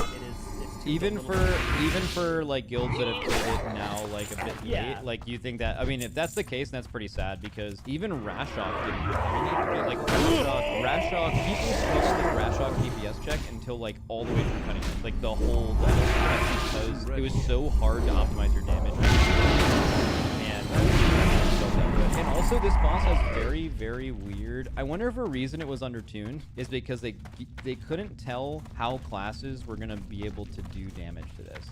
Like for example, on Sludge Fist, the damage amps are every minute, right? So you know how many people are gonna have cooldowns in it, and I imagine from Blizzard's perspective, they will be able to pretty easily figure out what the damage check is needed, and then that was like one of the best made damage checks ever. This fight, the damage amps are 1 minute and 10 seconds in, and then they're like 1 minute and 48 seconds apart. That doesn't line up with like fucking anything outside of like Evoker, modes of opportunity or possibility or whatever, without autumn, without like there's just almost no cooldowns in this game that are super powerful. Like that, so like I don't know. Fight where augmentation is also powerful, right? And I don't Blizzard can come with this day. So like you have 2 classes in your raid that are able to fully there's very few classes that have huge damage in every single Smolder Run set, but there's always someone who's pumping. So like you just pick those people, and then they just become those classes for that damage amp, right? So like, how does Blizzard balance against that, right? It was like almost like built to be. So maybe a criticism of this is if they made the damage amp windows a little bit more normal and less annoying to play around, they would have understood the damage check requirement better. And also maybe players find that more fun, right? Like, do you think that players enjoy really bizarre damage amp timings or ones that line up with their cooldowns, right? Like, I think it's pretty largely here that people kind of like when it's a little bit more straightforward, right? Yeah, it is kind of weird where it's like, okay, guys, use your CDs on pull, but pot the first damage amp at 1 minute, because then you're gonna pot the 4th one at 6:30. It's like, okay, this is not something we're used to. I don't know. I mean, on the other hand, you know, they make a bunch of different raids. They've got to make 30 fights in expansion. There's got to be some variety to them as well. So I don't begrudge them too much trying something new with the like, okay, here's the cooldown timings are weird. The fact that this died world first with, I don't even know how much eye level we had on the skill, but it wasn't a lot. Yeah. We had actually not even sent most of our upgrades at this point, so it wasn't even like we had to fully optimize for damage. And I believe we had 2 DPS dead for the entirety of our last damage burn and killed the boss, right? Yes. See, that shouldn't be possible. Like the world first kill of this boss on week 1 with even with like splits gear should require you to have like everybody alive the whole way through, I think. I don't know. I mean, again, like maybe there's a little bit of give there for the very, very world first builds, but remember, you guys were doing this at what, 474 with 1 crafted piece or something, and good question, you know, yeah. It's not going to be nuclear difficulty for everybody else reaching it at 480 with 2 crafted pieces, or you know, in 2 weeks' time reaching it at 485 with a Hellman chant. So it's not a case of like I'm not arguing for this to be nuclear difficulty for everybody. I'm just saying it should be. Yeah, like it should have been a slightly higher check for you guys and for everybody else. 473.5 item level with multiple deaths. That, like, I mean, you're gonna have 489 eye level this patch or something close to that. Yeah. Like, I mean, that's kind of an insane gap. Not to mention that, and people often don't talk about healers, which shout out ignoring healers for sure, but I think that Sludge Fist, which is the main... Sludge Fist is the bar, right? When you're gonna make the second, third to last boss a burn, the Sludge Fist is the bar. Right. This boss didn't have nearly as interesting enough healing. So this boss had like big bursty healing during these circles, and then like the rest of the raid kind of wasn't taking damage unless they randomly got one shot because they fucked up tornadoes. Sludge Fist was like a tremendously hard and fun healing encounter, and I think this fight like doesn't do any of that justice. I think it looked cool. Like Balrog's boss model has always just been fucking goated, right? I think that's great. I can tell you it felt awesome when we killed this, even though it wasn't as difficult. But I mean, I don't even know how many pulls this would have taken us. I don't know if you saw, we tried to cheese this fight. Were you following our progression on this? A little bit, but I didn't see how you tried to cheese it. Oh, okay. So we spent the first 15 pulls on this because it would make a lot of sense. So you know how the boss like does its first bait, and it does like you do the first bait, you put all the fires here. All right, but the second bait happens the second the tornadoes go off. It happens the exact same millisecond. So what we did was we had the raid soaking the brand right here, and we had every single person with a tornado circle. Actually, the best way to put that would actually be doing this. Okay, all stand around a gateway. Okay, just like right around a gateway, and then we had a gate going from here to here. And then these people, after they spawn their healing circles, they would spawn them under them and rotate from here to here. But the bait would happen exactly with these people here and these people here, making a perfect bait, right? Like these people would spawn the fire here, it'd be perfect room conservation, and no one had to think about dodging tornadoes. There's this half-second window before tornadoes spawn where they don't do damage to you. So every single one of these players would just take the gate. We have 3 or 4 pulls of this working for the first like 3 sets of tornadoes. And then you would bait all these perfectly, and then all you had to do is everyone would end up being here, and you would have to dodge 1 wave of tornadoes, and it like totally trivialized the fight. Why we stopped doing it was because there was some like weird server tick shit where like it was just not enough time to where like every 3 sets of this second pool, someone would die. Like 1 person would just get ticked like 15 times randomly, even if they took the gate early. So we ended up scrapping it. So we ended up spending probably 15 pulls of no progression just trying to make this thing work, which is weird. That's something you do in progression, right? Like if you have something you can do that trivializes the fight, you spend the time doing that if you're the first person to the boss, because it can shave 20 pulls, right? And these are really quick 15 wipes, right? And then we ended up scrapping it and going away. So of us pulling this boss with our kill strat, we probably only pulled this boss like maybe like 35, 40 times. And is that a good number you want for a sludge fist? Like that's just a little low, right? So yeah, like you should have the experience of completing the mechanics of the fight and then working to optimize the enrage while still losing some pulls to screwing up the mechanics, right? Or to like playing it more aggressively to do more damage. And that this fight lacked that. Yeah. Okay, so we have to rank this guy. I think it's probably still worthy of an A. Yeah, all things considered. It can't be S. S is like this boss was a really, really hard optimization check. Actually, honestly, this boss is a hard optimization check from being S, I think. Yeah. Like if this boss was, we had to get, or your guild with more guild the next week had to get to the end of this fight 5 times and find the damage, which there's an insane amount of optimization you can do with damage, by the way. What we did in testing for this was we had assassination rogues, which have like the biggest burst in the game. We were having evokers play that bottom left capstone thing that spawns these orbs that give CDR timing. And with 3 evokers, 3 Aug evokers, there was enough motes for all 3 evokers and the 2 assassination rogues to get Breath of Eons up and Death Mark up with obviously Kingsbane in every single amp. And that amount of damage is like fucking, they would have been doing like 500k, like just absolutely insane damage. But they didn't even require us doing that. You just kind of had to pull to the very end of the fight and do it. But yeah, there was a lot of room for that to be done. So I think A, probably ahead of Naimu, I think. Yeah, I think better than Naimu. Yeah, I think best of the ones we've done so far. Yeah. Okay. We have Old Tindy. This was probably when was the last? Is Halandris the only other boss that was this fun to watch during the Race World First? Do you think? Compared to Tindril? Yeah, like you like. I think that Tindril, Halandris, and Fyrakk all had they were all exciting to watch, but they did all have the same kind of problem of just like the pull's going good, everybody's dead, which is I don't know. I mean, that's fun to watch, but it is not. I don't think it's like perfect viewer experience either. I just think that Tindril had like the best cuts you could possibly do. Like you're watching people soaking seeds, and then you do a quick camera cut, and you're watching some people dragon riding through 500 beams, and then like torpedoing into the group. Like it just looks fucking incredible in that way. I can tell you, oftentimes when I will have maybe a different opinion of a fight than our raiders will, because my job is to problem solve and strategize the fight, solve the millions of problems that come up every pull and minor optimizations and changes you can make. That is my job, and that is often different than being in the raid every pull and like feeling the boss out. So I usually ask them, like mostly through progression, I think on the last day or the second to last day we were on this, and I said, do you guys actually like this fight? I was actually kind of expecting to hear no, because I think the seeds were like really stressful, and there's a lot of times where you feel like you played it really well, but you just got like insanely bad spawns and then it didn't work out. But they all immediately were like, this is fucking awesome. The healers were like, this is like one of the hardest healing fights we've done. Like, this is really, really fun.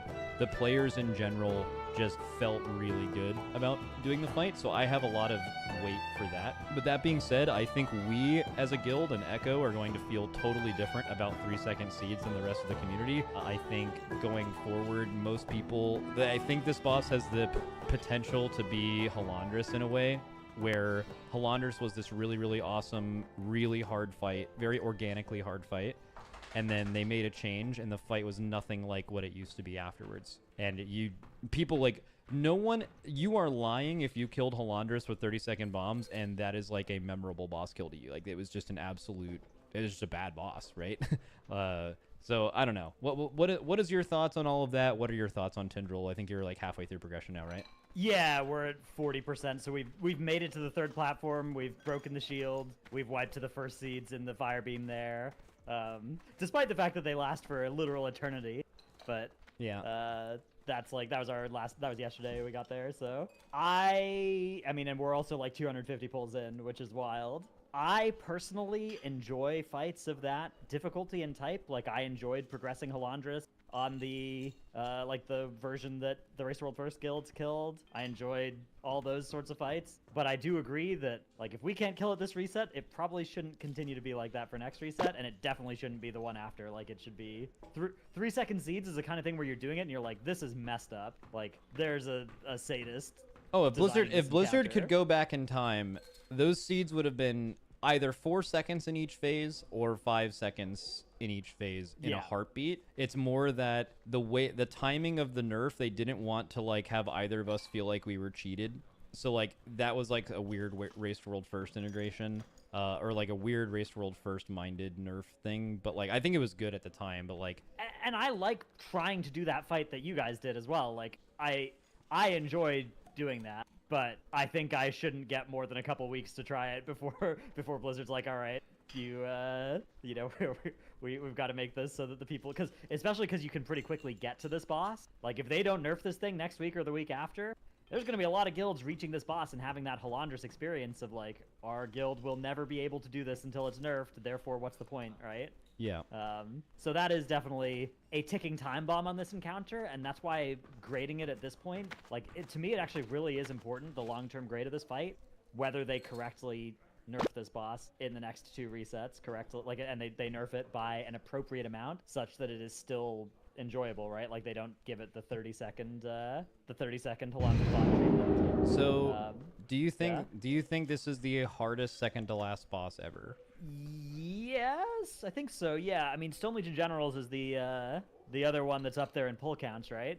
So Fallen Avatar, I think, is the only one that has more pull count than this. But that is weird because you're venturing into the territory of comparing between eras. Like, for example, Fallen Avatar would get absolutely waxed by current Echo or Liquid. It would die so fast. Like, how much better the guilds have gotten since then is insane. And pull counters are in general. This is a really, really weird pull counter boss because this is a boss where you just absolutely farm wipes in the first 30 seconds, right? As you're learning it, and especially as you're the guild like we were that strategized that part of the fight. Like, that is just, you just rack up pull so fast. So like, I don't know. I'm pretty sure this is the hardest non-end boss in. I asked them. I was concerned about Halandris. I was like, is this boss harder than Halandris? And I asked them while we were doing the fight, and I was expecting to hear like some like conversation about it, and they were universally just like, yes, like this is a much harder than Halandris fight. But also, I think it kind of depends on your job. Like, I think maybe last phase seeds on Halandris were harder than any singular part of this fight. But, like, the whole fight being hard for this many people is, like, obviously just generally more difficult. I think it probably is. This is probably the hardest non-end boss they've ever made. Yeah, which, again, is, like, I think it can even continue to be hard after they nerf it as well. Like, that, I think it probably should be hard for the next couple months. And yeah, I think the difficulty of this fight, like, I think it lands in pretty good places, like dodging the beams, getting under the boss, getting out fast, spreading quickly, and then, you know, an instant snap decision about what you're going to do with each seed spawn. All of that, I think, is good. I don't know. I mean, we were very high on this boss out of testing. I will say the mythic version of this fight is very different than the mythic testing version of this fight was, right? So I've showed that on stream. I probably won't do the whole thing again, but I showed our, like, lowest pull on testing. It was, like, 23% or something. And the last phase in testing the second phase and the last phase in testing compared to the last phase on Mythic is just fucking hysterical. It's like a complete... They actually just, like, if there was a speed dial at how fast the boss... this was funny. When we killed Smolderon and did a few Tindral pulls off stream, I have a message in the Liquid channel. I'll pull it up. This is at midnight, and I just go, Lamau, does this boss have, like, bloodlust or something? Because just... It was just doing everything it was doing in PTR, but as if he was lusted or was just, they turned the dial to be double speed. So yeah, I don't know. This fight's fucking crazy. Now it comes down to ranking it though. What do you think? I think it still deserves the S. I think it's still up there. I think that the concerns about like seed difficulty being a little too high. I think for the first few weeks of an end boss or of a second to end boss in a tier, like it should be that hard. I would say this is an S conditional on them not over nerfing it, but also not like under nerfing it over the next few weeks, right? Like giving it the correct balancing going forward. I'm a little torn. I think this was S tier for us. Like our experience of this boss was S tier, no question. I think the experience of every guild doing Tindral when they make all the seeds 5 seconds will be S tier. I think some of the guilds that are killing it now, I think it might be a little too much to ask and also a little bullshit for sure, to where I bet for them their experience was not the best. And I also think this fight has other detractors where... So there's this weird lag thing that happens on Tindral that's very, very annoying. Yeah. And I think takes away from the boss's quality. We were dealing with some very weird shit where our boss, exactly 3 hours into every raid, would just start lagging out and we had to soft reset the instance, and that was very frustrating. We felt like there was nothing we could really do about that. Yeah. So we have Tindral there. I would say Tindral has enough problems with it to where if there was another S tier boss, it would probably fall below it in the S tier, but I think it still does need to be that. And truly a marvel that they made a boss that is a healer, a moonkin, and you dragon ride on it, and it was like one of the best bosses they've ever made. So I think that is super cool. Yeah, I think, again, like, brave, right? Very brave for the person designing this fight to, like, just do all this stuff on it, and I'm glad they did, right? Like, this is one of those cases where if players had been involved in the early decision-making process of this fight, it would never have made it like it did, right? Like, the initial idea would have been laughed out of the room, but it was, I'm glad they stuck with their guns and they made it like this. Okay. Now we're on to Big Firak, the second dragon end boss of this expansion. Actually, wait, isn't Sarkareth the dragon too? Kind of? Yeah, kind of. Drakthir, I don't know. I think those count. I call those dragons in my raid. Okay, so the last dragon of this expansion. I think just right off the bat, significantly better than Firak's brother, Razageth, right? Yeah, I think so. I mean, Razageth had difficulty to it, but a lot of it was dumb BS difficulty, right? Oh, sister, sorry. They're all one big dragon family. I always forget. Oh, I thought that was intentional. Oh, no. I mean, I have fucking no clue. Okay, wait, is Firak the girl or Razageth? Firak's a boy, Razageth's a girl. Oh, cool. All right, we'll learn something every day. All right, Yeah. So let's go phase by phase before we give the actual opinion. What is your opinion of phase 1 of Firak? Phase 1 Firak, I think, does a pretty good job of introducing the fight. I think it's got, interesting mechanics. I think it's appropriately mythic without being... I mean, so, like, there's maybe argument that you could make that it's kind of, like, the fact that the damage is irrelevant on the boss in this phase once you have enough of it is worse than the, like, Sarkareth or Jailer paradigm where P1 damage does matter. I would agree with you there. But I don't think that's a huge knock against it. I think the phase works pretty well. I think the mythic projectiles actually from the Dream Rend on the footage, like, is kind of weird. It's kind of weird how easily baited they are to be irrelevant once you're dodging them. I think they're mostly just existing to force you to be moving during the blazes afterwards, but again, that's also not like a huge knock against it, but maybe that could be more hectic. I mean, I think that was only done... We only did that to make it, like, a little bit easier to sit in barriers and stuff. Like, in reality, running against it and running and strafing while it's going at you, you could have done Dream Rends with them right next to you. Like, the difference between running away like this and running strafing side to side are the same. You're unable to stand still and cast, really. Maybe you have a little bit more leeway this far away. The idea was more just angles, right? Like, if you're angling it like this and the Dream Rend is, like, in the middle of the room as opposed to far, when you shoot over a crosshair in a few seconds, you are not worried about late ones coming into the raid because of the angle you dodged it at. Like, the closer the better. Some little geometry. But I think, yeah, maybe Dream Rend could have been more. I don't know. I thought Dream Rend was pretty cool. I also think Firestorm was pretty cool. I think the Mythic Soak was pretty cool. I thought none of it was... See, the thing is you could say that all of those things would be harder. Like, for example, is it weird that the frontals don't one-shot you? Yes or no? I think it's fair. I don't know. Maybe they should leave behind like a nasty dot as well or something. Yeah. But yeah, like I think it's good that it's not just straight up one shot. I feel like that would be very tedious. Like, for example, we're bordering on the territory of saying, like, could they have made this thing harder? But let's just take it phase by phase, because obviously the boss ended up being hard enough on its own. So I don't think it's saying, like, the boss is bad because the P1 frontal mechanic. Bro, if these frontals one-shot you, the amount of pulls, this would have, I mean, it would have been so fucking hard. Because you can bait them, but they're really random, so, like, you can't always bait them.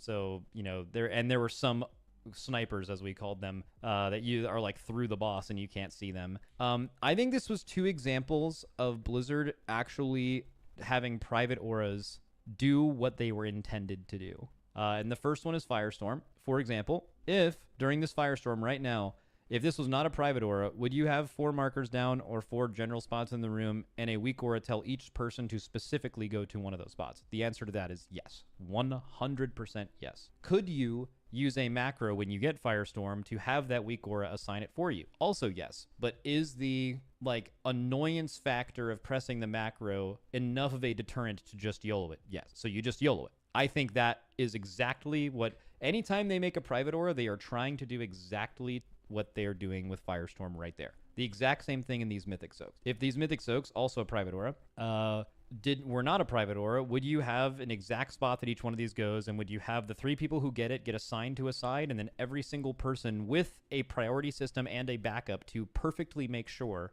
that enough people are in each soak, or an optimal amount of people are in each soak, would those all be assigned through some 10-head weak aura? Yes. Were they? No. Because you don't need to. You can YOLO it. But it does, in a way, save you from yourself of doing things like that, because mechanics in general when YOLO'd are more fun than if they are handled like with a weak aura like that. That being said, later on in the fight you definitely run into some bad versions of private auras, but I do think it's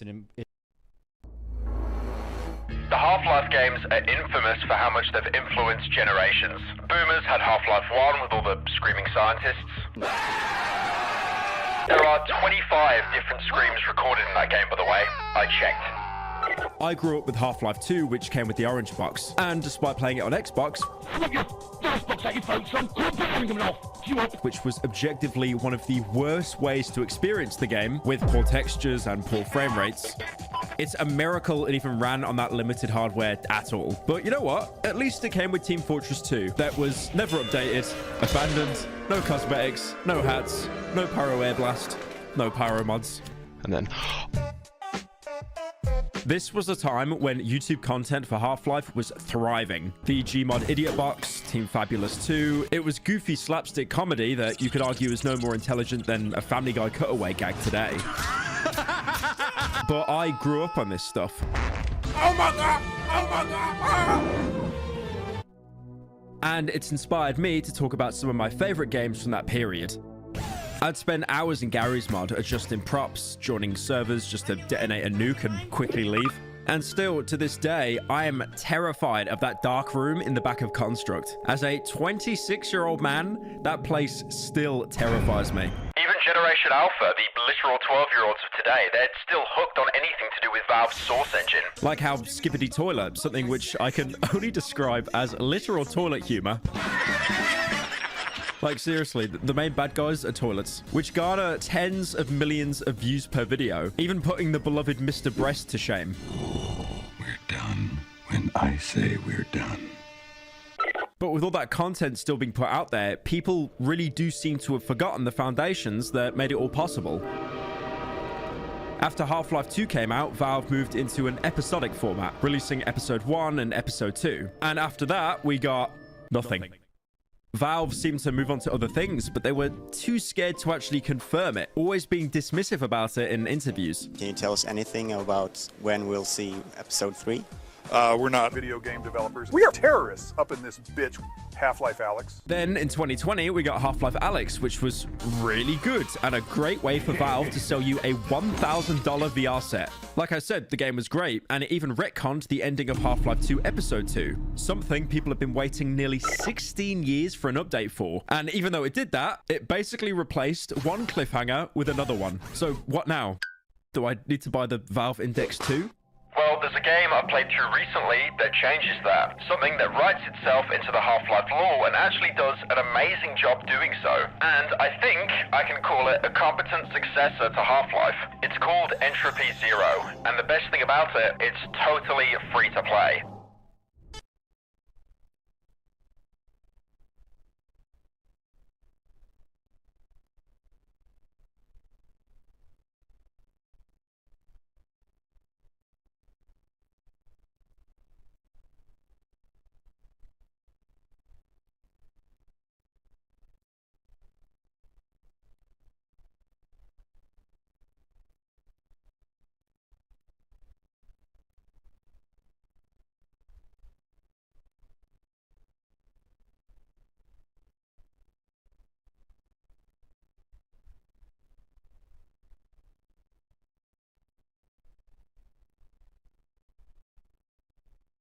.9mm pistol.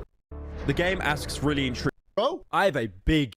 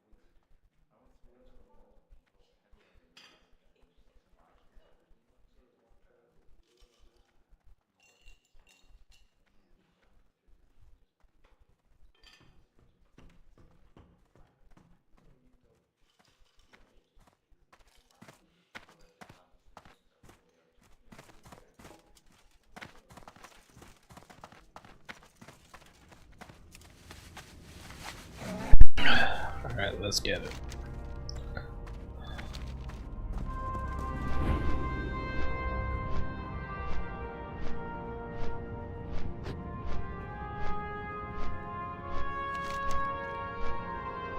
I can't do that until I go back to the bank for some fucking reason.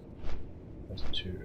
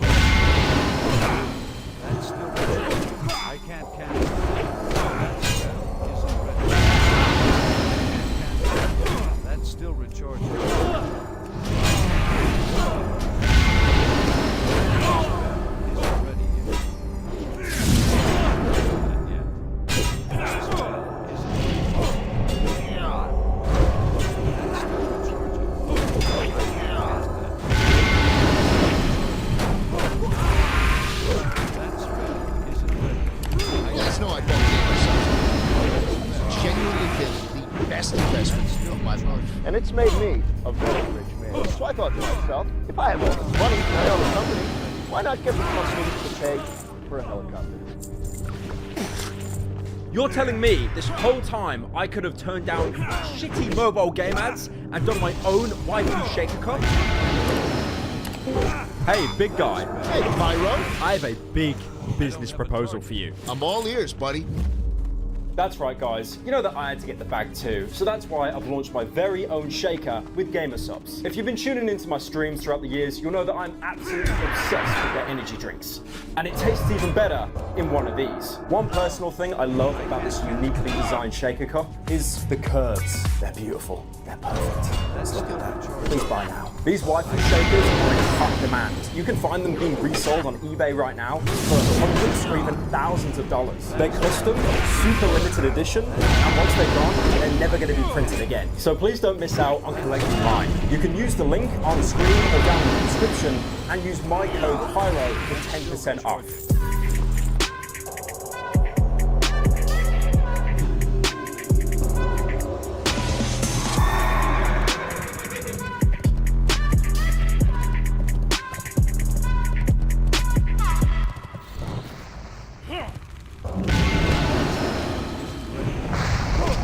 Entropy Zero was made by Breadman and his team, and currently has 2 entries. The game asks really intriguing questions, like what would it be like to play as the Combine? The hundreds of converted humans you'd crowbar, pin to walls, and throw barrels at as Gordon in Half-Life 2. It's really difficult to remember that despite being the main enemy in Half-Life 2, with their heavy-duty gas masks and clinical radio callouts, Fuck you, I'll see you at work. they were once humans with thoughts and feelings, but were pushed to joining the Combine either for food, better living conditions, or just to feel superior over normal civilians. So basically, a Discord mod. Entropy Zero puts you in the shoes of the Combine, but at their lowest level, civil protection. The same grunts that would chase you around in the early game until Gordon made enough noise that the Combine upped their game and sent its actual military after you. Before getting into the game, you can try out a firing range, and by booting it up, your targets are just random civilians that probably broke curfew or laughed at one of my jokes. Or, God forbid, didn't pick up that can. Here you'll have access to all the game's weapons, which are almost identical to Half-Life 2's, but each one has updated sounds, giving them a more meaty punch.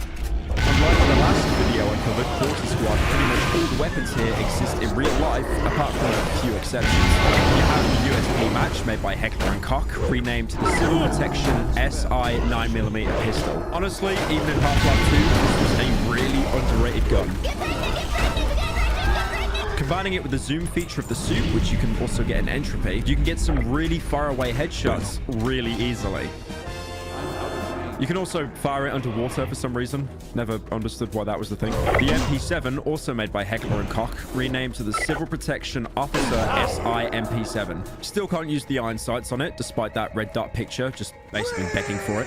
Unlike Half-Life 2, automatic weapons will actually have huge kickback now, forcing you to either burst fire or fight the recoil like you're playing 6 Siege after holding an angle for about 18 hours. The Spaz 12, made by Luigi Franchi, marked as an unauthorized rebel shotgun, operates the exact same as it did in Half-Life 2, but just listen to the sound when you fire both barrels at once. Light work, no reaction. Okay, it's got a little kick. Oh! Entropy Zero takes place 11 months before Half-Life 2, so the fictional pulse rifle, which you'd use in the late game of Half-Life 2, still hasn't left its prototype stage. Its ammo cells are blue, it's marked with red streaks, and fires 2 inaccurate shots per round instead of 1 accurate shot like the base game. Its secondary fire ejects 2 energy balls at once, because apparently 1 instant kill ball of death wasn't enough. It's funny actually, like hearing Goodnuts cope about the gun, trying to make some kind of justification for it when the weapon just makes 0 sense. Entropy Zero also has 2 new weapons. Because you're now Civil Protection, you'll have access to the manhacks, the annoying drones that will slowly chip away at your health. These things can be great at clearing out rooms, and honestly, it can be so overpowered you can avoid them and just let them do their thing and avoid entire combat encounters. You also have access to a stun prod called Obedience. I remember playing Half-Life 2 as a kid and wanting to get one of these so badly, and every time I go to pick one up, it just converts into armor instead. Honestly, it's pretty pointless. It has a charge-up ability that does more damage, but you'll only really be using it to get crates out of the way, like how Gordon would with the crowbar. More on the heads-up display, it's all blue to show your affiliation with the Combine. Your armor is now called PCU instead of suit. Your flashlight is replaced with built-in night vision. And also, your character actually talks now. This isn't just a gimmick for the mod either. It actually makes sense from a lore perspective. Because you're civil protection, you're a human that's willingly joined the Combine. And because of that, you've kept most of your faculties. Overwatch units you see later on in the game have went under so much biological modification that they're not even really human anymore. You could see this in greater detail on the remains of bodies in Half-Life Alyx. Their eyes would be hollowed out, replaced with optics, and their entire heads would have a metal mesh over them. They weren't human anymore, just bodies being given orders by the higher-ups. But civil protection, seemingly by luck, was so expendable that they were allowed to keep their mental faculties. Which, in a way, is even worse because the ones you saw in the base game were human. They just didn't think that there was a way out. That's why some characters like Barney in the opening were able to disguise themselves as civil protection, because they really are just humans wearing a mask. When you start the game proper, it's running from a playback. Meaning everything here has already happened 11 months prior. It's interesting to think that every single Combine has had their entire lives recorded to either learn how to improve them or to find any defects. There's actually a series on YouTube that tries to recreate the Combine playbacks of them watching Gordon entering City 17 at the beginning of Half-Life 2. And it really shows that no one has any kind of privacy and everything is monitored. You're in the Outlands, far away from City 17, and given the task of clearing a rebel hideout with fellow civil protection, being given orders from Overwatch. The Overwatch announcer's voice lines are reused from Half-Life 2. It's an AI with a feminine voice that updates the Combine on any mission objectives or crimes being committed. Notably, hear it voiced over the loudspeakers while escaping City 17.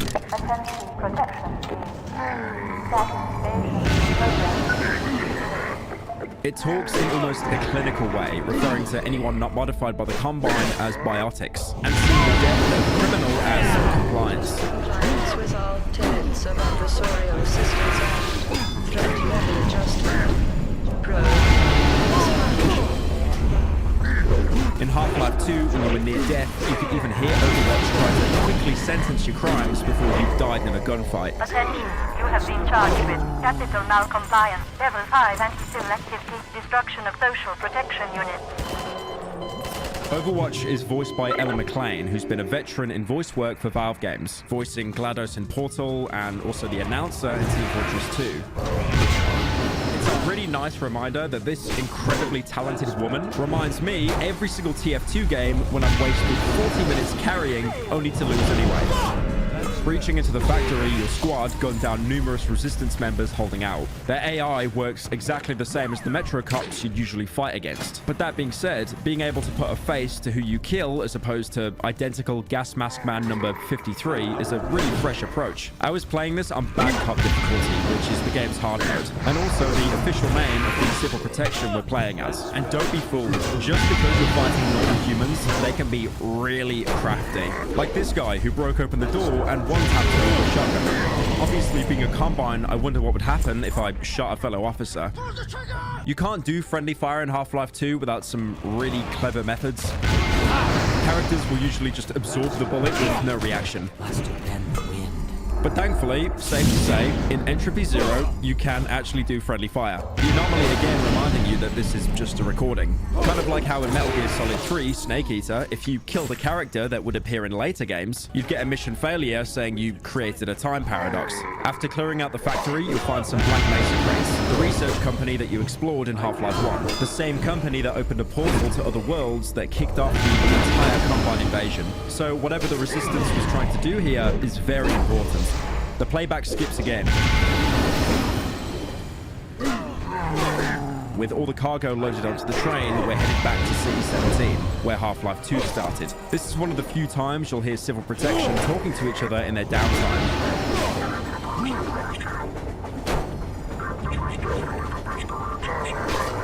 Remember, like I said, these people are humans. They haven't really been modified yet.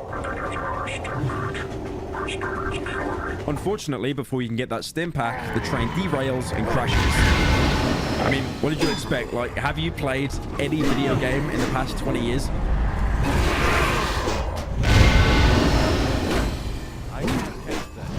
Climbing out the wreckage and past the dead CPs, you can find a stop pod to deal with any head crabs that have escaped their drop pods. It's easy to forget that the Combine would actually repurpose the head crabs into weapons and then drop them onto resistance fighters. I also like how after your entire squad is wiped out, your character really just doesn't care because he's that much of a sociopath. There's one unbroken crate that you can use to prop yourself onto the maintenance platform, or if you're a real Chad, you can just crouch jump. You'll see where the markings on the wall are in City 10. In Half-Life 2, Dr. Breen, a Combine collaborator, goes on to say City 17 is one of the last remaining cities. Redman said himself that City 10 was one of the first cities established. It's north of City 17, which over time turned into an overspill city for when City 17 became way too populated. In Half-Life Alyx, there's a globe you can find. Now, this globe is really outdated. Bye-bye, Russia! For example, it shows Hindustan instead of India, but on the globe, you can see City 17 as in Eastern Europe. This would make sense with the post-Soviet buildings, but this has never actually been confirmed by Valve. And also, all the power outlets are American for some reason. Well, alright, let's say City 17 is somewhere in Eastern Europe. That would mean City 10 would be somewhere in northern Poland or even Russia, which explains why there's snow everywhere. After killing another anti-citizen, seemingly holding out his own. There are some collectibles you can find. Firstly, a little hula dancer. Nothing here lore-wise. If you press it, they do a little Fortnite dance. You could actually find these things in Half-Life 2 as well. There are 7 across the game, which get you an achievement if you find and wobble all 7 of them. There's also Half-Life 2's equivalent of the Lambda Cache. These were supplies the rebels would hide, so people passing through could get access to supplies. In Entropy, it's pretty much the same gimmick, but instead, the tags are in color. This is also where the game gives you its first puzzle, which, to be fair, is one of the better puzzles in the game. There's 3 power stations with 1 battery on the floor. It'll attach, letting you know, okay, now you need to find the other 2. After you do, and probably wake up some zombies in the process, you can power up the Combine console to talk with Overwatch. Only the problem is, once you do that, a rebel just walked in and shot the console to pieces. But I guess we can leave now? The next bit, on the other hand, is one of the few times the game is just downright unfair. You'll have to stack some boxes to get over the fence. You'll jump over to the door, try and open it, and it's locked. Alright, fair enough. Let me try the other door. And if you do, this is when a rebel will drop 2 propane canisters already on fire. So you'll have about 2 seconds to get out of there. Or, like me, try to actually pick up one of the canisters and throw them before they explode. Don't try this at home. I'm pretty sure, like in-game, I lost both my arms. When you finally get outside, you can activate a bunch of man hacks, and honestly, for a throwaway gimmick, Breadman made a really cool combat system here. They'll hit barrels that explode, killing zombies. They'll even cut apart the scaffolding on accident, making boxes fall from above, killing zombies. That being said, there is a nasty surprise out here though. You can find these supply crates that you usually break open in Half-Life 2, but here they've been trapped by what rebels are left to explode whenever they're touched. They've reused transponders from Half-Life 2 Episode 2. These would be used to ping caches on the radar, which was basically the game's side content. So anyone that's played the game before will try to break it open, thinking there's supplies, only for it to explode in their face.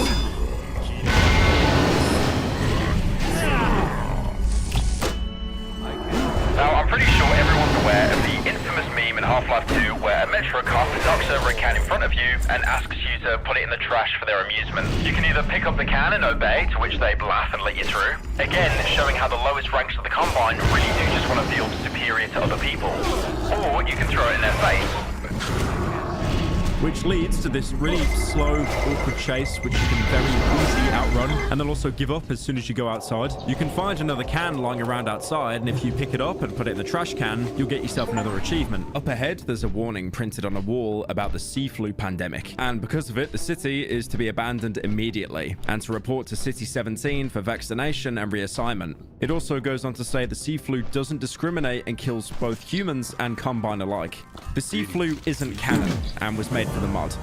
Originally, the sea flu, or Combine flu, was a bacteria that came across from the Zen border world that was opened in Half-Life 1 by Gordon. It would only infect Combine as their augmentations made them more susceptible, but over time it evolved to infect normal humans as well. The Combine knew that they couldn't suppress the population of City 10 with their forces being diminished by the bacteria, so they all bailed to relocate to the nearest cities. Some of the civilians you see at the train station in Half-Life 2 could have actually been people relocated from City 10 after the outbreak. I didn't see you get on. The civilians that stayed took their chances to form a rebel network, and surprisingly, some of the remaining civil protection actually decided to join them, knowing that if they left, they'd probably be killed for insubordination. Keep in mind, only Metro cops still have their minds intact, so probably saw this as the only way out. The Combine tried to retake the city and failed, so ended up shelling it. Hence why headcrab zombies are so numerous. After the shelling, some of the rebels did actually survive, while the remaining rebel cops probably died from the infection because they were always more susceptible. But the rebels realized the sea flu was actually being suppressed by the cold weather. That's why there are still pockets of resistance in this pretty much dead city. You can find some of them holding out with reprogrammed Combine sentry guns, ironically having the same paint decals to show that they've been hijacked to serve the rebels. These create really interesting combat situations, where you'll have to duck and climb into hollowed out cars for cover, hoping that they're distracted by the zombies just enough for you to get up close and topple them over. That, or you could just, like I said earlier, spam manhacks and let them do all the work. Again, I'm really not overselling how overpowered these things are, and you're actually able to carry 3 of them at once. Past the first line of defense, there's a huge rebel encampment. I'll be honest, I can really see what the devs are going for here. There's a crashed hunter chopper in the building that you're being fired from, and some rebels have even repurposed Combine sniper towers for themselves. You can have a huge standoff in a makeshift garage, watching your cover slowly get demolished. As the walls fall apart, even the door is fully destructible. The problem with this set piece is Half-Life 2 AI, which was never really that smart, to be fair. If you clear out the area too early by playing aggressively, rebels will just spawn from the exact same place over and over, so you can bottleneck them for some of the cheapest kills imaginable. To get to the next area, you'll have to solve another puzzle. I'll be honest, I wouldn't even really call this a puzzle, more just a fetch quest.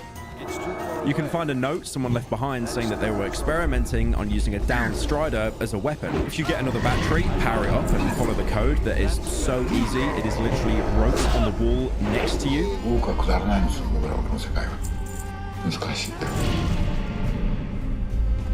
The Strider will reactivate, fire, and blow part of the building down for you to make progress. Up ahead, you can find the game's last collectible, a poem scrawled on the wall. There are 10 of these found throughout the game, but because one of them ends with shilling the Half-Life subreddit... Ew! You must be from Reddit, stinky, stinky! I'm not really going to go into too much detail.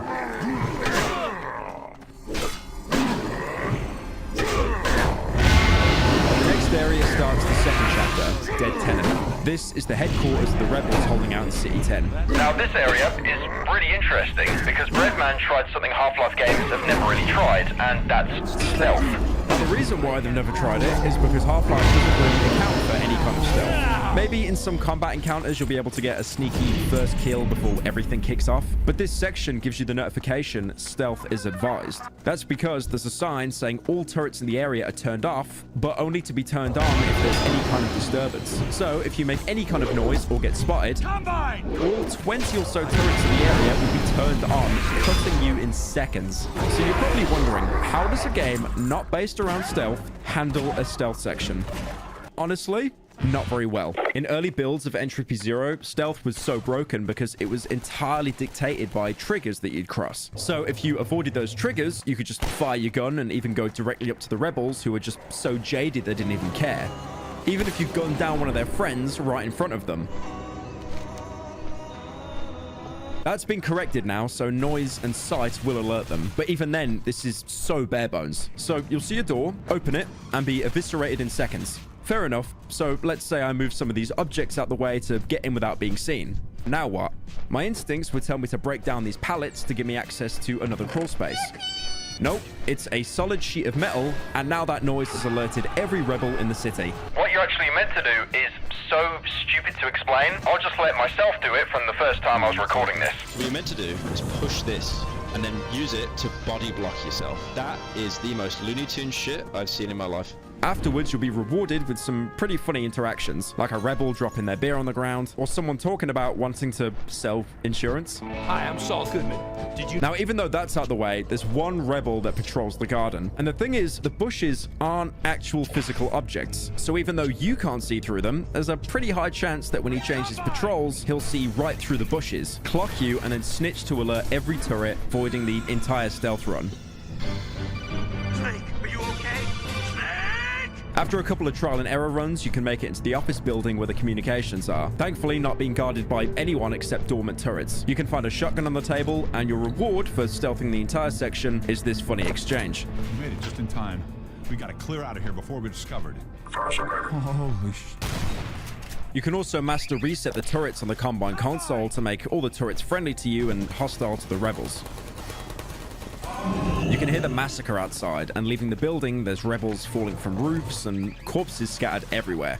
Wrote on a whiteboard before leaving the comms room, you can see someone called Laszlo wrote out the algorithm that hacked the turrets before leaving. This is probably the same Laszlo that was briefly seen in Half-Life 2, who is basically only used as an example of what antlions could do to people. The funny thing is, you can actually save Laszlo in Half-Life 2 if you're quick enough, to which his friend just acts like he died anyway. Dear God, poor Laszlo. Fighting through an apartment block next, and this can actually be pretty challenging. Cover's pretty scarce, and at the end of the hallway, rebels have hijacked a plasma turret, which is the equivalent of having 10 sentry turrets fire at you at the same time. You'd have to weave in and out of rooms, dispatching rebels and using cover to give you just enough time to make it across the hallway. Or you could be a complete scumbag like me and use the zoom function to land a perfectly placed headshot, making the entire fight a cakewalk. I actually think that I cleared out this area so quickly that some rebels would actually spawn in behind me and wouldn't even know how to react.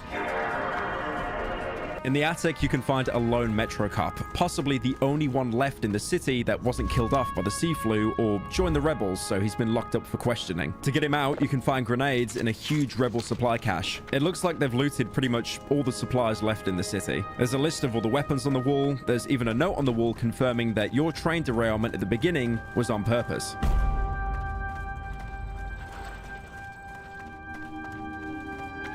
To all groups, the train is derailed. It went well. The parts for Eli and Dr. K are already on their way to City 17. Now we just need to focus on sending the rest. I'm keeping a large wad of supplies here for our own defenses. Eli and Dr. Kleiner are two important characters in the Half-Life lore. Originally, both were present in the Black Mesa incident, and later became rebels in Half-Life 2 to work on teleporter technology to help the rebels get around without being spotted by the Combine. These parts from Black Mesa are probably teleporter parts that the rebels needed to get to them, so derailed your train to send them off to Eli and Kleiner.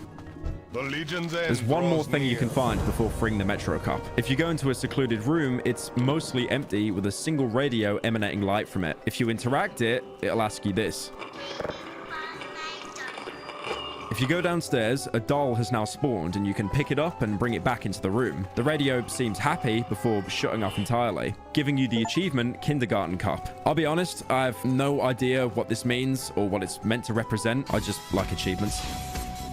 After throwing a grenade into the generator, which breaks the lock in the Metro Cop cell, it'll also blow a huge hole in the wall. Crawling through the hole, you'll see a skeleton that's been Nagasaki'd into the wall, but also some important lore dumping scrawled on the walls. Everyone, consider this my apology. When you find this, I will be too far gone. A few months ago, we were sat on the lookout at Breaker's Point, and I was sat on the shanty, looking down onto the road. What can I do for you? That's when I saw him. A man in a blue suit, complete with a briefcase. He came strolling up the street like nothing had changed in the world. Before I knew it, he was in my face, and I couldn't describe it even if I tried. We struck a deal. He offered to keep us under the radar and out of Combine sight. All we had to do was push out salvage back up the railroad to City 17. That was the deal. Then he was gone. A mere second had passed, and the boys, they saw nothing. I drove myself crazy, doubting it was real, but something made me bite. And after the first few crates got sent back, food and water arrived out of nowhere just for us. He had been feeding us. There is no stash. As you know, We've bled this city dry. That's why I sent JC's group further. I knew the risks, but I had to keep filling the orders, paying the rent. After JC's group didn't return, there wasn't much I could do. My hands were tied. You no longer trusted me. You made it clear, no more supplies to City 17. So I had a second visit from the suit guy. He showed me all kinds of things. City 17 in flames, Vortigaunts, interstellar space, and Freeman. Gordon Freeman. It all made sense. We got given one final chance to secure our sanctuary, and it was that damn train. I have to thank you all now. Thank you for obeying me one last time. You will know in time how vital this all is. Your safety. He promised it if we successfully did as he asked. He also said that he would come for me, to take me away to a better place. So it is done. I wait for him now, and soon, hopefully, you will never have to worry about the Combine ever again. This skeleton in the room is Jim, the leader of the resistance for City 10. It struck a deal with the G-Man. The G-Man would promise them supplies if they kept pushing weapons to City 17. Eventually, it became too risky and they botched their part of the deal. So the G-Man came back to them with one final offer to derail your train, which carried Black Mesa supplies that Eli and Kleiner desperately needed. That's why there's only one untouched crate on the train. The rebels arrived and cleared the train of all supplies. The biggest question is, did the G-Man account for you to survive the train, or are you an interloper? If the first is true, then the G-Man broke his deal with the rebels, knowing a Metro cop would be let loose and wipe them all out. Or maybe your survival was so unremarkable, being a lowly Metro cop, that you just weren't accounted for. The cop you freed goes into another room to clear it, waiting for you to take the lead, and when you do, he shoots you and kicks your face directly onto the console, knocking you out and leaving you half dead. The stream gets interrupted due to syncope or loss of consciousness, and when you come to, it starts to make a lot more sense why you were shot. While being dragged away, you can see the building on fire, the rebels packing up what's left to probably move on to White Forest. The rebel base that was featured in Half-Life 2 Episode 2. One of the last bases of humanity without any Combine interference. The man who shot you is Barney Calhoun, a pretty unremarkable security guard in Black Mesa. Seriously, you only see him for like 3 seconds knocking on a door at the beginning of the game. He's voiced by Michael Shapiro, who'd voiced pretty much all the security guards in the original, which you'll really notice now that I've said that. Catch me later, I'll buy you a beer. Catch me later, I'll buy you a beer. Catch me later, I'll buy you a beer. Catch me later, I'll buy you a beer. Catch me later, I'll buy you a beer. It's me, Gordon. Barney from Black Mesa. But this was later retconned for him to be his own character in the Blue Shift expansion, the only security guard to escape the Black Mesa incident alive. But more importantly, he plays a pivotal role in Half-Life 2. Oh, it smells like ranched farts under this mask, Gordon. He intercepts Gordon using a civil protection disguise before he got shipped off to Nova Prospect. Welcome on board this Avanti West Coast service to Birmingham New Street, an abandoned prison that was repurposed by the Combine. After Gordon Freeman and Alex Vance, he's the third most important character in the universe. And it's funny to think that he used the same tactics to get the drop on you to also save Gordon 11 months later.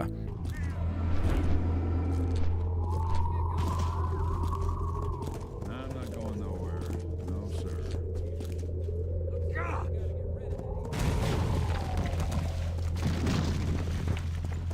Eventually, the rebels drop you into a hole, the old metro system of the city. They didn't even check if you were still alive or not because it doesn't matter. You're gonna die down here either way.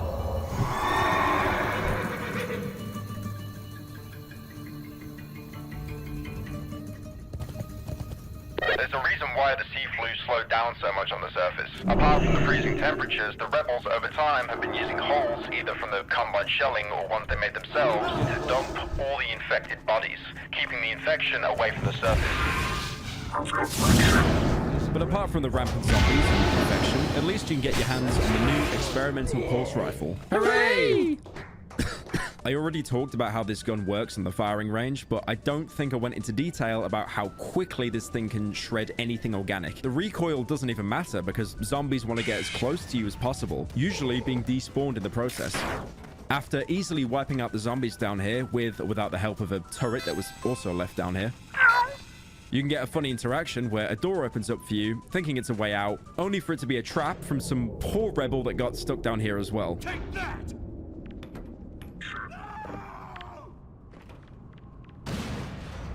By the way, I did try to see what happens if you don't throw the grenade back. With no other way to get the grenade out the room, it just explodes and kills you instantly. Going inside, you can see the corpse of a zombified human. Clearly, this guy just couldn't get over the fact that he lost his friend. And with no supplies or ways to communicate in here, you've probably just saved him the effort of starving to death. Going back to flip the main breaker to go deeper into the tunnels, it's clear that there's something else here. And again. And again. I'm really not sure what this is. The only explanation I have is by being around so many infected corpses, you've now contracted the sea flu, and it's starting to affect your mind. May I have one of those? You think that's a good idea? Hank, I already have sea flu. Escaping the subway, you're greeted with the cold, metallic Combine structures. Usually, this is a really bad thing, but because you're a Metro cop, this is great. This is where you'll have to do one last stand against the remaining zombies down here. Thankfully, before the Combine died, they left behind some turrets that you can use to help defend. There's something amazing about seeing 4 sentry turrets doing all the work for you while you just sit back and scroll on TikTok. The dictatorship to bring. The ridiculous leader, he is not qualified for the leader of China. After a while, you'll realize the zombies aren't going to stop coming. Probably because it's an entire city's worth. So instead, you can escape through one of the vents the zombies broke down to try and get to you. Doing so leads you deeper into the Combine complex, where the game throws another curveball at you. You can see in the clip, I really did try to jump over that power surge, but it's scripted. Bad Cop has now lost his night vision entirely, and with no flares lying around, the only thing left to do is to interact with the console still running and see what's left. Doing so releases a stalker with a headlight attachment.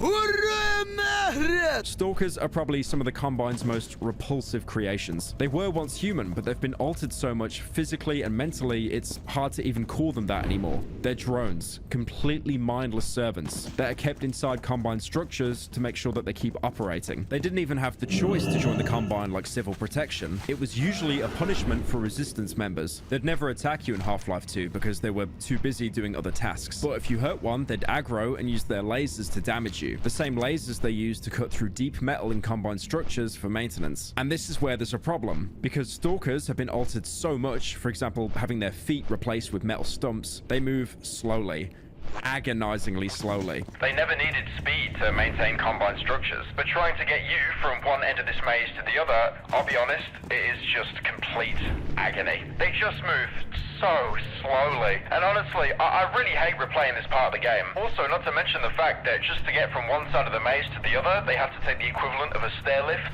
It's just so painful. So you're probably wondering, why don't I just grab a flare lying on the ground and run to the exit? Well, each exit is locked down, and only a stalker can access the panel to let you through. So there is no possible way to speedrun this section. I mean, at least you get access to manhacks here, and there are some stalkers overhead, and if they see you in trouble, they'll try and help with their lasers. I can see what Breadman was trying here. There's a really similar situation in Doom 3. Early on in that game, you can meet one of the few scientists left alive, and he wants you to take him to the other end of the facility. The power's all out, but he does have a huge lantern to light the way. You've got a flashlight as well, but in base Doom 3, you can't hold the flashlight and two-hand a weapon at the same time. So stronger weapons like the shotgun. Sorry, let me rephrase that. So stronger weapons like anything except the shotgun can't be used. This guy will light the way for the entire area until you come to a ladder where he gets jumped and dies in a scripted event. Probably because they were too lazy to animate someone climbing the ladder. It's pretty similar in Entry 0, except if the stalker dies, it's an instant game over. That's bad. And also, they forgot to script the stalker letting you back in case you back up through the door before it closes. So if you do that, you'll be soft locked and forced to restart. The thing is, like, you can even kill him now. Like, the game just doesn't care. You're screwed. After ascending higher into the Combine structure, you can see a Combine bullet train made specifically for this mod. It's honestly a really nice design. I'm just not sure why your character gets in such a bizarre way. Why does he get in like that? He gets in like ass last. Thankfully, there's still some power left in the facility, so we're taken to Installation 10, passing by a mix of sewers, old subway tunnels, and Combine structures. It's clear that they gave up on this city before terraforming all of it to suit them. Eventually arriving at Installation 10, we're kicked off the bullet train and come up to a Combine force field. These were the base game's not-so-invisible barriers, and it actually took me a minute before I realized I didn't need to do a massive puzzle just to deactivate it. How do I get... Oh, wait a minute. I'm a Combine. Lamau!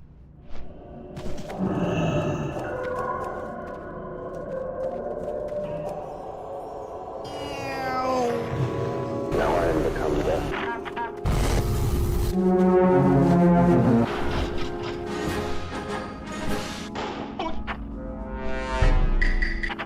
Mr. Beast! What, we some kind of suicide squad?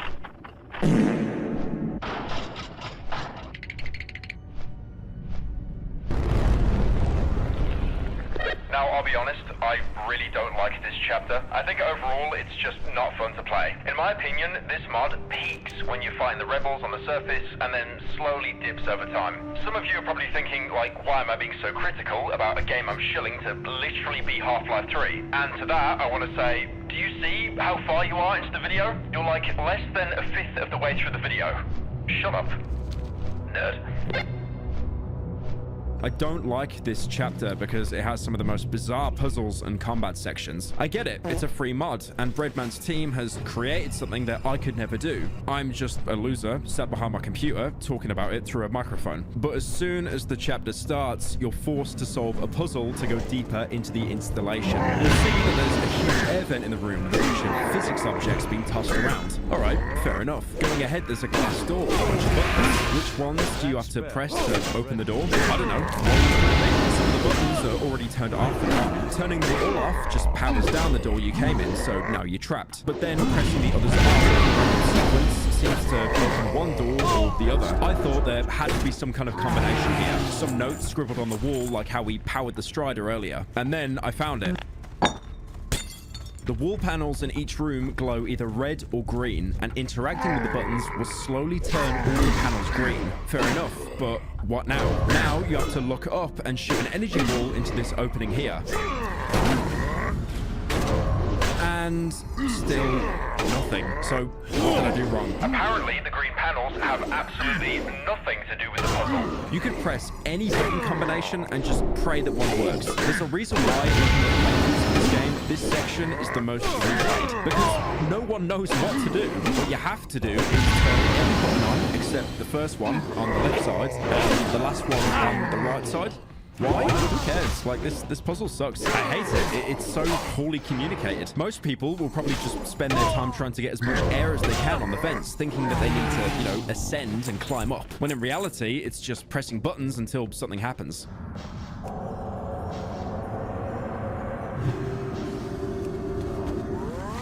In the next room, you can see another friendly stalker. Thankfully, not having to follow this one around. And interacting with its console, you can scan pods for any traces of sea flu. The pod you scan is clear, but when you get scanned, a contagion is found. Attention, you have AIDS. And this is another pretty bad mechanic that gets brought into the game. Randomly, or at scripted events, Bad Cop will become infected with the sea flu. I have a tumor.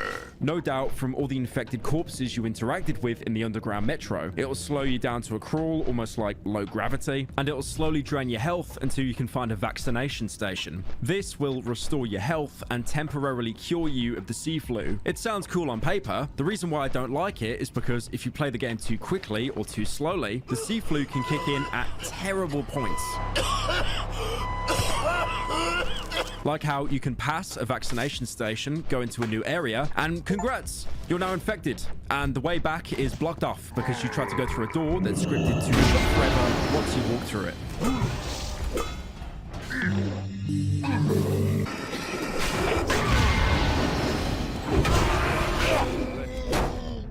Wait, is there no vaccination machine? Oh nice, I'm soft locked now, apparently. Yeah, I'm soft locked because the door's meant to shut behind you, so yeah, I'm just gonna die now. To be fair though, this is something that Breadman actually admitted was a complete mistake. Making some progress inside, you can see a lone Vortigaunt tampering with the electricity who accidentally disables the laser grid for you to get past. One of the ones Jim, the resistance leader of City 10, saw in his dreams about the G-Man. You'd actually kill Vortigaunts throughout Half-Life 1, something the G-Man even mocked Gordon for in Episode 2. There was a time they cared nothing for when their only experience of humanity was a crowbar coming at them down a steel corridor. Despite being enemies in the first Half-Life, Vortigaunts are allied with the Rebels now. They didn't even want to hurt you in the original game, but they were under the control of the Nihilanth. Hence why they wear shackles in the original game, but they're pretty much naked in every appearance afterwards. Afterwards, there's a huge standoff with dozens of Vorts. The cover is even destructible here, which is a pretty nice touch. But you'll probably never be able to appreciate this because to avoid their near hit scan attacks, you'll have to keep circle strafing like the least attention deficit CSGO player. One of the Vortigaunts tries to directly contact you, and it's pretty apparent it's just reused lines from the base game to attempt to make some sort of conversation. Hey, you're just mad because I was able to do something with my fucking guitar hands that you'll never be able to enjoy. So yeah, you're gay.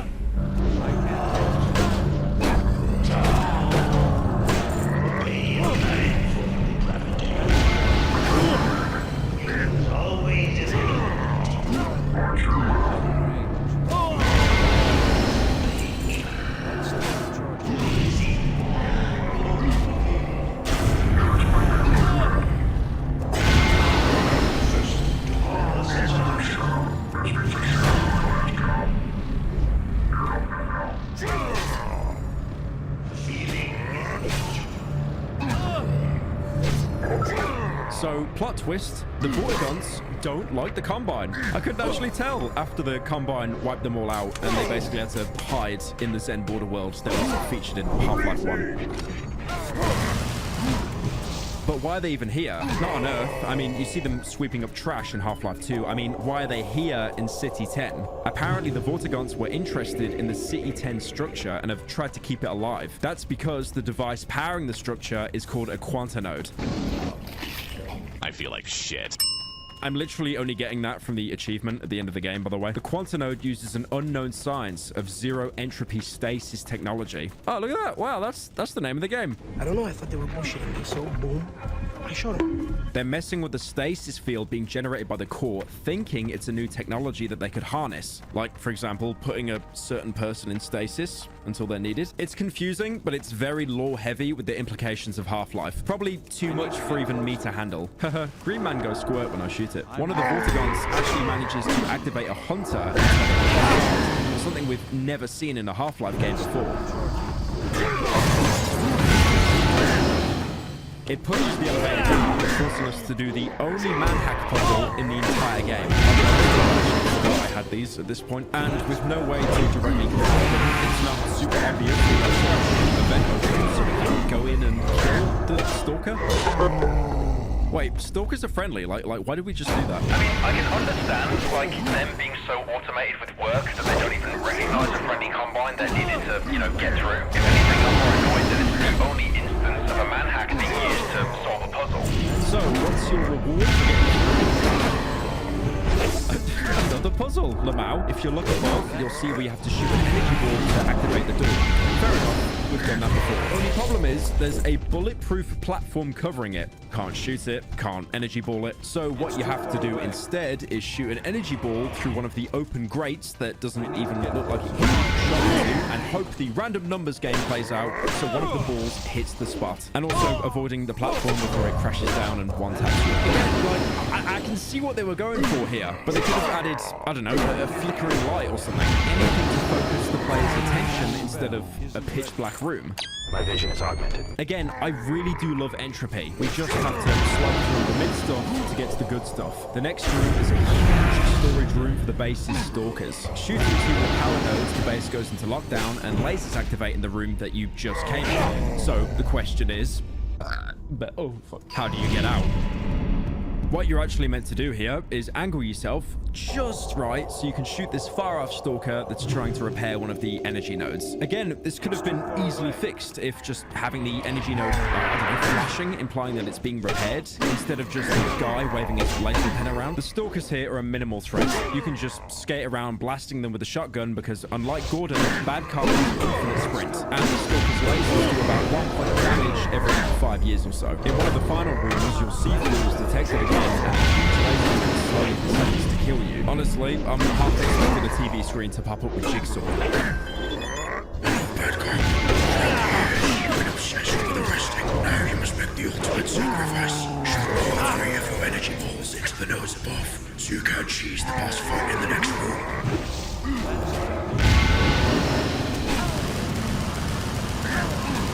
In the boss room, you have to face the converted hunter. Now, this combat arena just isn't good.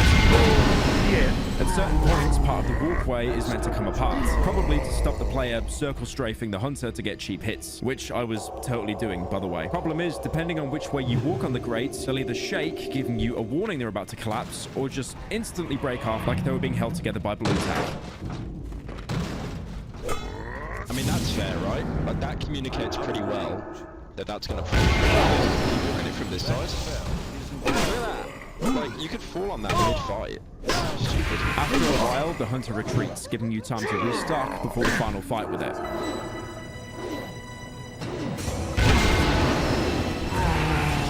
Instead of falling platforms, lasers activate, which stun the hunter or instantly kill you. Like this one, for instance, where I was about to kill the hunter, got infected mid-fight, and then backed off into the laser after the fight was already over.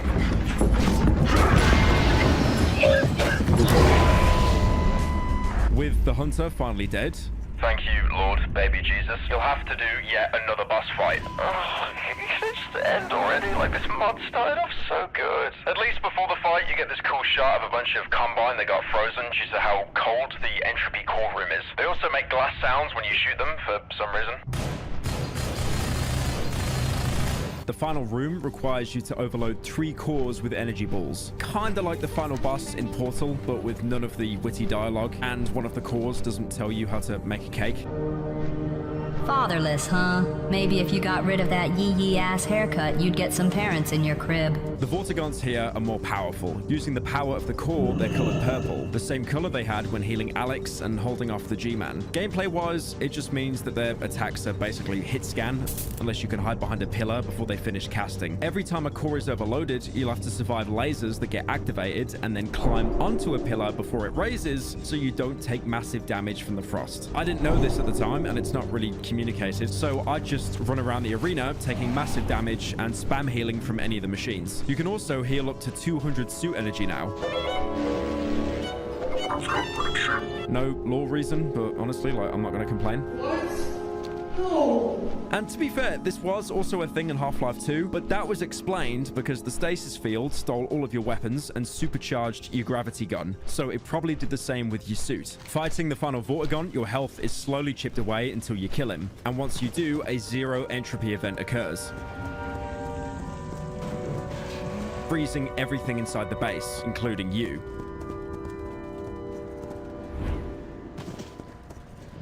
The stream ends with you now coming back to the present. The Combine salvaged whatever was left of Bad Cop. It's hard to make these Combine out, but from their yellow goggles, we can tell that this is probably Nova Prospekt, the repurposed prison which featured yellow-eyed Combine in Half-Life 2. Finally, an advisor appears on screen. These grub-like creatures are basically the overseers of Earth.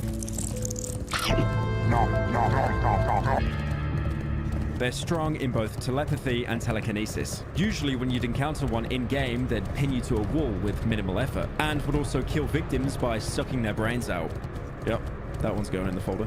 The advisor speaks to Bad Cop directly. Problem is, if you didn't turn on subtitles in the game settings, you'll have no idea what's actually being said to you. It goes on to say it was surprised to find you so far away from your post and still alive. The only reason you're even alive is because the core stasis field kicked in, and it also commends you for clearing out City 10. It says they're worried about an old foe coming back, so gives you a mandatory promotion, using your consciousness as copies for future soldiers.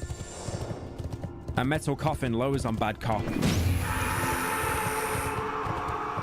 and he screams. I mean, it beats the time Gordon was taking fire damage.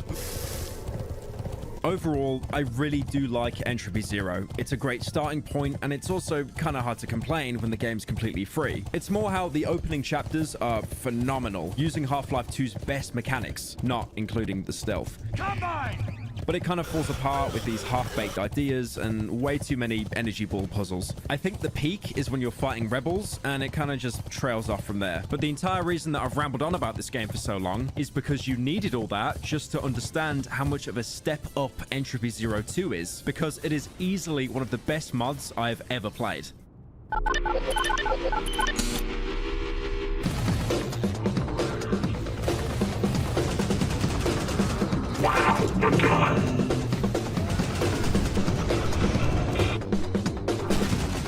Entropy Zero 2 wasn't even going to be made, but Breadman eventually caved in by so many people asking him. It's hard to even compare the first and second entries because the sequel is just so good. It never really falters. The original Entropy can be beaten in less than an hour if you know what you're doing. Probably around minutes if they remove the stalker section entirely. But Entropy Zero 2 is around 4 hours long, and even longer if you take your time with it. A month into development, Breadman actually paused his work on Entropy Zero 2 to focus on Unity to create something to be sold to support his young family. Mods don't pay bills, so he took some time to work in that world, but the drive to make Entropy 2 grew louder and louder. That shit is fucking trash, dog. Get the fuck. 1.5 months later, he found himself back in the driver's seat over the next 4 years. Where did that bring you? Back to me. With his newly formed team, who called themselves Breadmen. Very imaginative name there. And then Entropy Zero 2 was released to the public. There's so much content in this game that every couple of months or so when I boot it up to do a new run, I'll find new items or dialogue. It's the gold standard for Half-Life mods. And if you don't believe me, there's a part where a guy gets thrown into a dumpster. Where have you been, boy? Nice to see you're still taking out the trash. Booting up Entropy Zero 2, you're given the warning that the game is about being the bad guy. I mean, your name literally was Bad Cop in the first game, so that's not very surprising. You can tell just by looking at the main menu, it's a huge overhaul. The backdrop looks amazing. Difficulties even have their own icons now, representing each rank of the Combine, with Metro Cop being easy, Combine Soldier being medium, and the Combine Elite being the new Bad Cop difficulty. Some very light foreshadowing there.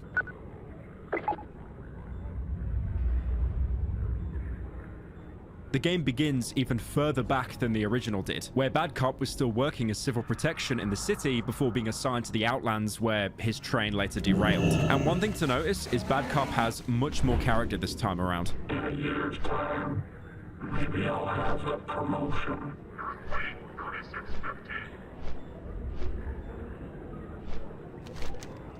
Doesn't matter. I've got friends in high places. You know that. This was the time before Bad Cop was given that name, instead being referred to by his ID number, 3650. And I cannot give enough credit on how this opening act makes the original game completely inferior. None of the Combine you met in the opening of Entropy 1 could be talked to or interacted with, but here, every single civil protection can be talked to, with each one having 3 to 4 unique lines of dialogue each. This is only meant to be a quick prologue, but you can easily spend up to half an hour here, either overhearing conversations or being bullied by your colleagues.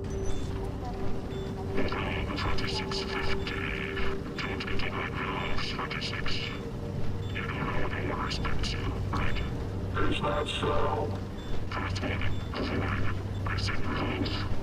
Fine. You really start to pick up that 3650 isn't someone who's respected. Everyone sees you as a bootlicker or a suck-up, which is a far call from how you cleared out an entire dead city just a few months later. The teachers go to sleep. Paradise in the day. Look who it is, the brown-nosing pet. Look who it is, the asshole that never shuts up. The 36. Has anyone ever told you you're a freak? And you're ugly. Ugly. One thing I really like about these interactions is that 36 will actually clap back, as opposed to playing as Gordon, where you just spam the interact button, which led to one-sided conversations. And would usually end with someone telling you to leave them alone, or just giving you a really awkward glance until you've moved on. Yeah, I'm not talking to a suckhead like you. You'll just find something to wrap me out on. Whatever. Leave me out of whatever it is you do. I don't want people thinking I'm a nut job. These interactions carry on throughout the entire game as well. I didn't even realize until like my 4th playthrough, but if you go into the console and enable God mode, he'll just mock people that are trying to kill him. 36 has around 15 minutes of voice lines in-game, which doesn't sound like a lot spread across like a 4 to 5 hour game, but for comparison, that's nearly twice as much as what Vast had in Far Cry 3, and we all know how memorable he was. As an example, he has around 5 unique voice lines for each individual type of damage he can take, like acid, Why does it have to be bodily fluids? antlions, Need something? a physics object, You almost made me swallow my gum. If I had any. fire damage. He'll even comment when he's low on health. Blessings. Feels like it is something important. Never mind. My stomach is killing me. Which, of course, was a direct reference to the Metro cop that was killed on the train in the first game.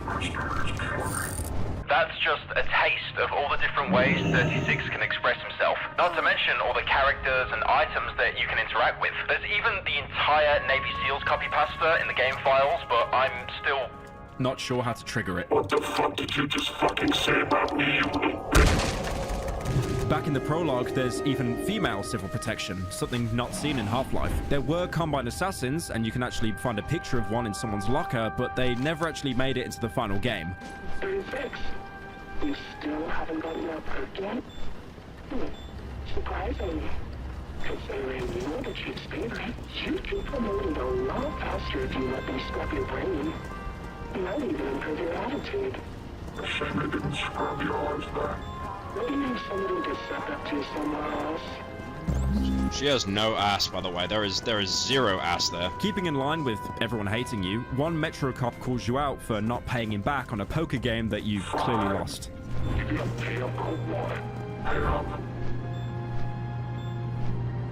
Poker, 2 nights ago, right after our shift. Don't tell me that your brain scrubbed a dope number. There's always been tell everyone else.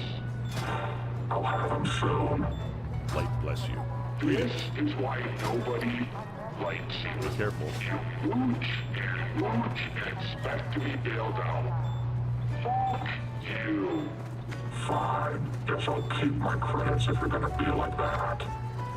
It's interesting seeing the Combine take part in vices like gambling, because the higher-ups would probably see it as a complete waste of productivity. But also, keep in mind that civil protection are still human. They're at the bottom of the Combine pyramid. Just enough humanity to still be snide. The Broomstick Cop, which is now his canon name, certified, trademarked, badass seal of approval, gives 36 one more remark that has some heavy implications in the second game's story. The Combine rescued my brother, and it was nice. I got a new perk. Substitute your first perk. I'm working on it. It's a lore-friendly reason as to why civil protection sticks around with the Combine. The wiki states that they do it for guaranteed food rations or housing, but imagine being able to be reunited with family members you lost while the Combine invaded Earth. The irony is they're only really giving back they took away from you in the first place. There's also a bunch of holding cells here full of civilians. They don't have any unique dialogue. They'll get jumpy when you go into their cells, probably expecting a beating or worse. But most of them just watch Dr. Breen talking on the TV. If you don't know who Dr. Breen is, why are you watching this video? You're clearly only playing my video while you're doing something else. Coward. He was the site administrator for Black Mesa in the original Half-Life, despite never being seen. It's switching. sides. And now he's the leader of Earth, quotation marks, after the Combine invasion. In reality, he's a puppet and a coward who made a deal with the Combine for humanity to surrender and be integrated into the Combine. You can even find his own brand of water across vending machines in all the Half-Life games. If that's too much information for you, he was that one guy who screamed hacks in the Gmod idiot box. Like I said, all the interactions in the opening are great, and it shows the polish this game has compared to the original. The only issue I ever have is like some of the audio was obviously recorded at different levels, so some cops would be super quiet with 36 turn his headphone volume onto max. You can even interact with some Combine that have a British accent.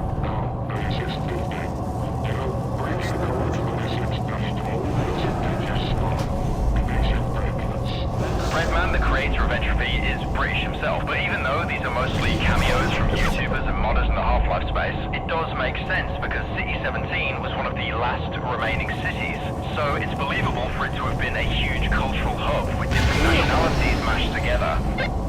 Past some prison blocks, you can see two Metro cops talking shit about you, known to be quiet once you come near.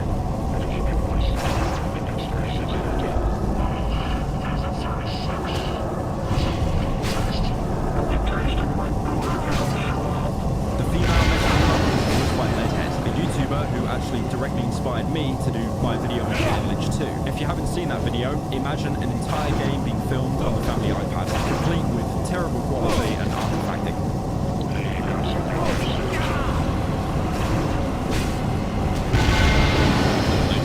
Like I said, pretty much all the Metro cops are voiced by staff of the game, as well as well-known modders and YouTubers in the Half-Life space, like Richter Overtime, Employee 8, co-creator of Entropy Zero Uprising, yet another one that will go into detail much later. And despite all of that, my only voice cameo in the Half-Life universe is Hunt Down the Freeman. The aliens are coming! Should we compromise? I really can't express how alive the Cybertron feels.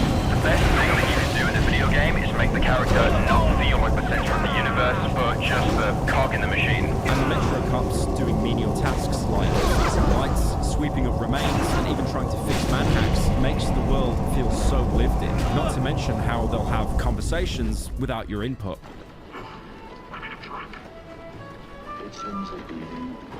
It's a great way to set the stage and to remind players that you're a bad person surrounded by a bunch of, if at best, desperate people, or at worst, complete psychopaths. Each day is a blessing. Lioness Akar. Shove an ass. Literally no ass! Why live? Why live? Big emphasis on the psychopath part, by the way, because many humans that joined Civil Protection genuinely believed in what the Combine was doing. So we've established that 36 isn't liked by any of his peers. And to further remind the player at the bottom of the barrel, you're given the job of head crab juicy. Which is about as tedious as it sounds, given to by your superior, while also throwing a nod to Eli and Alex Vance. I'm dealing with the Vance case. I'll be with you soon. The genius part about this opening is it actually gives the stun baton a use. I mean, sure, you can say that it's just a retextured crowbar, but Entropy 01 gave you the stun prod that honestly I never used apart from opening a single box in the opening. But here you're smashing head crabs and even escaped manhacks. The manhacks, by the way, don't make a return as a weapon in this game, probably because of how disgustingly overpowered they were in the original. After making some progress in the vents, you can see a group of Metro cops using a console to look up people's past before they join the Combine, probably archived so it can be used against them if they ever decided to defect. He's been a car salesman. Why shit he job? Oh yeah, there's a shitty life. I used to love being alive.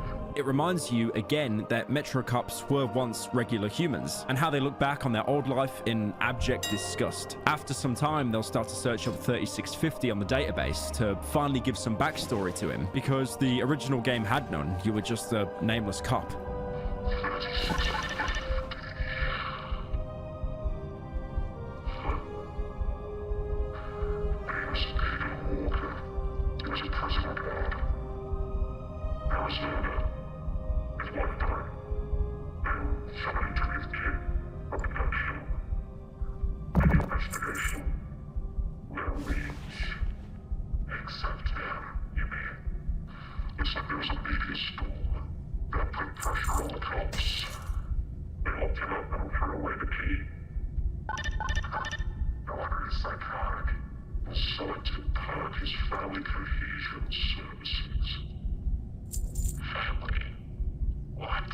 So we learn that 36's real name is Aiden Walker. He was a prison guard in Arizona. His wife died and his child was abducted, but the investigation went cold, so the police pinned it on Aiden and had him locked up in a mental ward.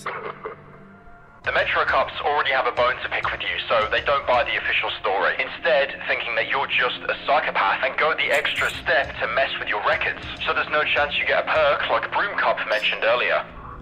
Let's make sure he never gets that perk.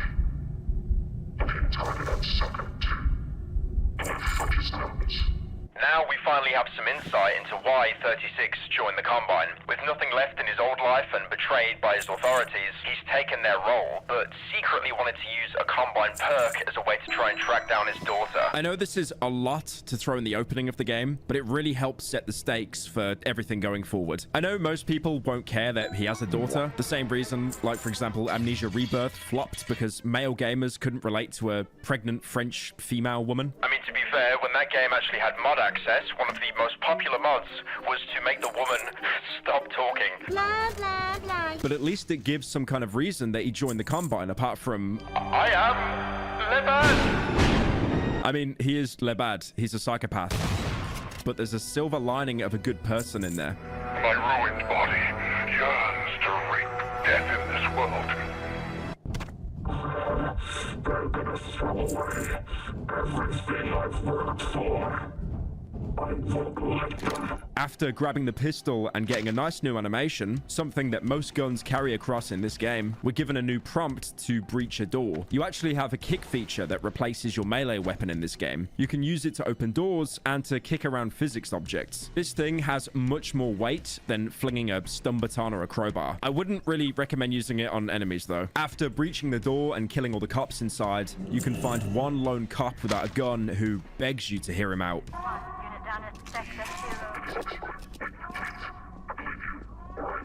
Alternatively, you can just kick down the door and not actually shoot anyone, and then you'll get some additional dialogue from the Metro cops as they talk shit straight to your face. It wasn't me. She was taken from me. I'm innocent. If you noticed, entering the room, there was a security camera that turned on and recorded the entire massacre. With you pretty much dead to rights, you're taken to the officer of the precinct.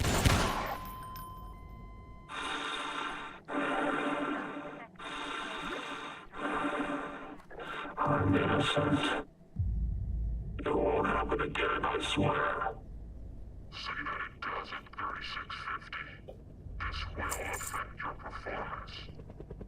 You will have to make up for your lost credits. Of course. I'll double my rounds. Lucky for you, you're worth 5 of those guns. Ironically, because 36 is such a proficient killer, no doubt looking at the security footage of how I domed 3 people in a row, you're spared death and put on duty in the Outlands. The memory cache skips forward again, and we see the opening of Entropy 01. And they've done a fair bit of retconning here by having 36 bark orders at the other cops, when in the original, he was pretty much completely silent. We're gonna clear this place nice and quick. Razor train will arrive in about 10 minutes. It's gonna pull up right next to the main building. The cargo goes on the train, and then we head back to 17. Clear? If we can get that cargo back, we're all getting advances.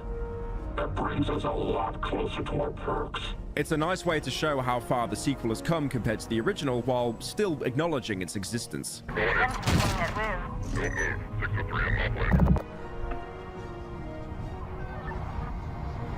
I'm innocent. The memory cache skips forward again because we don't really need to experience that part of the game. I played that part already and shot a guy and got a game over. The game now takes place exactly where the original game ended, with you being transferred and your consciousness being used as a template for other Combine. During the process, 36 talks about how he never felt normal, and the Combine actually gave him a chance at finally living. They used to tell me it wasn't normal to be like me. They locked me up, medicated me, outcasted me. People took everything from me. See you later. Because of the way I am. My way of life. My family.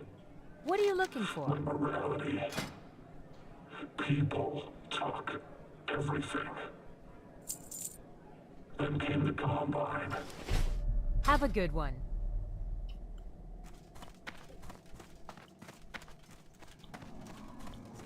They listened. They told me that the problems of the mind are not the problems of the soul.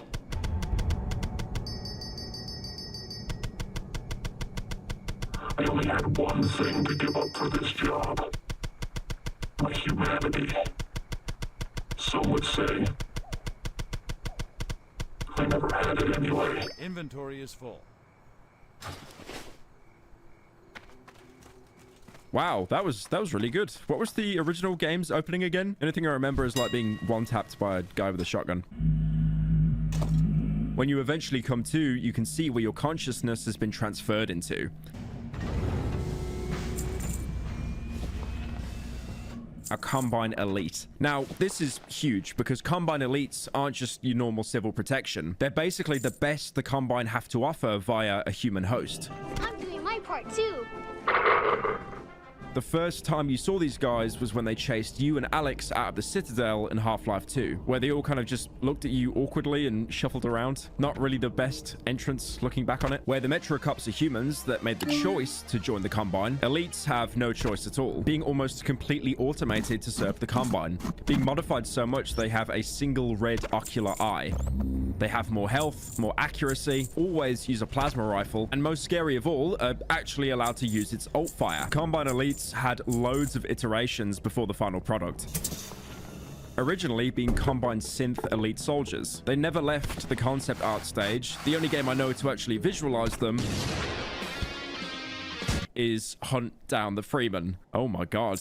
We've come full circle. They were also Dr. Breen's personal guards in the ending of Half-Life 2. They have medals on their chest to show their rank and have an insignia on their left arm, a cracked human skull, possibly influenced by the Totenkopf symbol, which the SS used in World War II. And now, you're one of them.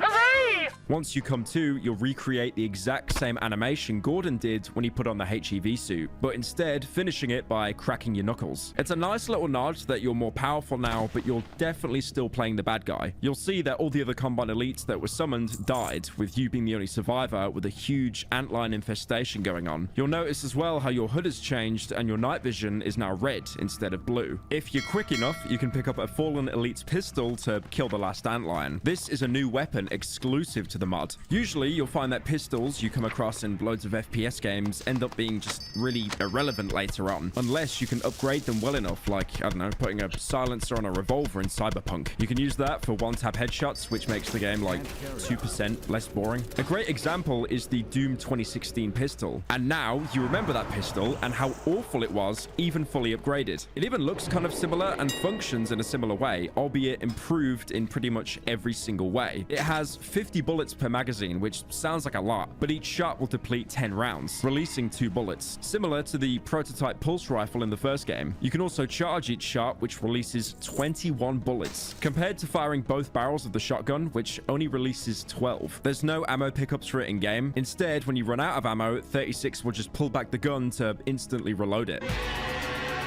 It's a great addition to the game. I'll be honest, I didn't really use it in the latter half, but it's still a huge improvement over most pistols you get in early stages of shooters. Oh god, I can just hear the Red Dead fanboys coping now. Nobody tell them that handguns are over half the game's weapons. It's a revolver, it's not a pistol.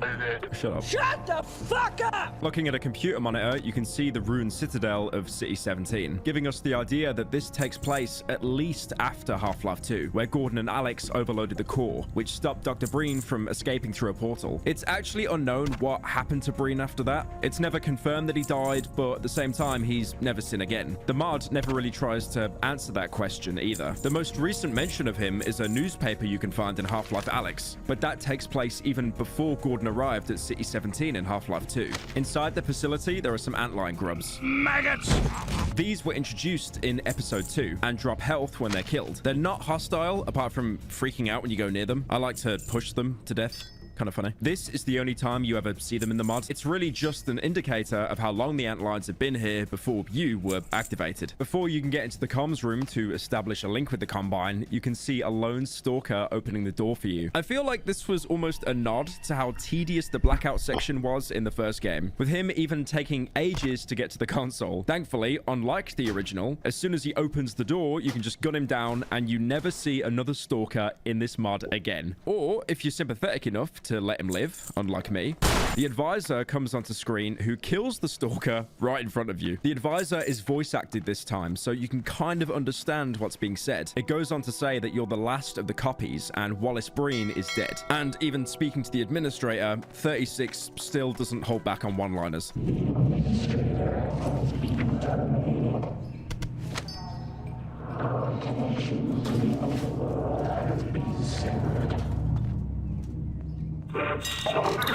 It also goes on to say that Dr. Breen's assistant helped the destruction of the Citadel. That's Judith Mossman, who appeared in Half-Life 2, originally only being included because the original Half-Life game had only male scientists. You meet her when reaching Black Mesa East in Half-Life 2, a resistance base located just outside of City 17. Listen to me, I sound like a postdoc. I'm just so excited to hear you. Her demeanor and attitude comes off as very analytical, instantly filling Gordon's head with equations and theories as soon as he got inside the base. Valve did this on purpose, by making her ramble on about models and statistics, while more interesting things were happening on each passing elevator floor, getting the player's attention and giving the attitude that you didn't really care about Judith. Oh, here's a Eli now. Huh?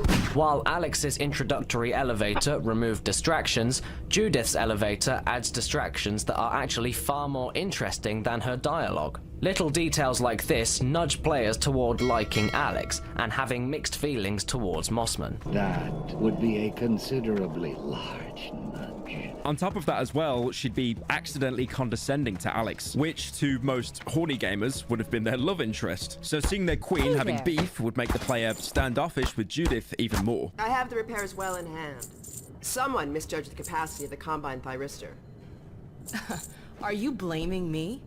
No, not at all. It was a calculation error, not a mechanical problem. On top of all this, Judith was actually working with the Combine all along, spying on the Resistance and reporting her findings to Dr. Breen. Gordon and Alex found this out while hacking into a terminal in Nova Prospect, the repurposed prison the Combine used for their experiments. Judith was Breen's assistant all along, and basically second in command. But you never saw Judith again until the end of the game, where she says this very important line. I'll take him from here. Don't struggle, it's no use. See you later. Until you're where he wants you, there's nothing you can do. I'm sorry, Gordon. While Breen is trying to make a deal with Gordon, using his intelligence to help further the Combine effort, you can see Judith behind him having an internal struggle, and pull out a hack tool from her pocket to save you and the Vances. Fuck you! Which gives this beautiful moment where you can see Breen pick up the gravity gun and waddle with it like a literal child trying to stop you from escaping. So overall, Mossman was a triple agent. She was feeding the Combine genuine information, but had a change of heart last minute and defected back to the Resistance. After Half-Life 2, Mossman tried to work on a way to shut down the Combine super portal, the entryway they've been using all along to break into Earth. If they managed to do that, all the Combine forces on Earth would be cut off with no reinforcements. The last thing we ever hear of Mossman is a transmission she sent from the Arctic in Episode 1, saying that she's found something really important. I'm fairly sure I've pinned down the location of the project. It's hard to say how much of it might have survived intact or whether there's anything remaining that could compromise our work if it were discovered by the Combine. We'll need to take a close look at it, of course, but I should be able to give a better opinion within a few hours. If the site is where we think it is, then it should be no more than... I'm gonna cut this short. We may have been spotted. The project she's talking about is the Borealis, short for Aurora Borealis. Aurora meaning the northern polar lights only seen in the northern hemisphere, and Boreas being the wind god in Greek mythology. And also the thing they said in that one Simpsons bit that was memed into heaven like 5 years ago. Aurora Borealis! This was a Healy-class icebreaker, which was a research vessel used by Aperture Science. Yes, the Aperture Science from the Portal games, meaning that they're in the same universe. You can even find an empty dry dock where the Borealis was stationed in Portal 2. The thing is, nearly 2 decades later, no one actually actually knows what's on the Borealis? That question is never answered, but throughout the game we'll explore the area around the Borealis and through the mod finally get some answers to what it could be. The main objective from the advisor is to capture Judith and interrogate her on what she knows about the project. There's also another big question answered here. Why does 36, as a Combine elite, still spout out one-liners? Civil protection makes sense, but Combine soldiers and elites are stripped of pretty much all their humanity. Well, apparently, as a perk to perform better, the advisor has left your mind intact, hoping that this helps you get to Mossman easier, being able to operate as a free agent. I would hope I'd be getting the perks they promised me.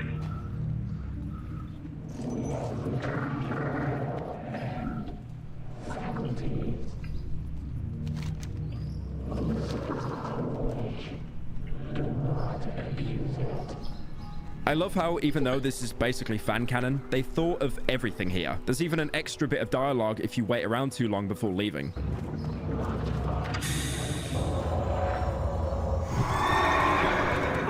Right. Conversation is over. Okay. I should get moving. Need those credits. After leaving the elevator, you're brought to the surface, and it becomes obvious really quickly that you're in Nova Prospect, the repurposed Combine prison. You can even find the pod the advisor put you in at the end of the game just a few feet away. Interacting with it gives you a brief, hazy vision at the end of Entropy 1, where you were strapped down before your consciousness was uploaded. I'm not even sure if the body we're using is ours anymore. It could be a situation like the game Soma, where the protagonist would transfer his consciousness across multiple bodies. His mind was his, but his body was usually whatever was left of the crew. You can also meet up with some friendly Combine infantry down here, who you can recruit into your squad.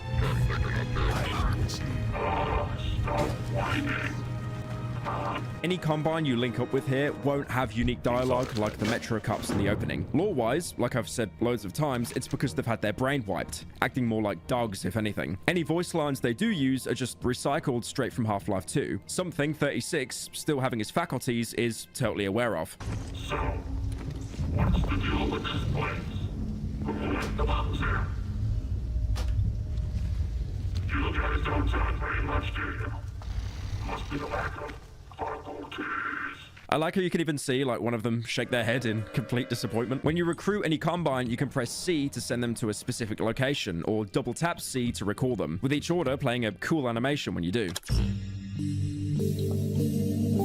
I'll be honest, and this is totally my own fault, I don't really use squad mates much in this game, because I'm that kind of degenerate gamer who feels that if I lose anyone in my squad, I've failed as a gamer. The same goes for healing in Dark Souls. If you healed even once during any of the Souls games, you'd never actually beat the game. Oh, my bad. Exiting narrator.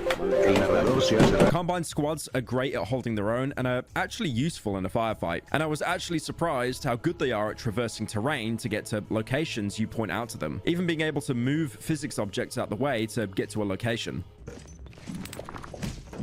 Why are you kicking that chair, bro? Stop! What's that chair go against you? If damaged, their outline will change from white to red. They can't be healed, but they'll regen health on their own if they're out of combat long enough. If you try to save every Combine you come across, you'll get a pretty large squad that can decimate most enemies. Half-Life 2 also had squad mechanics where you could recruit rebels to join you. Honestly, this was really underbaked and no one really liked it. They'd usually get in your way and awkwardly body block you in tight corridors, but thankfully that isn't a problem here, because the corridors are built around group combat, so they're a lot more wide. The only saving grace in the original was the medic rebels could actually give you a med kit, something rebels in this game can actually be seen doing to their buddies. Here, the entire prison is overtaken by antlions. It was the same for Gordon when he passed through, but there you had the theropods, glands scavenged from antlion guards, which could be used to trick the antlions into thinking you're one of them. Antlions themselves came here on accident when the Combine invaded Earth,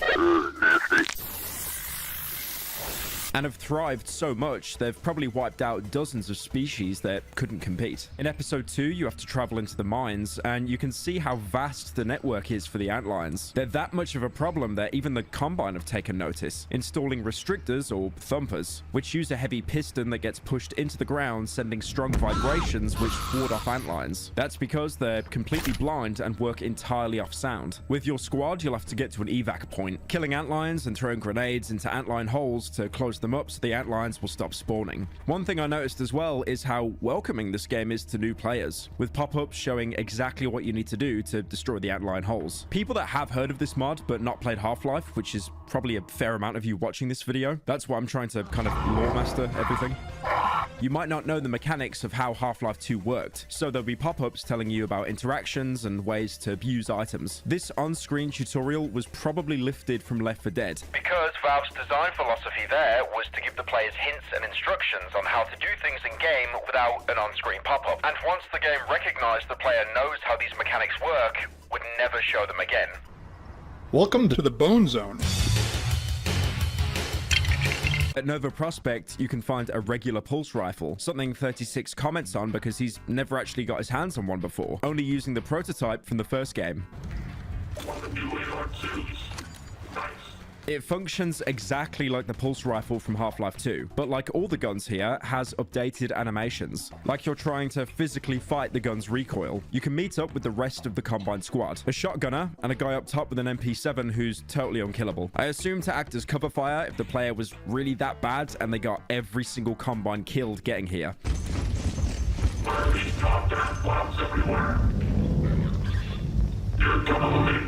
You actually saw these guys on cameras setting up turrets and throwing flares beforehand, which is a really nice touch. Behind them is some supplies where you can find a new weapon, the Slam, or selectable lightweight attack munition if you're a nerd.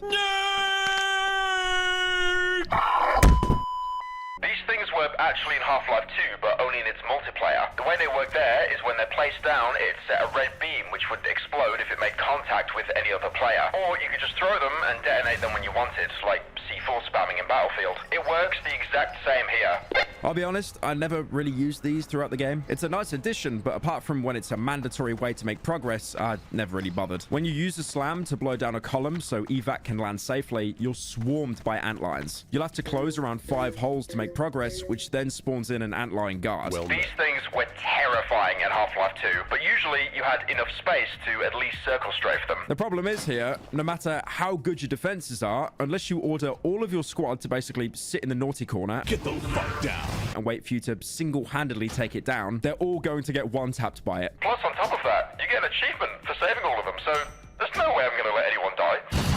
Once the dropship arrives, you can get in and watch literally all your efforts go to waste as every single Nova Prospect Combine stays behind and gets killed by antlions. Man, I even set up turrets to defend them as well. I get that their objective is to make sure that you survive, but come on, man, what a blue ball. At least the MP7 guy's got mode on, so he'll probably be all right.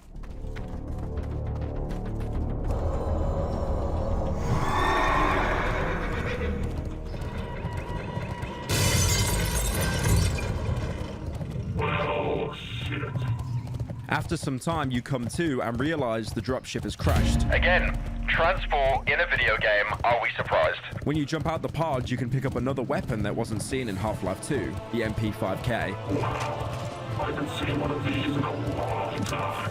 This was actually another cut weapon from Half-Life 2. It could be seen briefly in the Half-Life 2 beta before being replaced entirely by the Combine mass-produced MP7. The MP5K will use pistol ammo, giving a use to any pistol ammo you collect through the game, because apart from the intro, you never actually use the USP match again. Its primary fire is a 3-round burst, with its secondary being full auto but very inaccurate. It's a fun gun, and it deals slightly more damage than the MP7, but ammo for it is pretty rare because not many characters you fight actually use pistols. The next fight up ahead really shows how much combat has been overhauled since the original game.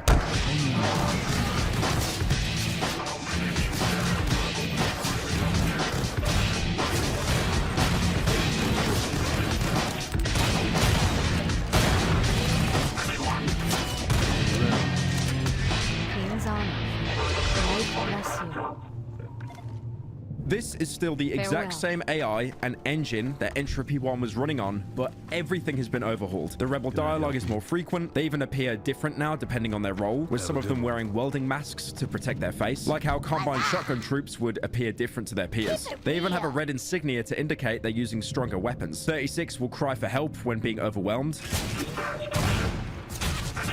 All the weapons, like I said earlier, have improved animations. Enemy grenades will glow yellow now to show it's being thrown by someone in the resistance. It's amazing how much this mod improves over the original. Even the puzzles are improved here, meaning that they're like actual puzzles now. The first one is environmental with a collapsed electric fence. If the sparks from the fence didn't give away that this is a danger, a head crab tries to attack you and dies touching the fence. I didn't actually see this when I played the game for the first time because I was too busy looking at the logo of the building we're about to break into.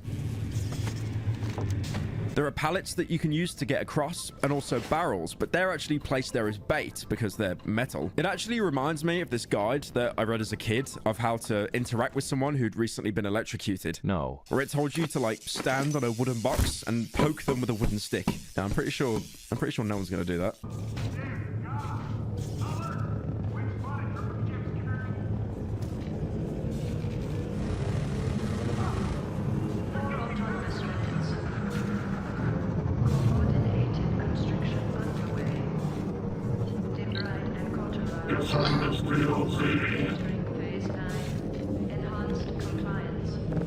Instead of being sent here alone, the advisor has sent all the Combine in the area to back you up. The logo I was too busy looking at is Arbeit Communications. Arbeit being German for work. A fictional factory made just for the mod. But by looking at the surroundings, we're definitely somewhere in the Arctic. Arbeit actually used to be the name of a random company in the Half-Life 2 beta, something repurposed for Entropy. You can even see that Arbeit used their own suit energy and medkits, giving a lore-friendly reason as to why you're still able to get armor and health this far north. Eventually, a Combine squad meets up with you just before you breach into the building.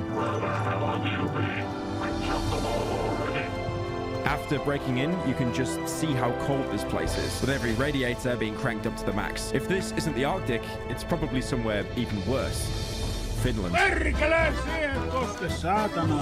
Now, as much as I love this mod, and I really do, it does have one fatal flaw. None of the fire extinguishers you shoot explode or even emit foam from them. It's over. It's over. The fire extinguisher doesn't explode. It's over. Completely unplayable. Entropy 0? More like 0 out of 10. Inside Arbeit, you can fight against dozens of rebels that have been using this place as a base of operations. It's a really good way to show the squad mechanics in action. You can even order them ahead of you as cannon fodder or to actually clear out rooms. These offices have multiple branches, giving you options. You could blow the door open with a slam or go around to get the drop on them. You can even light up some propane canisters to set rebels on fire. And because there's so many Combine attacking the facility, you can actually see rebels fleeing from other Combine soldiers, some of them deploying manhacks. It does an amazing job making you feel that you're part of a huge assault on the rebels. Even roller mines get deployed at one point. These things were insufferable in Half-Life 2. They roll towards you, giving you shock damage, and if you're in a vehicle, would short-circuit it. The only way to kill them was something explosive or to chuck them in the ocean with a gravity gun. Thankfully here, they're on your side, so they're not a problem. One thing I noticed with the combat in this game, apart from the Gauss pistol, you're given a lot less ammunition than Gordon was, forcing you to change up your weapons and not rely on a single gun for the entire game, similar to how Doom Eternal worked. It really forces you to experiment, but also it makes it so much more satisfying when you finish off a rebel with just a few rounds left. Nope. Woo! Saving Private Ryan. Eventually, you'll confront what's left of the Arbeit resistance, fit with Arctic gear and friendly Vortigaunts.